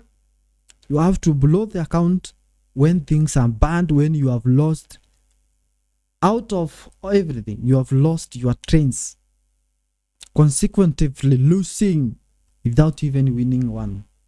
That is when you can say that person blew the account. But these things of blowing the account comes because there is no risk management.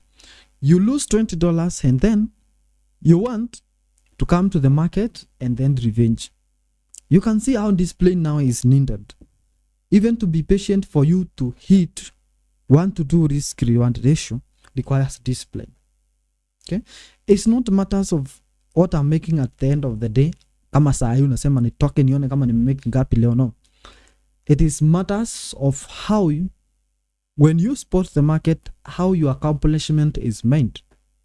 Okay, sometimes you can decide even to give signals and all that, but sometimes maybe I entered my trend yesterday until I see my fulfillment, unless maybe something enters between the way. That is when maybe I can change the mind. I can either trail niamue hii market vile inaenda, because of my analysis this may change the siku zinaenda. I have to trail, I have to increase the TP. Okay, I have to increase the take profit, something like that. Or nakajua hii market ikienda hivi inaenda vibaya na nikajua hii market itaenda chini sana, so what I want you just do is to trail my stop loss na ileta karibu ama na close market. Those are the things that you can just do if you know things went murama. Kama unajua mambo imeenda murama, that is when you can change the mind and decide to close anytime you just want. It's not of must even you are, hata kama tunaongea risk reward, it's not of must that ikue hit, because sometimes things can change on the way you can close, okay? But you always make sure that your take profits are actually higher than the ones you lose. Kama una making $20, make sure that you don't lose so much than like more than $20 per day. Because if you be losing a lot in the trends, then at the end of it you'll be having troubles in that. So make sure that you can perfect in these calculations. Jua ni amount gani, how much amount of money you are willing to risk here. Calculate ile account uko nayo, just do those calculations. Ujue I'm going to risk this amount of money. How about the risk reward ratio? Okay, how about the discipline that will help me to know this one? How about the strategy that is actually working? Work on your strategy on your own. Is my strategy more than 50%? Very right. Go to the demo account, practice there. Andika, ukifanya trend moja, andika 1, 2, 3. Nimefanya survey at least ya 20 trends, and then you just do this calculation to find the percentage. If you may win 30 out of 50, unafanya calculation, unajua my strategy is this way. Okay? Kama iko hivyo una change plan, kama iko hivyo imeenda chini ya 40, just do other plans and it will just be working. That is the first thing we've talked about, the risk management. You will see how you just do that one. You have to connect them. Risk reward ratio, risk tolerance percentages, and the discipline. That is will just be able to help you no matter the account that you just be having. Ni vile $10 sometimes to trade with $10 hata unajua ni kidogo. So sometimes unless maybe you are risking a lot, the less your account, the lesser the higher the risk. Okay, because there's leverage high. Remember the leverage where we started to kind of the percentages, to kind of risk reward ratio. You have to connect them downward venye tunaenda. Let me repeat here before we go to the next again. We say determine your leverage. Leverage yako ile unatumia, ujue ni na kama account yako unaamua ni amount unataka kuanza na. Next month we have something where you can even save some amount of money for the next month and decide this is my calculations. Ukiwa una trend tu kwa real account but you are still practicing on demo account. Risk tolerance, ujue sasa isipite sana. Kama uko na account yako iko na $1,000, acha risk ratio yako ikue, acha risk yako ikue highest 5%. But kama uko na less than that, like uko na $100, 20% isiende sana. Okay, 20% risk, so that at least you can trade a whole week. Okay, I'm not saying a week because you can trade even more than that. Now tukaenda kwa kitu inaitwa sasa hii after that risk reward ratio, how you have to calculate all that. Okay, now these are the things now that comes with the stop loss and take profit, because risk reward ratio, risk is stop loss actually, and reward is take profit, TP. Okay, so that's how simple it is. And now this is where it takes us the next interesting topic. Do you know you cannot put a stop loss nor take profit without knowing how to calculate the profit and stop loss? Because you cannot just aim and decide I'm going to be assisting or entering at this level. It's not matters of levels. It is not matters of the positions. No, it matters of how you calculations, the calculations that you just do. Let me show you how I do my things. Again, let's just go to the graphs so that I can show you something interesting.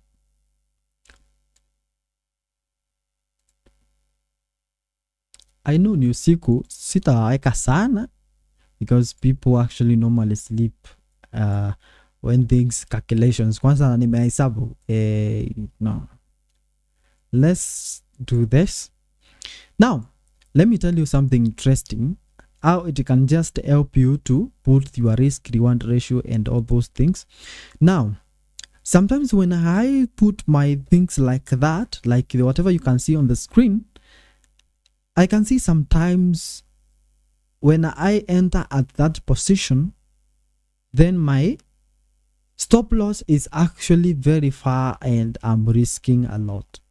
So what you just do, for example, najua, for example, this is just an example. I just maybe want to enter around this region. Let me expand it so that I want to enter and buy around this region here. Nataka kuweka mbaye hapa. But there's how maybe some people are entering early. So ukijua ukiingilia hapa, things zitaenda murama. All you just have to is to be patient the market to come over here. Because if the market actually you enter here, your stop loss you'll be very close. And your stop loss means your risk. Your risk percentage of the day and all that. It cannot be even in one position, but you know, unagawanya tu, unajua leo, unajua hiyo si kitu moja tu, una risk percentage moja kwa one entry. Hapana, ni 20% kama uko na $100 kwa hizo position zote umefungua. Kama hapo nchu total balance inaonyesha -20, unajua hapo sasa umeata, kuna venye mambo imeenda vibaya. So you know hapa sasa ikienda mambo hivi nita lose $80 na kuna position nyingine na isa lose 7 hivyo, then you just wait for the market to come here. So you decide to put something we call a buy limit. Unaweka buy limit in case the market comes here and start reversing back, you know, in case the market actually comes here, and then that is the time we buy. So you can be on the safer side. Utakuwa on the safer side because already it has dropped your position and now your risk will just be very far. Okay, that is now what we call stop loss and TP, defining as the risk reward. And we said about calculation, you cannot put these things without calculations. You have to know how to calculate. Now this is the things I've been telling you over here with every time. You cannot put stop loss, take profit without knowing how to calculate point, pips, all these ones, profit and loss. Okay, you have to, tulisemanga when we were starting, you have to do what we call a calculated move, calculated risk. That's why it is called risk management. You have to, not by unaona trends zimeenda negative unajua leo ni, no, you have to know. And that's why, kwa nini unafanya hivi? Because when you have done a proper risk management, hautakuwa na haraka, you'll be very patient. You can even go your ways and leave your trains running and you will not be scared, because you cannot, even if you lose, you just lose your target of the day. Even if you win your target of the day. So you are not scared. You can leave your train running and you go and do your own things. But if you are still scaring on screen, unafanya, wengine wanafanyanga kidole tu hivi ikiwa hapo kwa close, unangoja tu iende hivi, kienda vibaya una close haraka. No, you cannot do that. You'll be losing a lot. Just do proper risk management. Ukienda hivi ujue strategy yako maybe leo imekata, you lose that once. The other day you try. Even if you get the wrong movement of the market, you cannot lose 5 times. Hata saa hiyo ingia tu useme hii market tu itaenda hivi, no, jafanya analysis, unjaribu 1 2 3 4 5, basic kosa it you mekosa tu, and tumeona 2 times you are going to be, as long you have what a good risk management over here, then just 2 out of 5 is enough to make you a profitable trader over there. So that was I'm saying over here, risk management is important. So you have to know how to calculate this point. And what I'm talking about over here, point and equivalent to lot size, is what will just give you the profit and loss by multiplying. But you have to know, the moment you just do this, then you know today I want $40. So if you want $40 here, profit, okay, and you have known that today the market will just be moving like let's say 400 pips, 400, like let's say even 400 point, this point,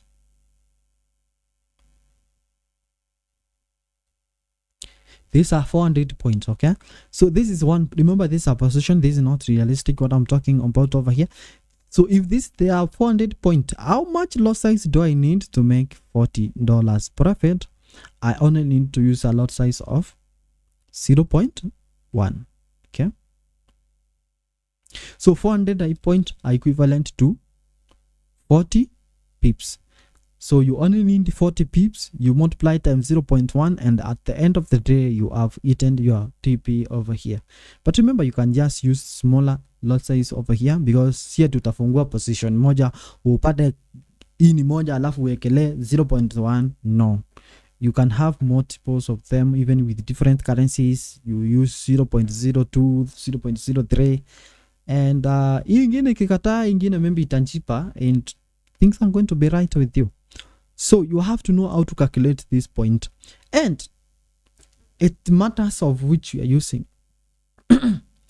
That's how you calculate, because calculations of currencies on how they hand money over there, USD JPY is actually different from Euro USD somehow slightly. That's why sometimes inaweza kuwa 400 point, but profit hata kama ulikuwa umetumia 0.1 haitaenda the right, but it's almost there, almost 40, but haitakuwa 40, itakuwa less than 40 hapo kidogo. You have to know how to calculate this point, you have to know how to do that one. Okay, and it is very easy. Sometimes it is different from the stock, sometimes you can just do, but most of them kama una trend gold, una trend hizi vitu, the easiest way ya kutumia hizi vitu, umetumia lot size sawa, unatumia simu kujua ni point ngapi unaenda, unahitaji how many pips point, unajua calculate point sini kuna 400 point ni sawa, umetumia lot size ya 0.1. okay, or how to do the easiest way, umetumia lot size ya 0.01. okay this is how you calculate the point. 0.1 umeweka lot size. okay, unataka ifike movement fulani, for example itoke from 19 iende hiyo ingine, for any currency or any commodity you want to trade. okay, so you long press, una long press your currency. Ukilong press unaenda kwa kitu inaitwa properties, utaona contract size, you multiply you subtract kwanza hii iko juu. For example, let me just write an example over here of gold so that you can see the gold now is reading a 1907. Maybe hapa sasa ilikuwa entry, unataka kutokea 1920.18, ingine iko 16. okay, so what you just do is subtract these things, you get something like maybe 13.42. this is just an example. okay, to get all these things you just learn all these things kwa kinagaubaga. okay, you unaenda long press hapo kwa your simu on the gold, you see something called contract size, then hii utapata ni kitu kama 100, you multiply times 100, then times 0.1 lot size, then you see the profit that you have made, or profit or loss. okay, so contract size times minus of the two times the lot size, then you get the profit of the loss to any one of them that you just be using over there. That is simple. You have to know how to calculate point before those risk management and all those things. We can talk about a lot about the risk management. That's why this is an assignment for those who don't know how to do that. make sure that you learn how to do all those things, how to calculate point and pips, because this is the important thing. Wale nilikuwa nimeanza kufunza, nilianzia kufunza how to calculate point and pips, because that is the beginning of everything that you learn over there. You have to know that is the genesis of everything over here. Okay, I see it is 1 hour already. That is the risk management. I hope maybe nimeexplainia kidogo tu. Risk management covers a lot, even more than what we have discussed, but at least those are the basics that you have to know. If you practice those ones, then you are going to keep your account and not blow it so easily as people do. If you get a signal somewhere, you know how to utilize it, how to blow your account, how to enter an greediness. But you have seen how all those things connect. Your mind, risk management, and all those things that depend on each other. Hakuna kitu inakaa peke yake. All those things connect, and it is very important over there. Risk management is a calculations. Tafuta kitabu, fanya calculations zako, ujue hii ni pesa yangu real, si ndamo account. I have to know how I'm be trading this amount of money. Si kuona direction inaenda hivi unaekelea 0.09. No. Watu nasikia ati nilitengeneza billions of money in the forex trade. Sometimes they don't use this risk management thing. Ati mtu alikuanga, hey, I lost this amount of money, 200,000, 500,000, ow, in one day. No, that means you had no good risk management. No risk sana. Okay, if you want to become a long time business person si ngabla. Business person ni mwenye anatengeneza pesa almost every day, is profitable always, then you have to do this one. Otherwise, if you want to make faster money, then you just be coupling your money into the forex. Ukitaka kutajirika haraka, because you have had, I made $1 million last month. How? Unless maybe you placed a lot of risk, ukaenda hapo kwa ngont ukaekelea lot size ya 10, ni sawa. You did that, maybe you got lucky. What if the market went the other direction? You could have lost all the amount of money. So a good profitable trader all the time does the calculations before he enters into the market, and that's how they become profitable all the time. Wanafanya business. Unaweza fanya forex full time, yes, you can do it. But if you are not doing risk management, then you cannot do it full time, because you be blowing account every time. Utapata wapi capital ya kutrade? Yeah, but if you want to do forex full time, then you have to do risk management, because you know, I have to be profitable. And I cannot lose all the amount of money. Kama wewe ni ngabla, unajua utaweka pesa yote iende. So otherwise, you have seen how it is important to learn about the risk management. We'll proceed with this class online with the discussions about the risk management. For those who just be asking questions, you can direct them to the group or to my inbox in case there's personal class, personal issue. Anytime I just get the time, I'll actually be checking and I'll be answering your questions for free. Continue learning about the risk management. If whatever I mentioned over here you don't understand, make sure that you take your time personally and learn more about them. Take time. There are books I'll send about the risk management here. Make sure that you take time and go through them. Naweza wapea tu hiyo nimewapea tu tuseme ni 30% of it you have to learn. The rest is about you. There are a lot of things that you can learn. Hatujaguza leverage sana, hatujaguza hizo vitu zingine sana, but you can decide to go deep through them. I said I'll finish the class at 9:12. Thank you so much for those who have joined on this class. Next time, tomorrow, we'll just be having a beginner's class, and we'll just be talking some new things about the forex. Just beginners class, you know, forex, just introductions over there. They'll just be helping some of the people who are actually joined recently. For those who may find this as a hard topic over there for them to learn and all that. Thank you so much for today. Make sure that you just go to the group, just comment for the people who didn't join the class. say the class was amazing. Just leave a positive vibe. It will just help some people who didn't join today, and they will maybe join the next time. Until next time, adios. Blessed night. Good trendings over there. You can assist from the group. I'll see you next time.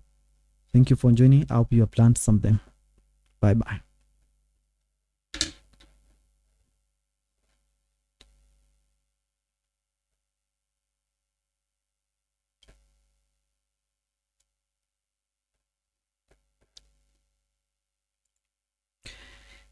Shabana pressed the hands. I don't know what this matter. Be blessed. Thank you so much. Thank you very much. Okay. Thank you so much. Nangoja tumutoke.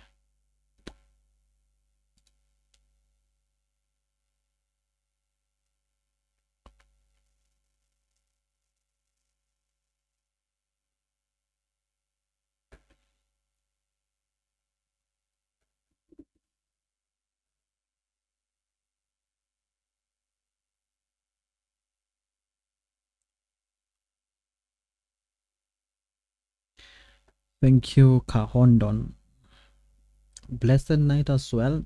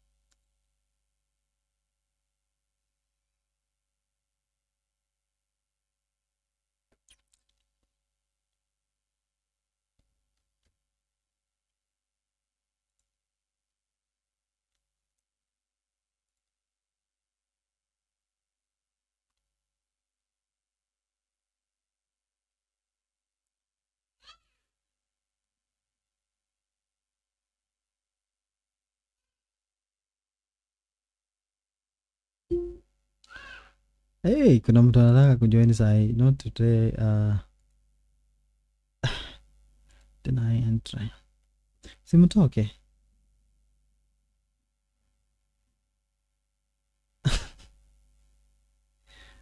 Mtoke. My assist to 60 60.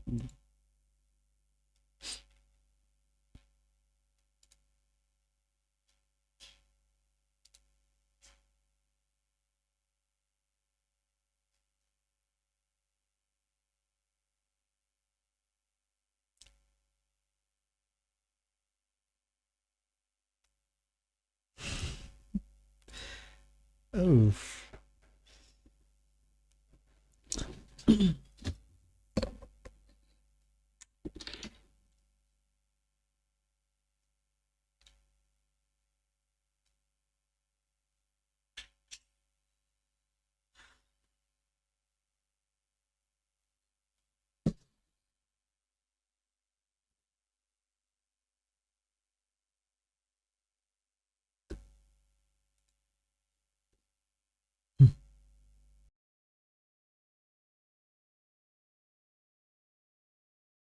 Hello traders, hello everyone, this is Dan and this is Dan Tech Channel. Now today we're just going to be talking about something that is very important, something that is very fundamental, something that is very important in the forex market, and that is risk management.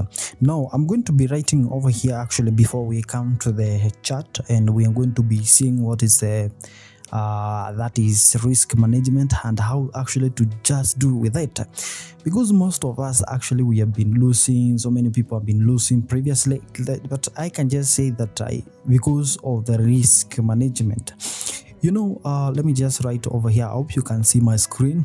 Risk management. risk management. Actually, this is like the second video I'm making about the risk management. The first one was actually how to put the stop loss and take profit. I just showed you that, and use the MT4. If you not check that one, I'll leave the link below so that you can just watch that one. But in this one, we're just going to go into details on how actually you can, how risk management will help you in your trend. And this is one of the things that actually we are just going to be noting over here. Risk management, number one. There's other two things that we have to are very important actually in the forex market that we'll just be checking right over here. So when we talk about the risk management, actually is the amount of money, is the ratio or maybe percentage of the amount of money that you are willing to risk right over here, because you can see actually there is the one risk. So this is the risk management. How are you going to manage that risk? For example, let's say your account actually has, let's say, even $10,000. How are you going to manage the risk? How are you going to risk this amount of money? How are you going to manage risk here, over here, okay? So that you cannot lose all the money, so that your account actually cannot be blown out, okay? So that's why risk management is very, very important. And actually, let's say right over here, as you know, to put a good risk management, we need something that we call risk reward ratio. So this is going to be very important right over here. Risk reward, okay? Risk reward, that is what we're going to be helping over here to put the risk management. The percentage actually we are just going to be willing to put right over there on the trend. And when we talk about this one, I'm going to use an example of 1,000. Let's say you have $1,000 account, okay? You have $1,000 account. How are you going to manage this amount of money to ensure that actually is not going to be blown out? Because you know, there are some people actually going to trade even one day, they trade some hours, and then they're just going to lose all this amount of money. I'm going to be simplifying this. And actually, as I said earlier, what we just need actually over here is what we call the risk reward ratio. But before even we just do that, you know, actually you have actually to be risking at least 1%, you know. If you're good enough, you know, you have actually to risk between 1 to 2%, okay? So that means if you are risking, actually let's just even go to 1%. If you are risking actually 1% of $1,000 for every trade that you take, that means you are actually risking only $10. How many trades are you supposed actually to take before actually you just blow your account right over here? Actually you have taken 100 trades. So you have actually to lose 100 trades for you actually to blow your account right over here. But as you know that it's not possible for you actually to do all this, to lose all that trend, you know, to lose, no matter how unlucky you are, you cannot lose consecutively 100 trends in a row, you know. So it will just keep you trending and trending more. So one thing that you have to know over here is the amount actually you risk every time actually you place a trend. How many trends do you place in a day, in a week? And that is going to be helping you so much, you know. The percentage actually you do that. For example, there are some people who are actually going to risk, let's say they are going actually even to risk something like 60 or 50%. Assume some person just comes over here and then they risk something like 50%, you know. That person is going to risk, that is $500, you know. Risking $500 in one trade, that means you only do 2 trades and then your account will just be blown out. Some actually risk this amount of money, that is 20%. 20% actually of $1,000 actually is $200. That means you have only to do 5 trades and then you just blow your account. And there's possibility that you can actually lose 5 of them and then you just have to blow your account. But you know, the only thing that will just be helping you over here is that in these many trains that you will just be doing, okay, let's say you make sure that your account actually can carry you around 50 to 30 trains, okay. Yeah, so if your account actually can just carry 50 trains in total, that means actually you are good, and that is just going to be helping you so much, okay. Let's say over here, I'll come to explain this later. Now let's go to what we are calling risk reward. This is going to be very important over here, risk reward ratio, okay. So your risk reward ratio actually should be always maybe 1 to 2 or 1 to 3, always. That means you are risking 1 to get how much? To get 2. You are risking 1 to get to 3, okay. That means, for example, let's say you have let's just do a calculation over here so that you can just understand this, and you have to know that risk management actually is very important. You can lose many trains but win few trains, and then at the end of the day you will have profit on your side. Here we are talking about week. Let's say in this week you have done 10, you have done maybe let's say approximately 10 trains, so that is the number we just helped us, okay. Let's say that you have done 10 trains, okay. Out of these trains, okay, out of these trains you lose 6 lost, okay, and then you win how much? You win 4 trains. So when a person just tells you something like this, maybe you see this person has just lost a lot of money, and maybe that week he was unlucky. But no, with risk reward ratio, if actually is the person stick to this risk reward ratio, then this guy is profitable at the end of the week. Profitable, okay. How is this person profitable? Right over here, okay. Assume now we were trending between let's call it a percent. Let's just call it percentage right over here. This person was risking 1% to get 2%, okay. So here, and maybe he lost how many trains? He lost 6 of them, okay. He lost how many trains? 6. So he lost 6% of the trend, okay. So 6% lost, but he was actually winning. He has only won how much? 4 of them, 4 trains, but he was getting 2%. So that means 2 times 4, which is 8%. So he has won 8%, he has lost 6%. In the terms of calculation right over here, you can see at the end of it, he has won how much? 2%. So no matter how many, if he lost 6 of them and won only 4, this maybe may look bad. Sometimes, you know, you have good strategy and something like that. If you win 6 and lost 4, that will be actually very big profit right over there, okay. But assume this week was bad and you lost 6 and you only won 4. So it means that you are going to make 2% profit at the end of the day, at the end of the week, and you will not be in loss actually. No matter how actually you just lost 6 of them. So at the end of it, you are profitable trader. So that's how risk management is very important in the forex trading, okay. You have to put, when it comes to risk management, ensure actually you put stop loss. Never avoid this. Put take profit.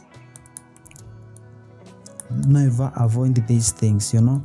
These things of adjusting and doing all this, you have to respect this. If you respect this, then you have to have a good plan, like something like risk reward ratio that I've just told you how it just work right over there, risk reward, and you have actually to read. Unless for you to change actually the risk reward, unless maybe there is something that has happened and you have to adjust the market, or something like maybe the news, something like that, that means you actually either to close early or maybe hold and bait. Okay, so that is the only thing that can just kill. But if actually you stick to risk reward, that is going to be helping you. Actually, if you lose many of the trends and then the others you win, then you just to be kept in the market for the longest time. So that is very important. That is very important on the risk management. So ensure that you have a good risk management every time you trade, and make sure that you have a good plan for risk reward ratio. Okay, and then it's just going to be helping you so much. Okay, now look something like this is good actually, that is just trending right over here. So what you can just do after maybe doing your strategy and doing all your things right over here, so what you are just going to do right over here is actually, for example, let's say you are just going to enter at this region over here.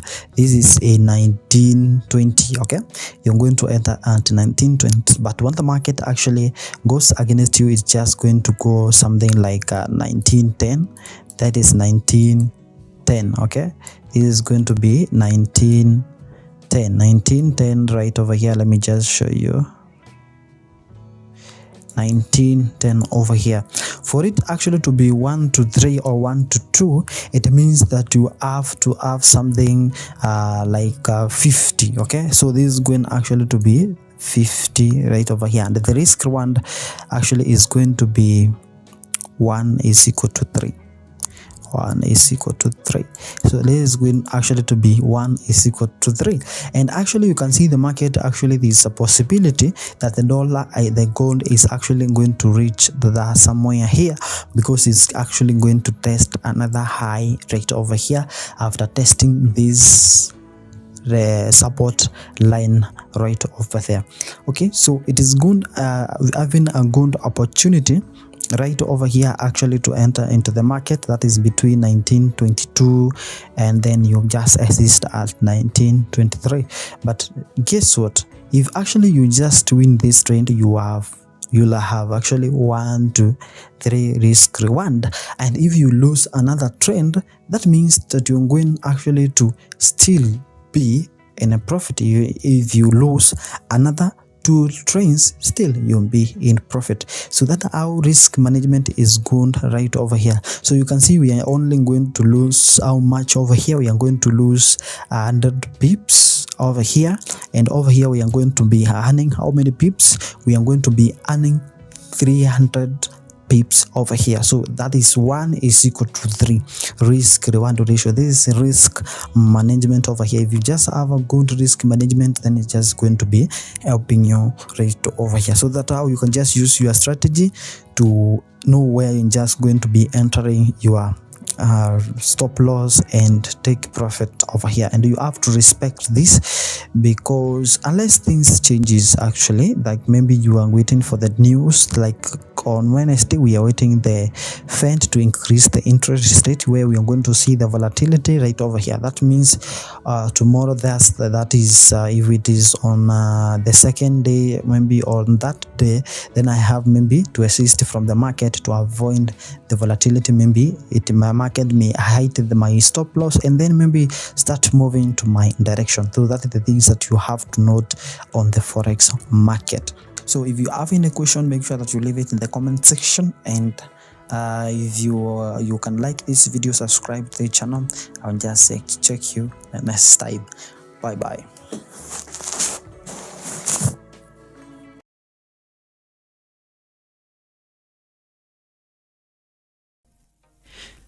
Sometimes you wonder, you have done a very nice analysis over there, you have used your indicators, you have drawn good trend lines over there, and the market is actually touching them very clearly over there. The market is moving so well, and you're very sure the market is actually going to go to your direction. But maybe after sometimes, maybe around 3:30, after 5 hours, then maybe you closed your trend, not closing your trend, you left your trends running, and maybe you are waiting for the profit actually to close over there.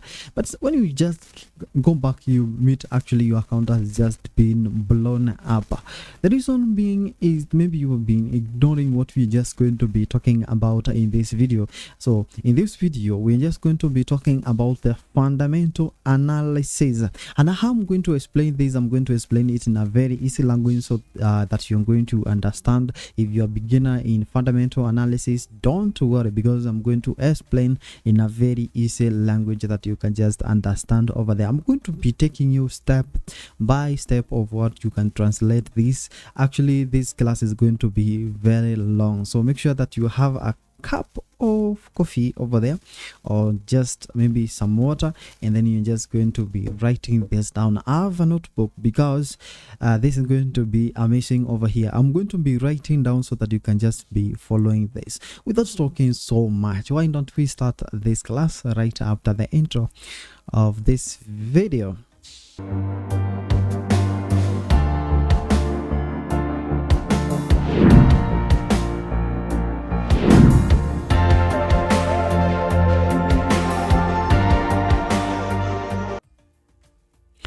Hello and welcome back again. So if this is your first time to be over here, my name is Dan, and this is Dan Tech channel. So we just do over here forex trading, making money online, and today fundamental analysis is going to be very amazing over here. So make sure that you subscribe, like this video. If at the end maybe you like my content over there, there's somewhere you click thanks, you can just do that, and it's just going to be of help to our side over there. Now I'm going to be interacting this because there are some people who have been checking news, and sometimes it can just get confusing to so many people who don't know how actually to translate this news, or now you can just affect your trend. But there's something I just want to show you over here of what. Let me just show you what the news can just do over here, so that you don't have to fear the news. Actually, it has to be your friend.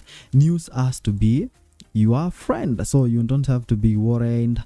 Sometimes people think I'm not going even to train these things, so news can be your friend. Okay, now if you can see over here, we have this NFP data release, and you can see what happened. Actually, these are very big move over here, okay, that happened to the dollar index. This movement over here, okay, these are very big movement that happens. So that you can see there's a very big move over here on the dollar index.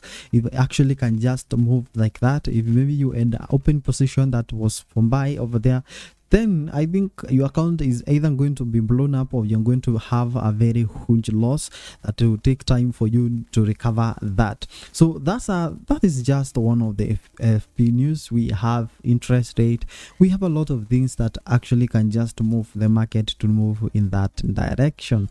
Let's start over here, and I'm going to be analyzing this, so I'm going to be writing over here. So let me start over here by writing the word fundamental analysis as you write on your side, okay, as you write on your side. So I'm going to divide this session into two. So this is the first one, and then you'll just be having the second one that will just be learning a lot. Now we have two things over here. We have actually four things that we can just talk about over here, and we start by what we call the economic indicators. Economic indicators. So we have these called economic indicators that you actually see on the market. Then we have something we call trend developments. Okay, trend development. These are the things we check on the fundamental analysis. Then we have what we call geopolitical events. Geopolitical event. Okay, so I can just talk about these three, and the final one, we have what we call monetary policy. The reason I've talked about the monetary policy, because this monetary policy actually can just come at the end of all these things after happening. Then we can just have the monetary policy. So that is amazing over here. So I just want you to follow this because it's just going to be amazing. So we have economic indicators, trend development, geopolitical event, and monetary policy over here. You know, like the way we have economic indicators over here, like where we have technical indicators, then still we have economical indicators, and then that is what we are going to be discussing right over here. Now let's start with this. We have number 1 here, number 2, number 3, and number 4. So the moment actually you at least understand those things over here, then things are going to be amazing right over here. Now let's start with what we call the fundamental. So fundamental analysis actually comprises between, you can combine between what happens on the geopolitical, or that like something like news plus political event. You know, geopolitical can be all those things. We have trend development, okay, like countries between countries. You know, we have monetary policy that the government takes. I'm just talking so that you can understand where we are going, you know, something just like that. So first of all, I just want to start with what we call economic indicators. So that is what is going to be our first things over here, and actually the rest are going to be simple. But on the economic indicators, that's where we have a lot of things to talk about over here. Okay, so I'm going number 1 to talk about the economic indicators. So as a trader, you have to be knowing the major economic indicators that are there. Economic indicators, okay, and finally we'll end with the rest, plus the monetary policy that is actually taken by the government over there. Okay, so let's start over here. I'll be taking you slowly over here until you just get of things over here. Now when it comes to economic indicators, what does it mean? Economic indicators, as the word suggests, is the economy, is how the economy is performing. You know, indicator is something that can show you how something is performing. You know, on the technical analysis, we can have those indicators that show us the price is overbought, this thing is moving this way, when it crosses this way. So those are the indicators. It just shows you how something has just performed, and it will show you when something has eaten what you expected, something like just like that. So over here is not about technical analysis, we are talking about the economy indicator. So this will just tell us how the economy is actually doing over there. Okay, and let me just give you an example over here as we just start on this one. Okay, let's start with the simplest one over here, where we can just call this A, okay, and we call this something which there's actually the one that causes the that is the market to move over here. All these, the ones I'm going to discuss over here, they are the major ones. Actually, I'm going to be around 5 of them, and that's why we have these 5 major economic indicators that you have to know as the trader. Let me even start with what we call the GDP. So what is GDP? GDP means gross domestic product. Okay, so this economic growth, okay, this GDP, as the one suggests over here, okay, this is gross domestic product. So you can see GDP over here. Domestic means what? Domestic means something of that country, domestic of that country. Okay, GDP means of that currency over there, that of gross domestic product.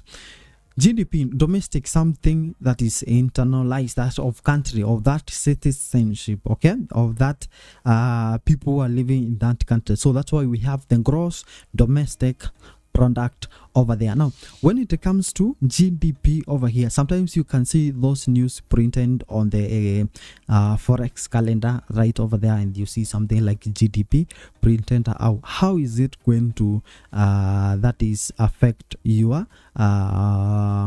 currency pairs over there, the pair, the currency over there, either dollar, euro, GBP over there. So let me just talk about the GDP. Okay, so GDP can actually cause these two things over here. Let me just explain, because sometimes it can just be confusing to some people. Let me explain two scenarios over here that can happen with GDP. Okay, so when economy, so this actually shows us that the economy is actually expanding. You know, the economy is expanding. If you have a very high GDP, that means the economy is what?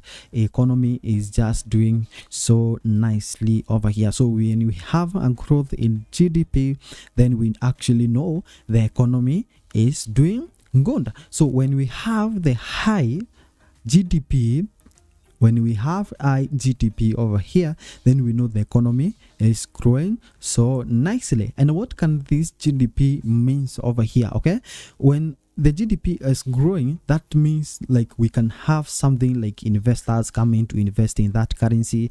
The demand for that currency, for example, I'm going to be using US in this matter, so we have so many people interested maybe in investing in the US dollar. We have so many investors loving to invest in the US, you know, because their economy is actually growing. So that means when the GDP is actually going higher, then we expect the strength of currency to just go higher. So you can say the GDP is actually directly proportional to the strength of the currency. But I think there are two cases that GDP can cause over here, and I don't want you to confused by that. Okay, so the GDP of that country is actually going up, is making higher. So that means we have where that currency is strengthening. Okay, so we have investors and all those people. Okay, now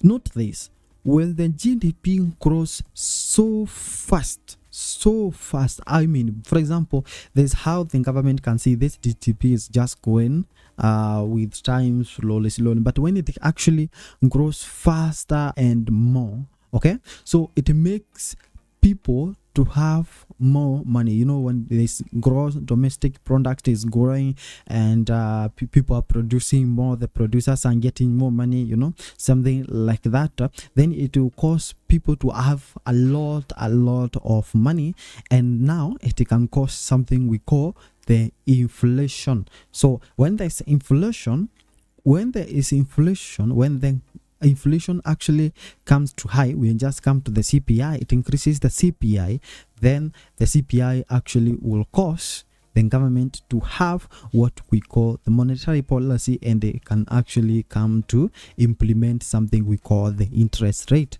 which actually is negative. So high, very high, so high or growing, we can just call this growing GDP is positive, but very high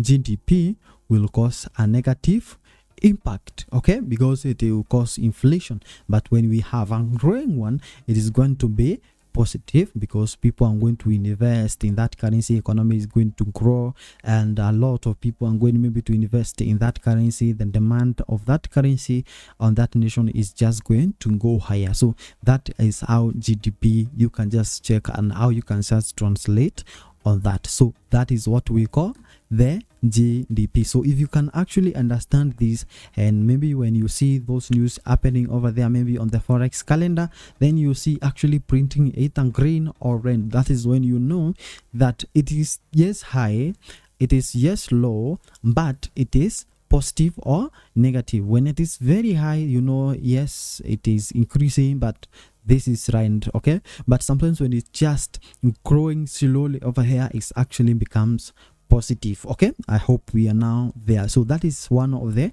economic indicators. So you can see how it indicates how the economy is just performing right over there. Now we have number 2 over here. Okay, one of the indicators right over here, and the simplest one is what we call the unemployment rate. So most of the time when you just go to the calendar over there, you see something written like unemployment. So when we talk about the employment over here, so when we talk about the unemployment, so when we talk about the unemployment rate over here, we are talking about the number of people who are actually don't have the job over here. And actually you always know when there is high employment rate, when there is high employment rate, people normally don't have the money. People don't have the money. And what does this cost? So what this cost is over here, let me draw something over here, a circle. So we have low, high, we have high unemployment. So we have high employment over here. So what high employment will cost here? Will it cause the economy to contract or expand? So it will cause the economy to do what? It will cause the economy to economy to contract. Okay, economy contraction over here. So the economy will actually contract over here. At the moment we just have the economy contracting over here, so what the government will do is just come up with the policies. So there are many policies that government can just come over here. I'm just going to give in this case something like of the interest rate. That is one we are going to be using over here. So what will happen over here, it will now try to come up with something that actually can expand this economy, because so many people don't have the job. But when you talk something about the interest rate over here, like the policy of interest rate over there, the government actually will just decide, the firm will just decide to cut the interest rate so that the economy can actually expand. So expansion. So you can see the economy is going to expand. So once the economy actually expands here, economy expands, and when it expands more, it will cause something like unemployment, it will cause high inflation again, and then it will just be a cycle of making sure that the economy is stable. So that's how everything, but you always know that high employment rate will cause an attractiveness of that currency. Okay, so higher employment, the lower the strength of the currency, so they are inversely proportional right over here. So when there is high unemployment, then there is low strength of the currency. It's the same as employment rate. We come to that. So when there is high employment rate, there is the strength of the currency.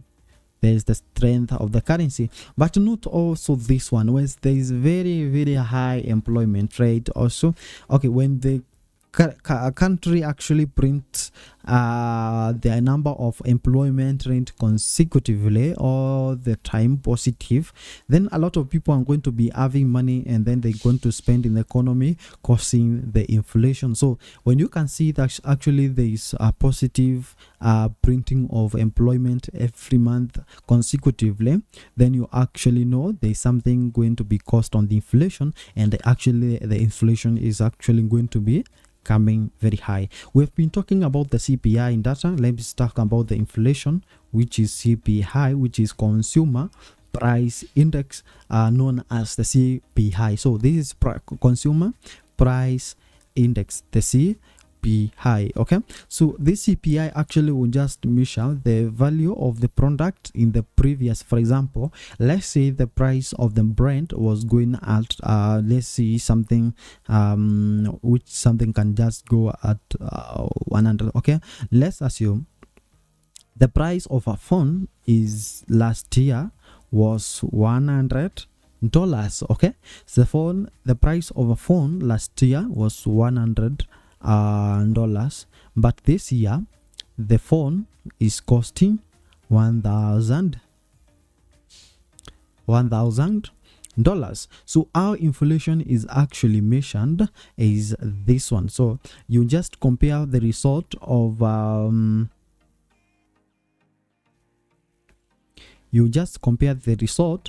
the last year plus this year, and then you just this is 100 divided by 1,000 times 100. Okay, so 2 okay, 1 okay, no, not this. I think, how do we calculate inflation? CPI, is it the last one or the first one? So the inflation is actually that is cost of market buckets in the current, yeah, okay, yeah. So this is the current one, which is $1,000, so that is not 10%, divided by 100, okay, times 100. So you can see actually it has grown by 1,000%. So this is very high, because you can see the cost last year was this, and now it is this one. So you can see now the inflation is actually very, very, very high, and that is now where the problem is. So what the government will just try to do is to make sure that they regulate this one. No, this is what I'm just give you an example of the CPI. So this is our land thing that you're just going to be talking about over here, the CPI. So you can see something like an employment rate. We have talked about the GDP. All of them, they can actually cause the CPI, the inflation data, to come over there. And these are the economic indicators. Don't forget, we call CPI data that is calculated between, if you wanted to calculate the CPI, you can just go by dividing cost of the market or the bucket in the current period, divide the cost of bucket in the base period. Okay, so and you multiply times 100, and then you're just going to get the percentage over there. Okay, and you're going to be getting over percent. So if it's above 100, something like that, there's how they measure this to know it's just the excess. You can just go and get those calculations over there, and then that is the CPI. So if the CPI is very high over there, there's how, for example, you just go to the calendar over there, you can see the CPI in data. There's how CPI, let me just define those types of the CPI data we have. Let me show you the types of CPI so that I can just explain this. We have the CPI that are shown on the calendar, so you have to be knowing on the CPI that you have to be checking right over here. Okay, let me show you here. So this is the calendar. Let me just find the CPI in data. So we have the CPI MM. So CPI MM, as you can see, let me expand this.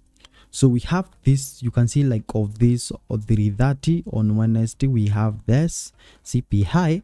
We have these three of them. So CPI MM means that is CPI data compared to month. So if there's something that actually was coming to a certain price last month, then they have to compare it with this month to see how that things have been performing. If the price of a product, and then they just to see how is that product been performing in the every month. Then we have CPI YY, that is means that is the CPI of the product last year and the CPI of product this year. So that is why I count yearly, and this is monthly. Okay, and then we have the USD where we have the core CPI. So this is the CPI excluding the food and energy. So as you can see over here, food and energy prices account for their about a quarter of CPI, but they tend to be very volatile and discount underlying the trend.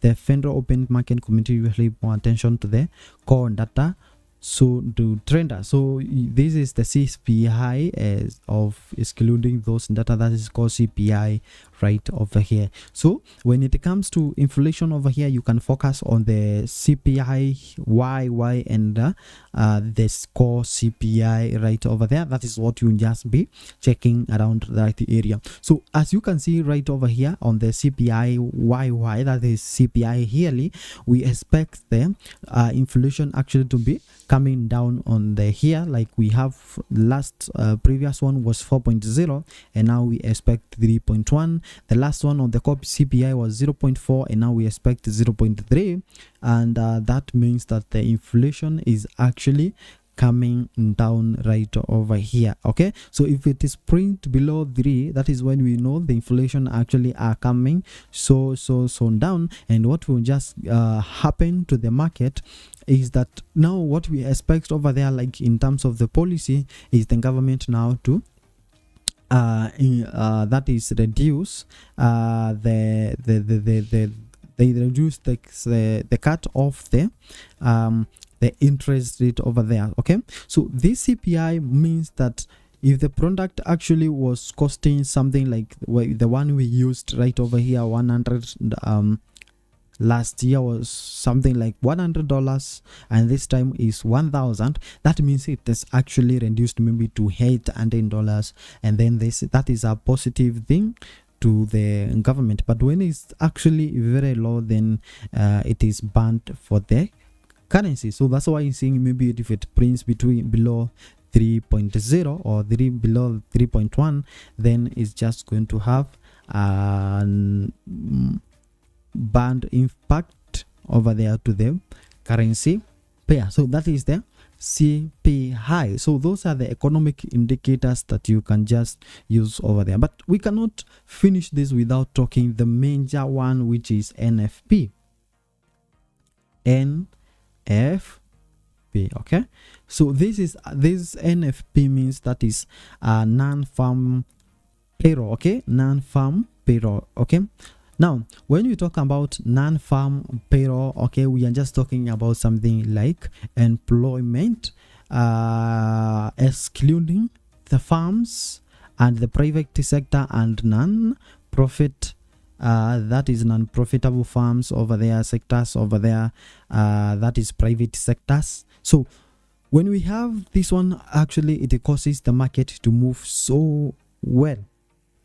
So this causes the market to move so fast, and this is one of the things that traders actually do follow so much over here, the NFP. So if you are trader of the NFP over here, sometimes you have seen when I was starting, I just show you how NFP actually causes the market to move so fast. The market moves so much by NFP right over here. So NFP is one of the things that causes the market, like this you can see, is a very number one of the first indicator that causes volatility either in all the currencies, especially on the dollar and all these. So those are the ones that can cause the market. So talking about the NFP, what I can just say about this, when there is increase, when there is high NFP data that has been printed on the market, then actually people tend to okay, when so many people actually are employed, high NFP, INFP, when so many people are just employed over here in the market, then we have so many people earning money.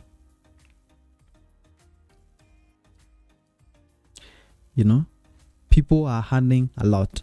So if people are earning a lot, then they tend to use that money a lot. Everyone when asks money, when everyone asks money, then you always know that there is high spending. People will spend more because they have money, and this is one of the things that actually can increase the inflation data, you know something about the inflation right over here. And sometimes you'll be asking, is it all about the CPI and all that? No, because there are other factors that we're just going to be talking over here. We are still on the economic indicators. Remember that we are on the economic indicators, and this is number 5.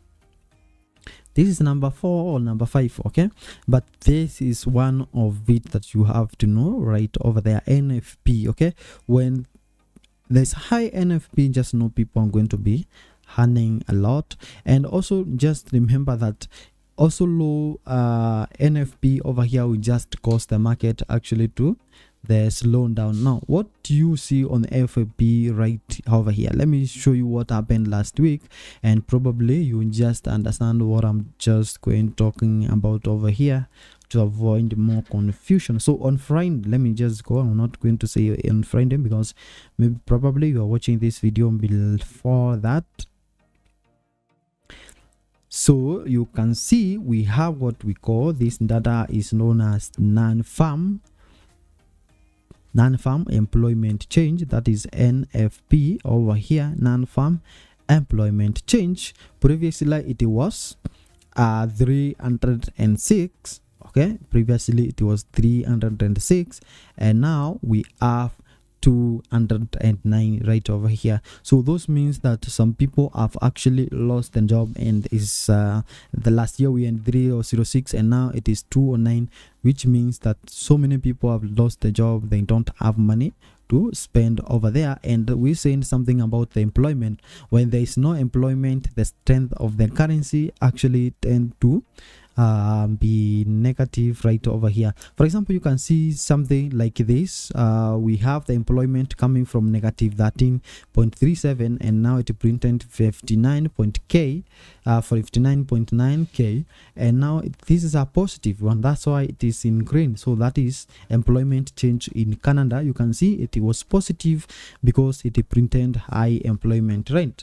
But on the NFP over here on the US, you can see the employment the NFP actually was low, 209,000 over here, which means that we saw little amount of jobs that were printed over there, and that made it to be a negative towards the economy. But sometimes when we can have a positive one and can cause the market to go up when we have a lot of them.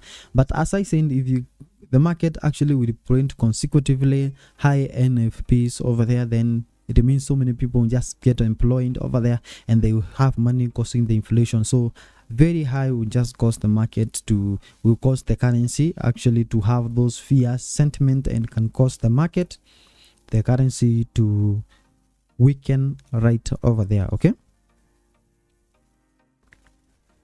now as you can see now on the USD over here, how do you know that something is just going to happen right over here? For example, on the UNFP over here, the prediction was 224. So already there was analysis that was done, and the market actually the NFP was actually to come down. So we expected the dollar actually to just either have a negative impact over here on the NFP side over here in terms of the NFP over there. So although it's not accurate, but that is what was expected, and actually it printed 209, which was far from 224 predictions over here. But after all, you expected low NFP right over there. Okay, yeah, so that is something that you can see right over there. So those are the economic indicators that you can just use over there, how they can just move into the market. Now the last part that we are going to be talking about over here is what we call the we have the other like political event. Okay, so this is number 2. So number 2 is what we call geopolitical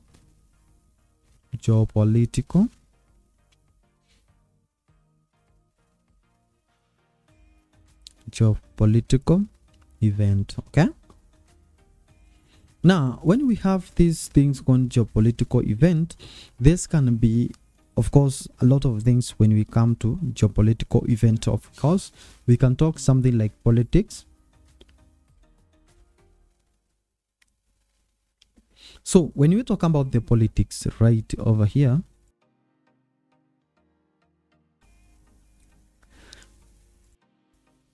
politics can be something like this. For example, when there is a political unrest,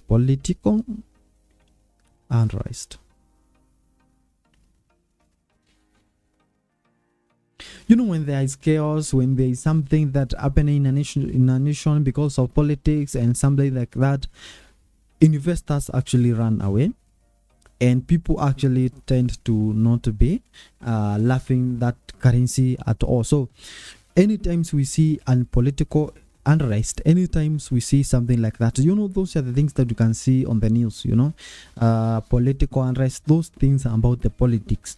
Those are the things. If there is something banned on the politics, actually on the certain news, you know, when there is political unrest, actually there is something like demonstrations, there is some wars, there is all those things, bad things happen to that nation, and they actually tend to bring something bad on that nation. And that's why we have this can make actually the strength of currency to weaken over here. In case there is a political unrest, it can just cause something like that. That is what you have to know about the politics, how they can just cause like that. Or maybe some politician are just throwing someone that are negative, and they can just cause some people to have bad sentiments on the currency pairs, the currency, and a lot of things that actually can cause the economy to deteriorate right over there. So the other thing when you come to geopolitical event over here is something like conflict. When we have conflict, or you can just call them war. Okay, for example, let's say there's a nuclear bomb that has been thrown to a certain country. So what do you expect over there? A nuclear bomb just being thrown to a certain country, then you expect something like economy to be going down, something like that. The economy to go down. The war is continuing right over there. So a lot of things are going to be going down over there. Let's take an example like Ukraine.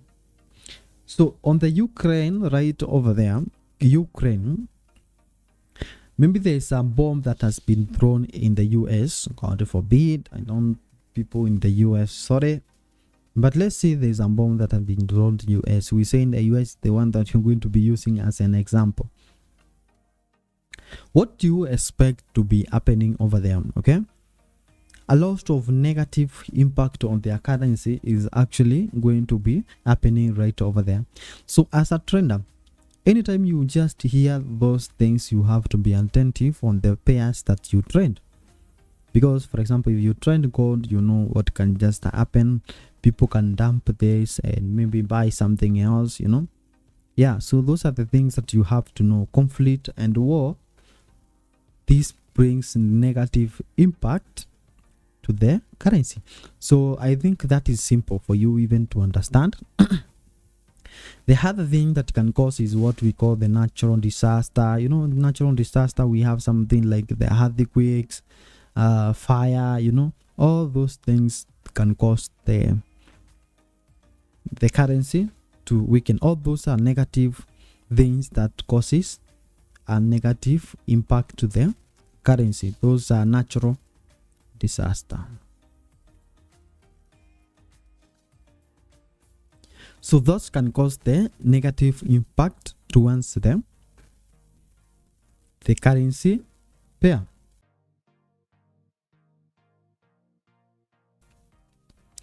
The other thing that we're just going to be talking about over here is what we call the trend development, and is that number 3, trend development. So all these things you have to know them. And when we talk about the trend development, then we just be talking the last one, which is the monetary policy, actually where we just end up to, you know. Sometimes when you can see something like natural disaster, when you see political unrest, sometimes government can come with policies that does not favor businesses, and that's why you can we have a lot of things bringing negative impact to the currency. Now let's talk about the trend development. And actually trend development is the agreement between the two countries. So between those two countries, we can have trend between two countries. You know, there is something that happened negatively between those two countries, and that is where we can have difference. For example, some countries actually can maybe bring something that is not going, like for example the way you see something on the Russia, okay, they bring sanctions, maybe they don't want to import their oil, things like that. There was something like that product, they refuse something like export. You know, here we are talking about the import and export, okay, and that agreement maybe is just a cut off. As a trader, you have to be following such things to know what has just happened in that thing. You can just hear something, for example, on the oil side, okay, on the demand of that oil. For example, there is something we were following. Let's just come back over here, like COVID-19. When there was COVID-19, that is going back to the geopolitical event, like COVID-19, when it just came, the demand for the oil actually just went down because there was no movement. You know, the movement was not there. So if there was no movement, so you expect actually the price of something to be coming down. What if there is, we trend mask? What if we trend the mask that we used to wear like this? So what do you expect? We expecting the price of the mask to rise higher. Why? Because there was demand, because there was a very high demand. So that's how you can just be following up these things to know how they just perform over here. Trend development, these are things that actually happens between the countries, and that is what we call, this actually lies more on politics. These are very inside things that you can actually be following up to know what has been happening to them. Now number 4, so we don't have a lot of things to talk on trend development. I don't want you to get confused over there. Number 4, which is our monetary policy. This is the last thing that actually you can just check over there, okay? Now look at this. Monetary policy actually can just come after all these things. Economic indicators, after maybe we have identified something, then monetary policy is actually the decision that either Fed, the Bank of England, the Central Bank of England that comes with it, to regulate, so that they can the currency cannot just lose value, just like to regulate the economy. No, that is what we call the monetary policy. Monetary policy. And that's why we are here. We talked about the interest rate, open market operations, and all those things. So monetary policy is the last thing that actually even the government, or not the government, but the respective bank, those who are on the top there, they can just come up with, like for example in the US, we have the Powell, who is the president there, and they can just come up with things that are going to be on the central bank to regulate the economy. Yeah, so those are the ones that we call the monetary policy, okay? So we have something like open market operation, we have the discount rate, those are things, okay? Public service announcement, and those are the things that you have to actually to know right over there. Like when you talk about the open market operations, this is buying the securities, you know, interest rate. When the inflation comes up, what they do is they increase the interest rate to regulate the inflation. When the inflation comes down, when the economy actually contrasts, what they do is that they cut off the interest rate so that to expand the economy. So that is what we call the monetary policy.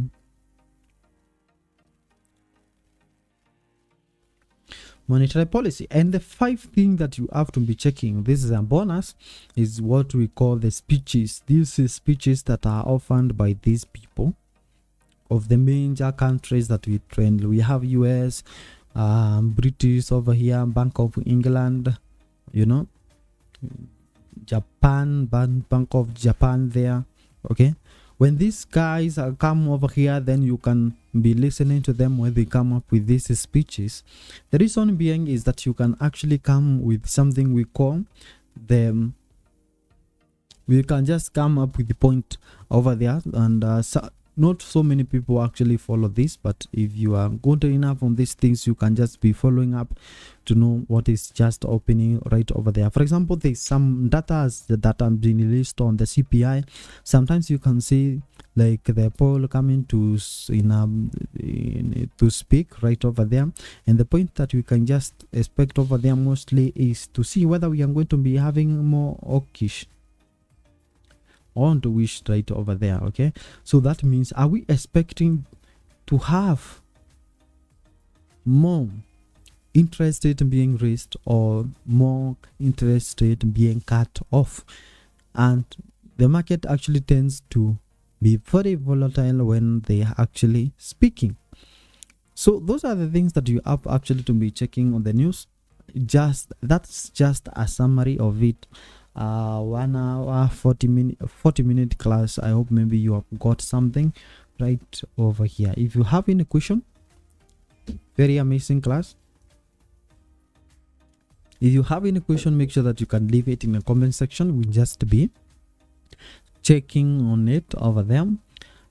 Make sure that if you love my content over there, make sure that you actually subscribe right over there. So it is nice to have heard you from the start up to this place. I hope maybe you have understood something that is going to be helping you so much over there. Sometimes I'm just be coming up to Forex calendar, and when we can just discuss everything that is there, how you can just implement them, you can practice and know what is just happening over there, and it's just going to be helping you so much. My name is Dan, so see you next time. Make sure that you subscribe. Peace. Bye bye.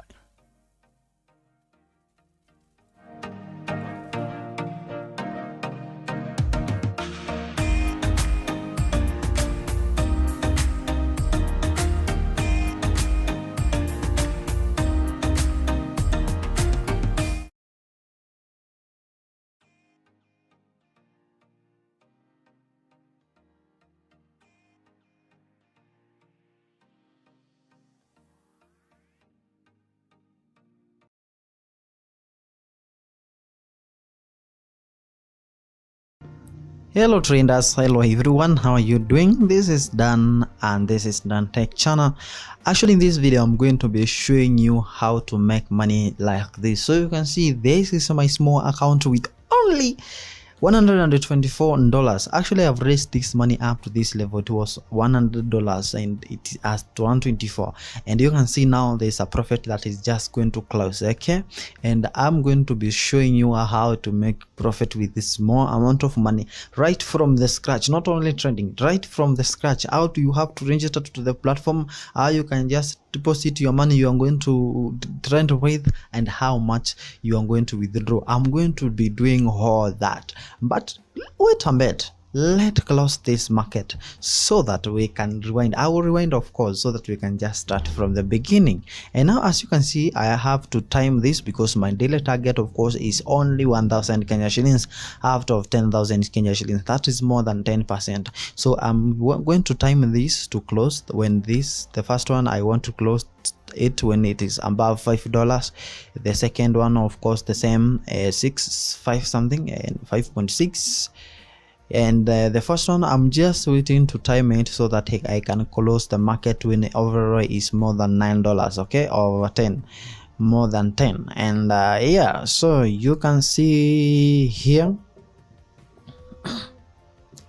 Yeah, so I'm going to close this, closed and closed. Yeah, so I have closed because it's advertising, and yeah, we have now made our money. You can see there's only one that is remaining over here, but I'll also close this, and you can see the profit daily. That is daily today. Let me just click today. You can see I have $11.92 right over here. That is amount of money I made in that day. But I also close this one. There's no problem. Let's now time it to maybe when it goes below 1.7, like 1.7, and then we just close it. We don't have to wait. Okay, let's just close it, and you can see our overall profit for today. When I just click over here, is $10 profit. Now we have made profit. We'll be withdrawing that amount of money. But now let's just rewind back where we have to start, and it's about registration. All you can just do now when you want to start all this, make sure that you click the link in the description that says register, and you'll be registering to amazing, legit, most secure platform that is known as FX Pesa.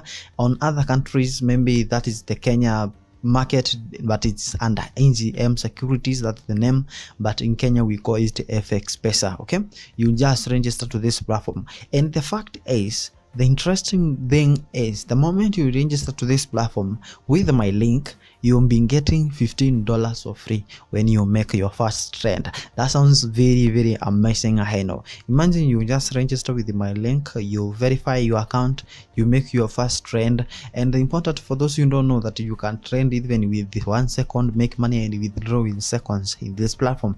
The money does not delay. The moment you click the button of deposit or withdraw, the money becomes instant. It is instant thing. There's no wastage of time. So you have to register. You click there, you register, and the way you can just register right over here is very simple. You use your email, your phone numbers. For example, see right over here, we have to choose the title. The title means that you have to choose whether you are Mr., Mrs., Miss.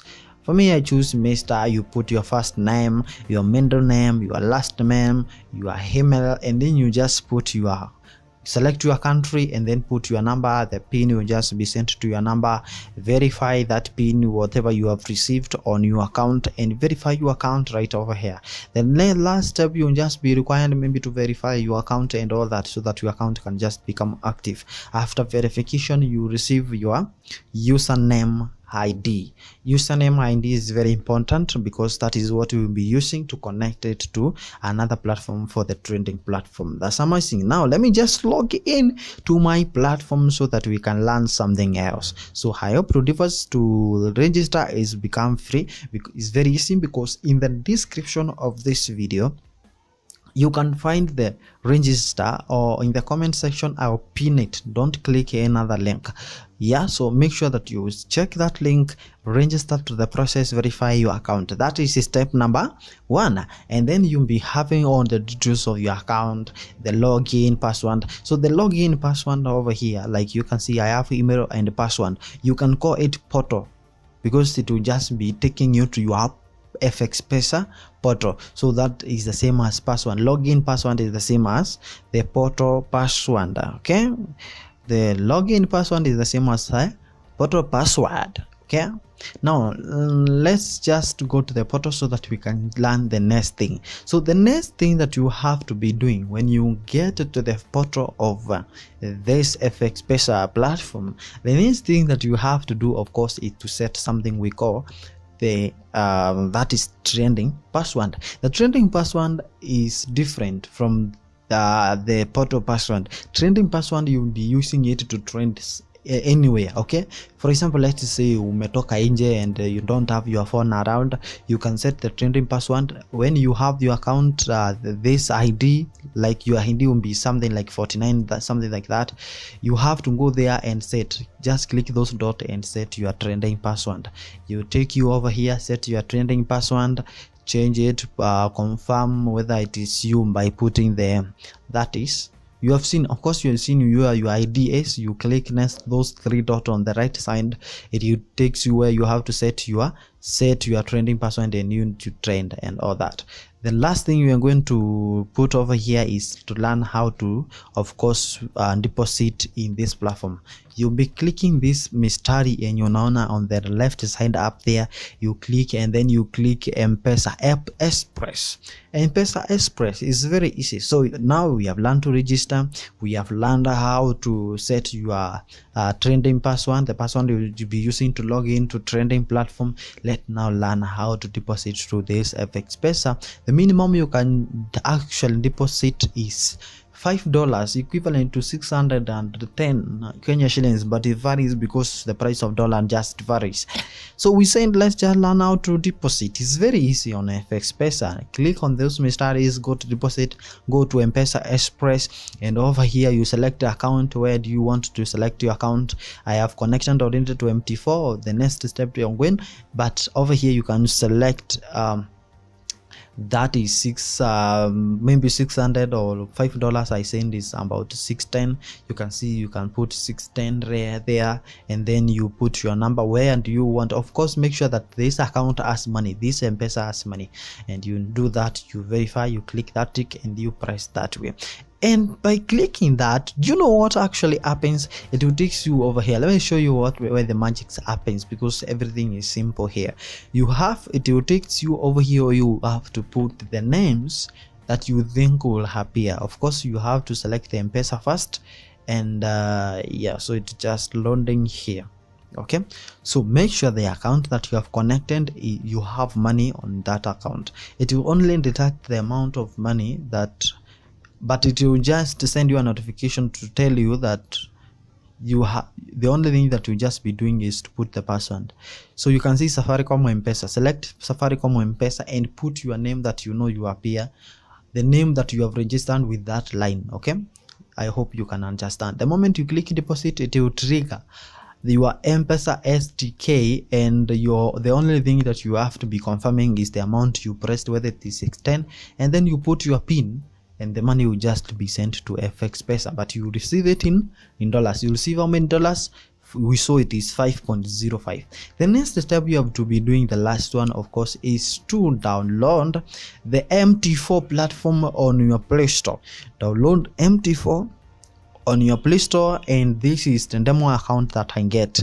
So download the what? The MT4, the name MT and then 4 on the Play Store. So this is the trending platform. You just connect it to FXPesa, and then you will be using this to trend. Why are you using MT4? Because MT4, it will just help us to put strategies and all that. So you just be clicking on the left side up there, you go to the manager account, and over here you search for EGM securities. Okay, you go to MT4, you click on the left side up there, you see where it is written manager account. You click there, and then you click that plus over here, and then you search for EGM securities.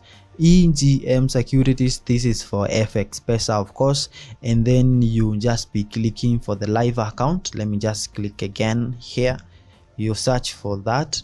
So I send you go to Play Store, click MT4 right there, and hand here you see that Kamsalaba, that one, click that, search for EGM securities for those who are using MT4. Yes, and over here you have to put the login and password. Remember, the login is that ID you got, that 49 something like that, and the password you put over here is what?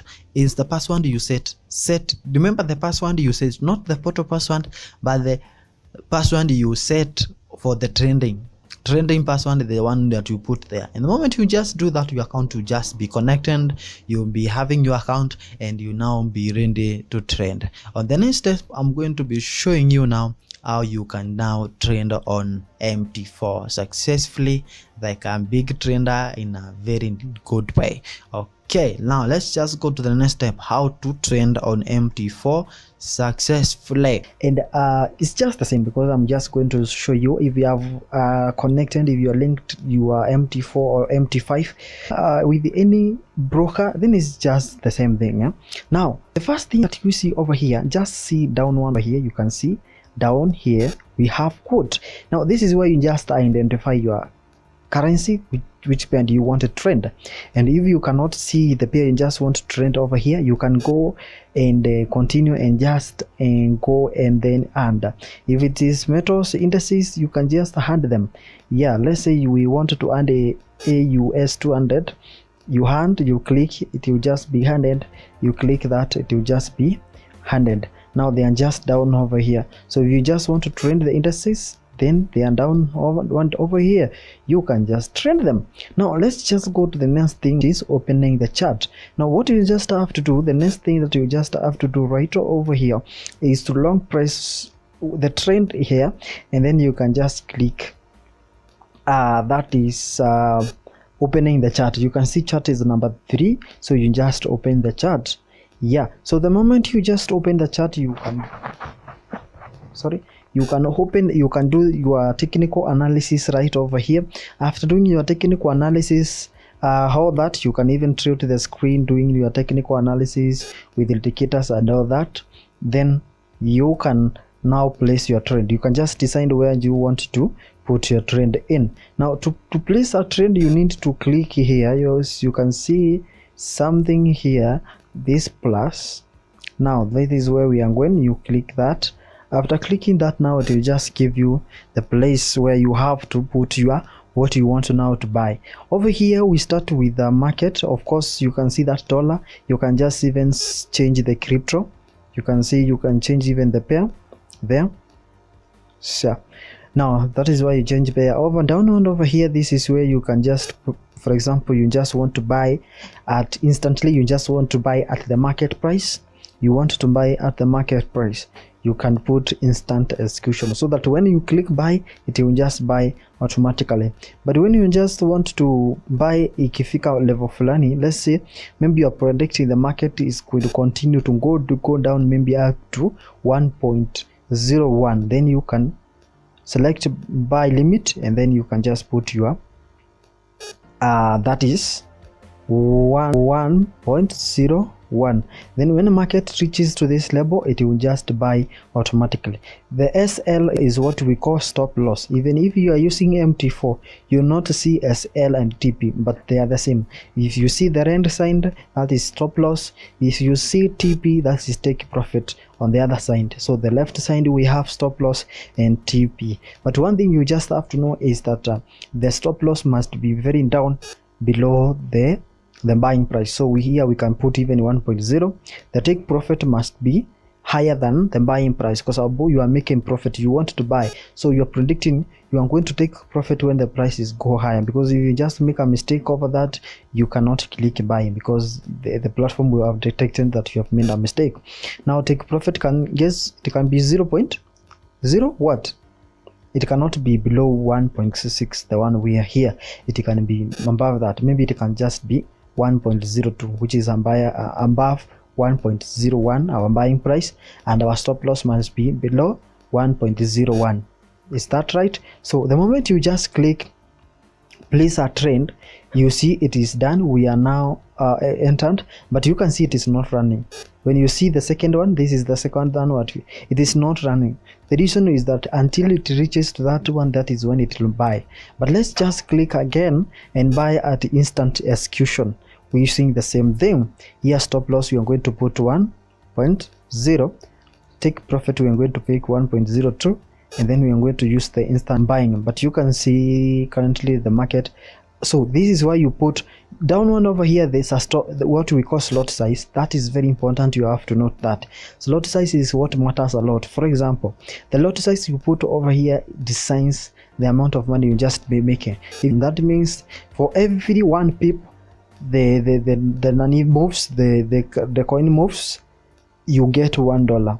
You get $1 if the pip is 1. So if the pip is 0.1, that means you get 0.1 for every pip. That if the currency moves by 100 pips, you multiply pips times the slot size, then you get profit or loss. So for example, if I just put, I'm going to cancel actually this, because there's you can see this one, the first one that is running, it is running very fast with the small pips, 10 pips. You can see, because the buy 90, that is the slot size, that is the slot size over here. And now I have to, let's just continue to buy again. Sorry for those notifications. So I have to put a very small lot size, but because this is a demo account, I'll put a lot size of 10. Yeah, so after 10, yeah, you can put even a slot size of 0.1. I want to see you the movement will just be slow. And then after that, you can put the stop loss, which is 1. Yeah, and then take profit as 1.02, and then you see you can place and buy. When you buy, market is directly, see. And when you see over here, we have this one, we have this moving over here, but you can see it is starting by 0.0 something, yeah?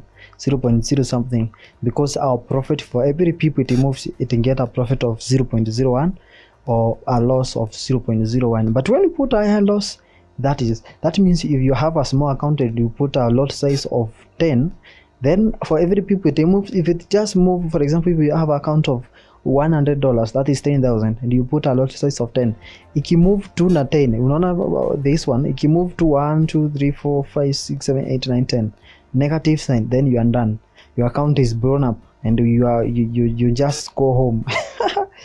So you just have to take care of that. So actually that is how you can just place your first trend after doing an analysis, after you put the slot size, after you put your stop loss, after you take that profit, and then you click buy or sell. You take advantage of the market going up or going down. Now, after learning how to trade and all that, the last step, of course, is to learn how to withdraw money that you have made, and make sure that you actually you have maybe FX Pesa. You can be logging in using Chrome, or you can be having the FX Pesa, so that you can just be accessing your photo easily by downloading the FX Pesa application on the Play Store. So let's just learn how to withdraw. You can see now my account is at 134 after making profit right there. And let's go here, and you just click again to the menu on the left side up there, also Mr. Tattoo, and then you go to the withdraw. After clicking withdraw, you click M-Pesa. How much do you want really to withdraw? You select from which account do you want to withdraw, from NT4, of course, from FX Pesa Trader or MT4, and I want to withdraw the amount of profit that I made. Remember the 10.12 we made, that is equivalent to 1,210. So actually making 1,210 daily is a lot of money, because at the end of the month I'll be having a much over 30,000 Kenya shillings.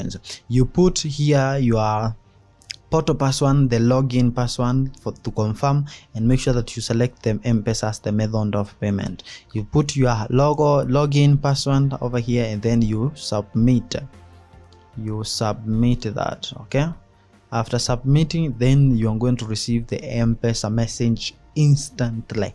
You see, you are already, I have had the notification on my phone, so you have received this month we sent. You see, they send, of course, this money automatically, but I think my phone has some problem. So I'll be doing is actually being going to the that is Safaricom M-Pesa, and I'll be, so I don't know why my phone is not updating SMSs, but M-Pesa messages, so you can see the notification up there, but it has disappeared again.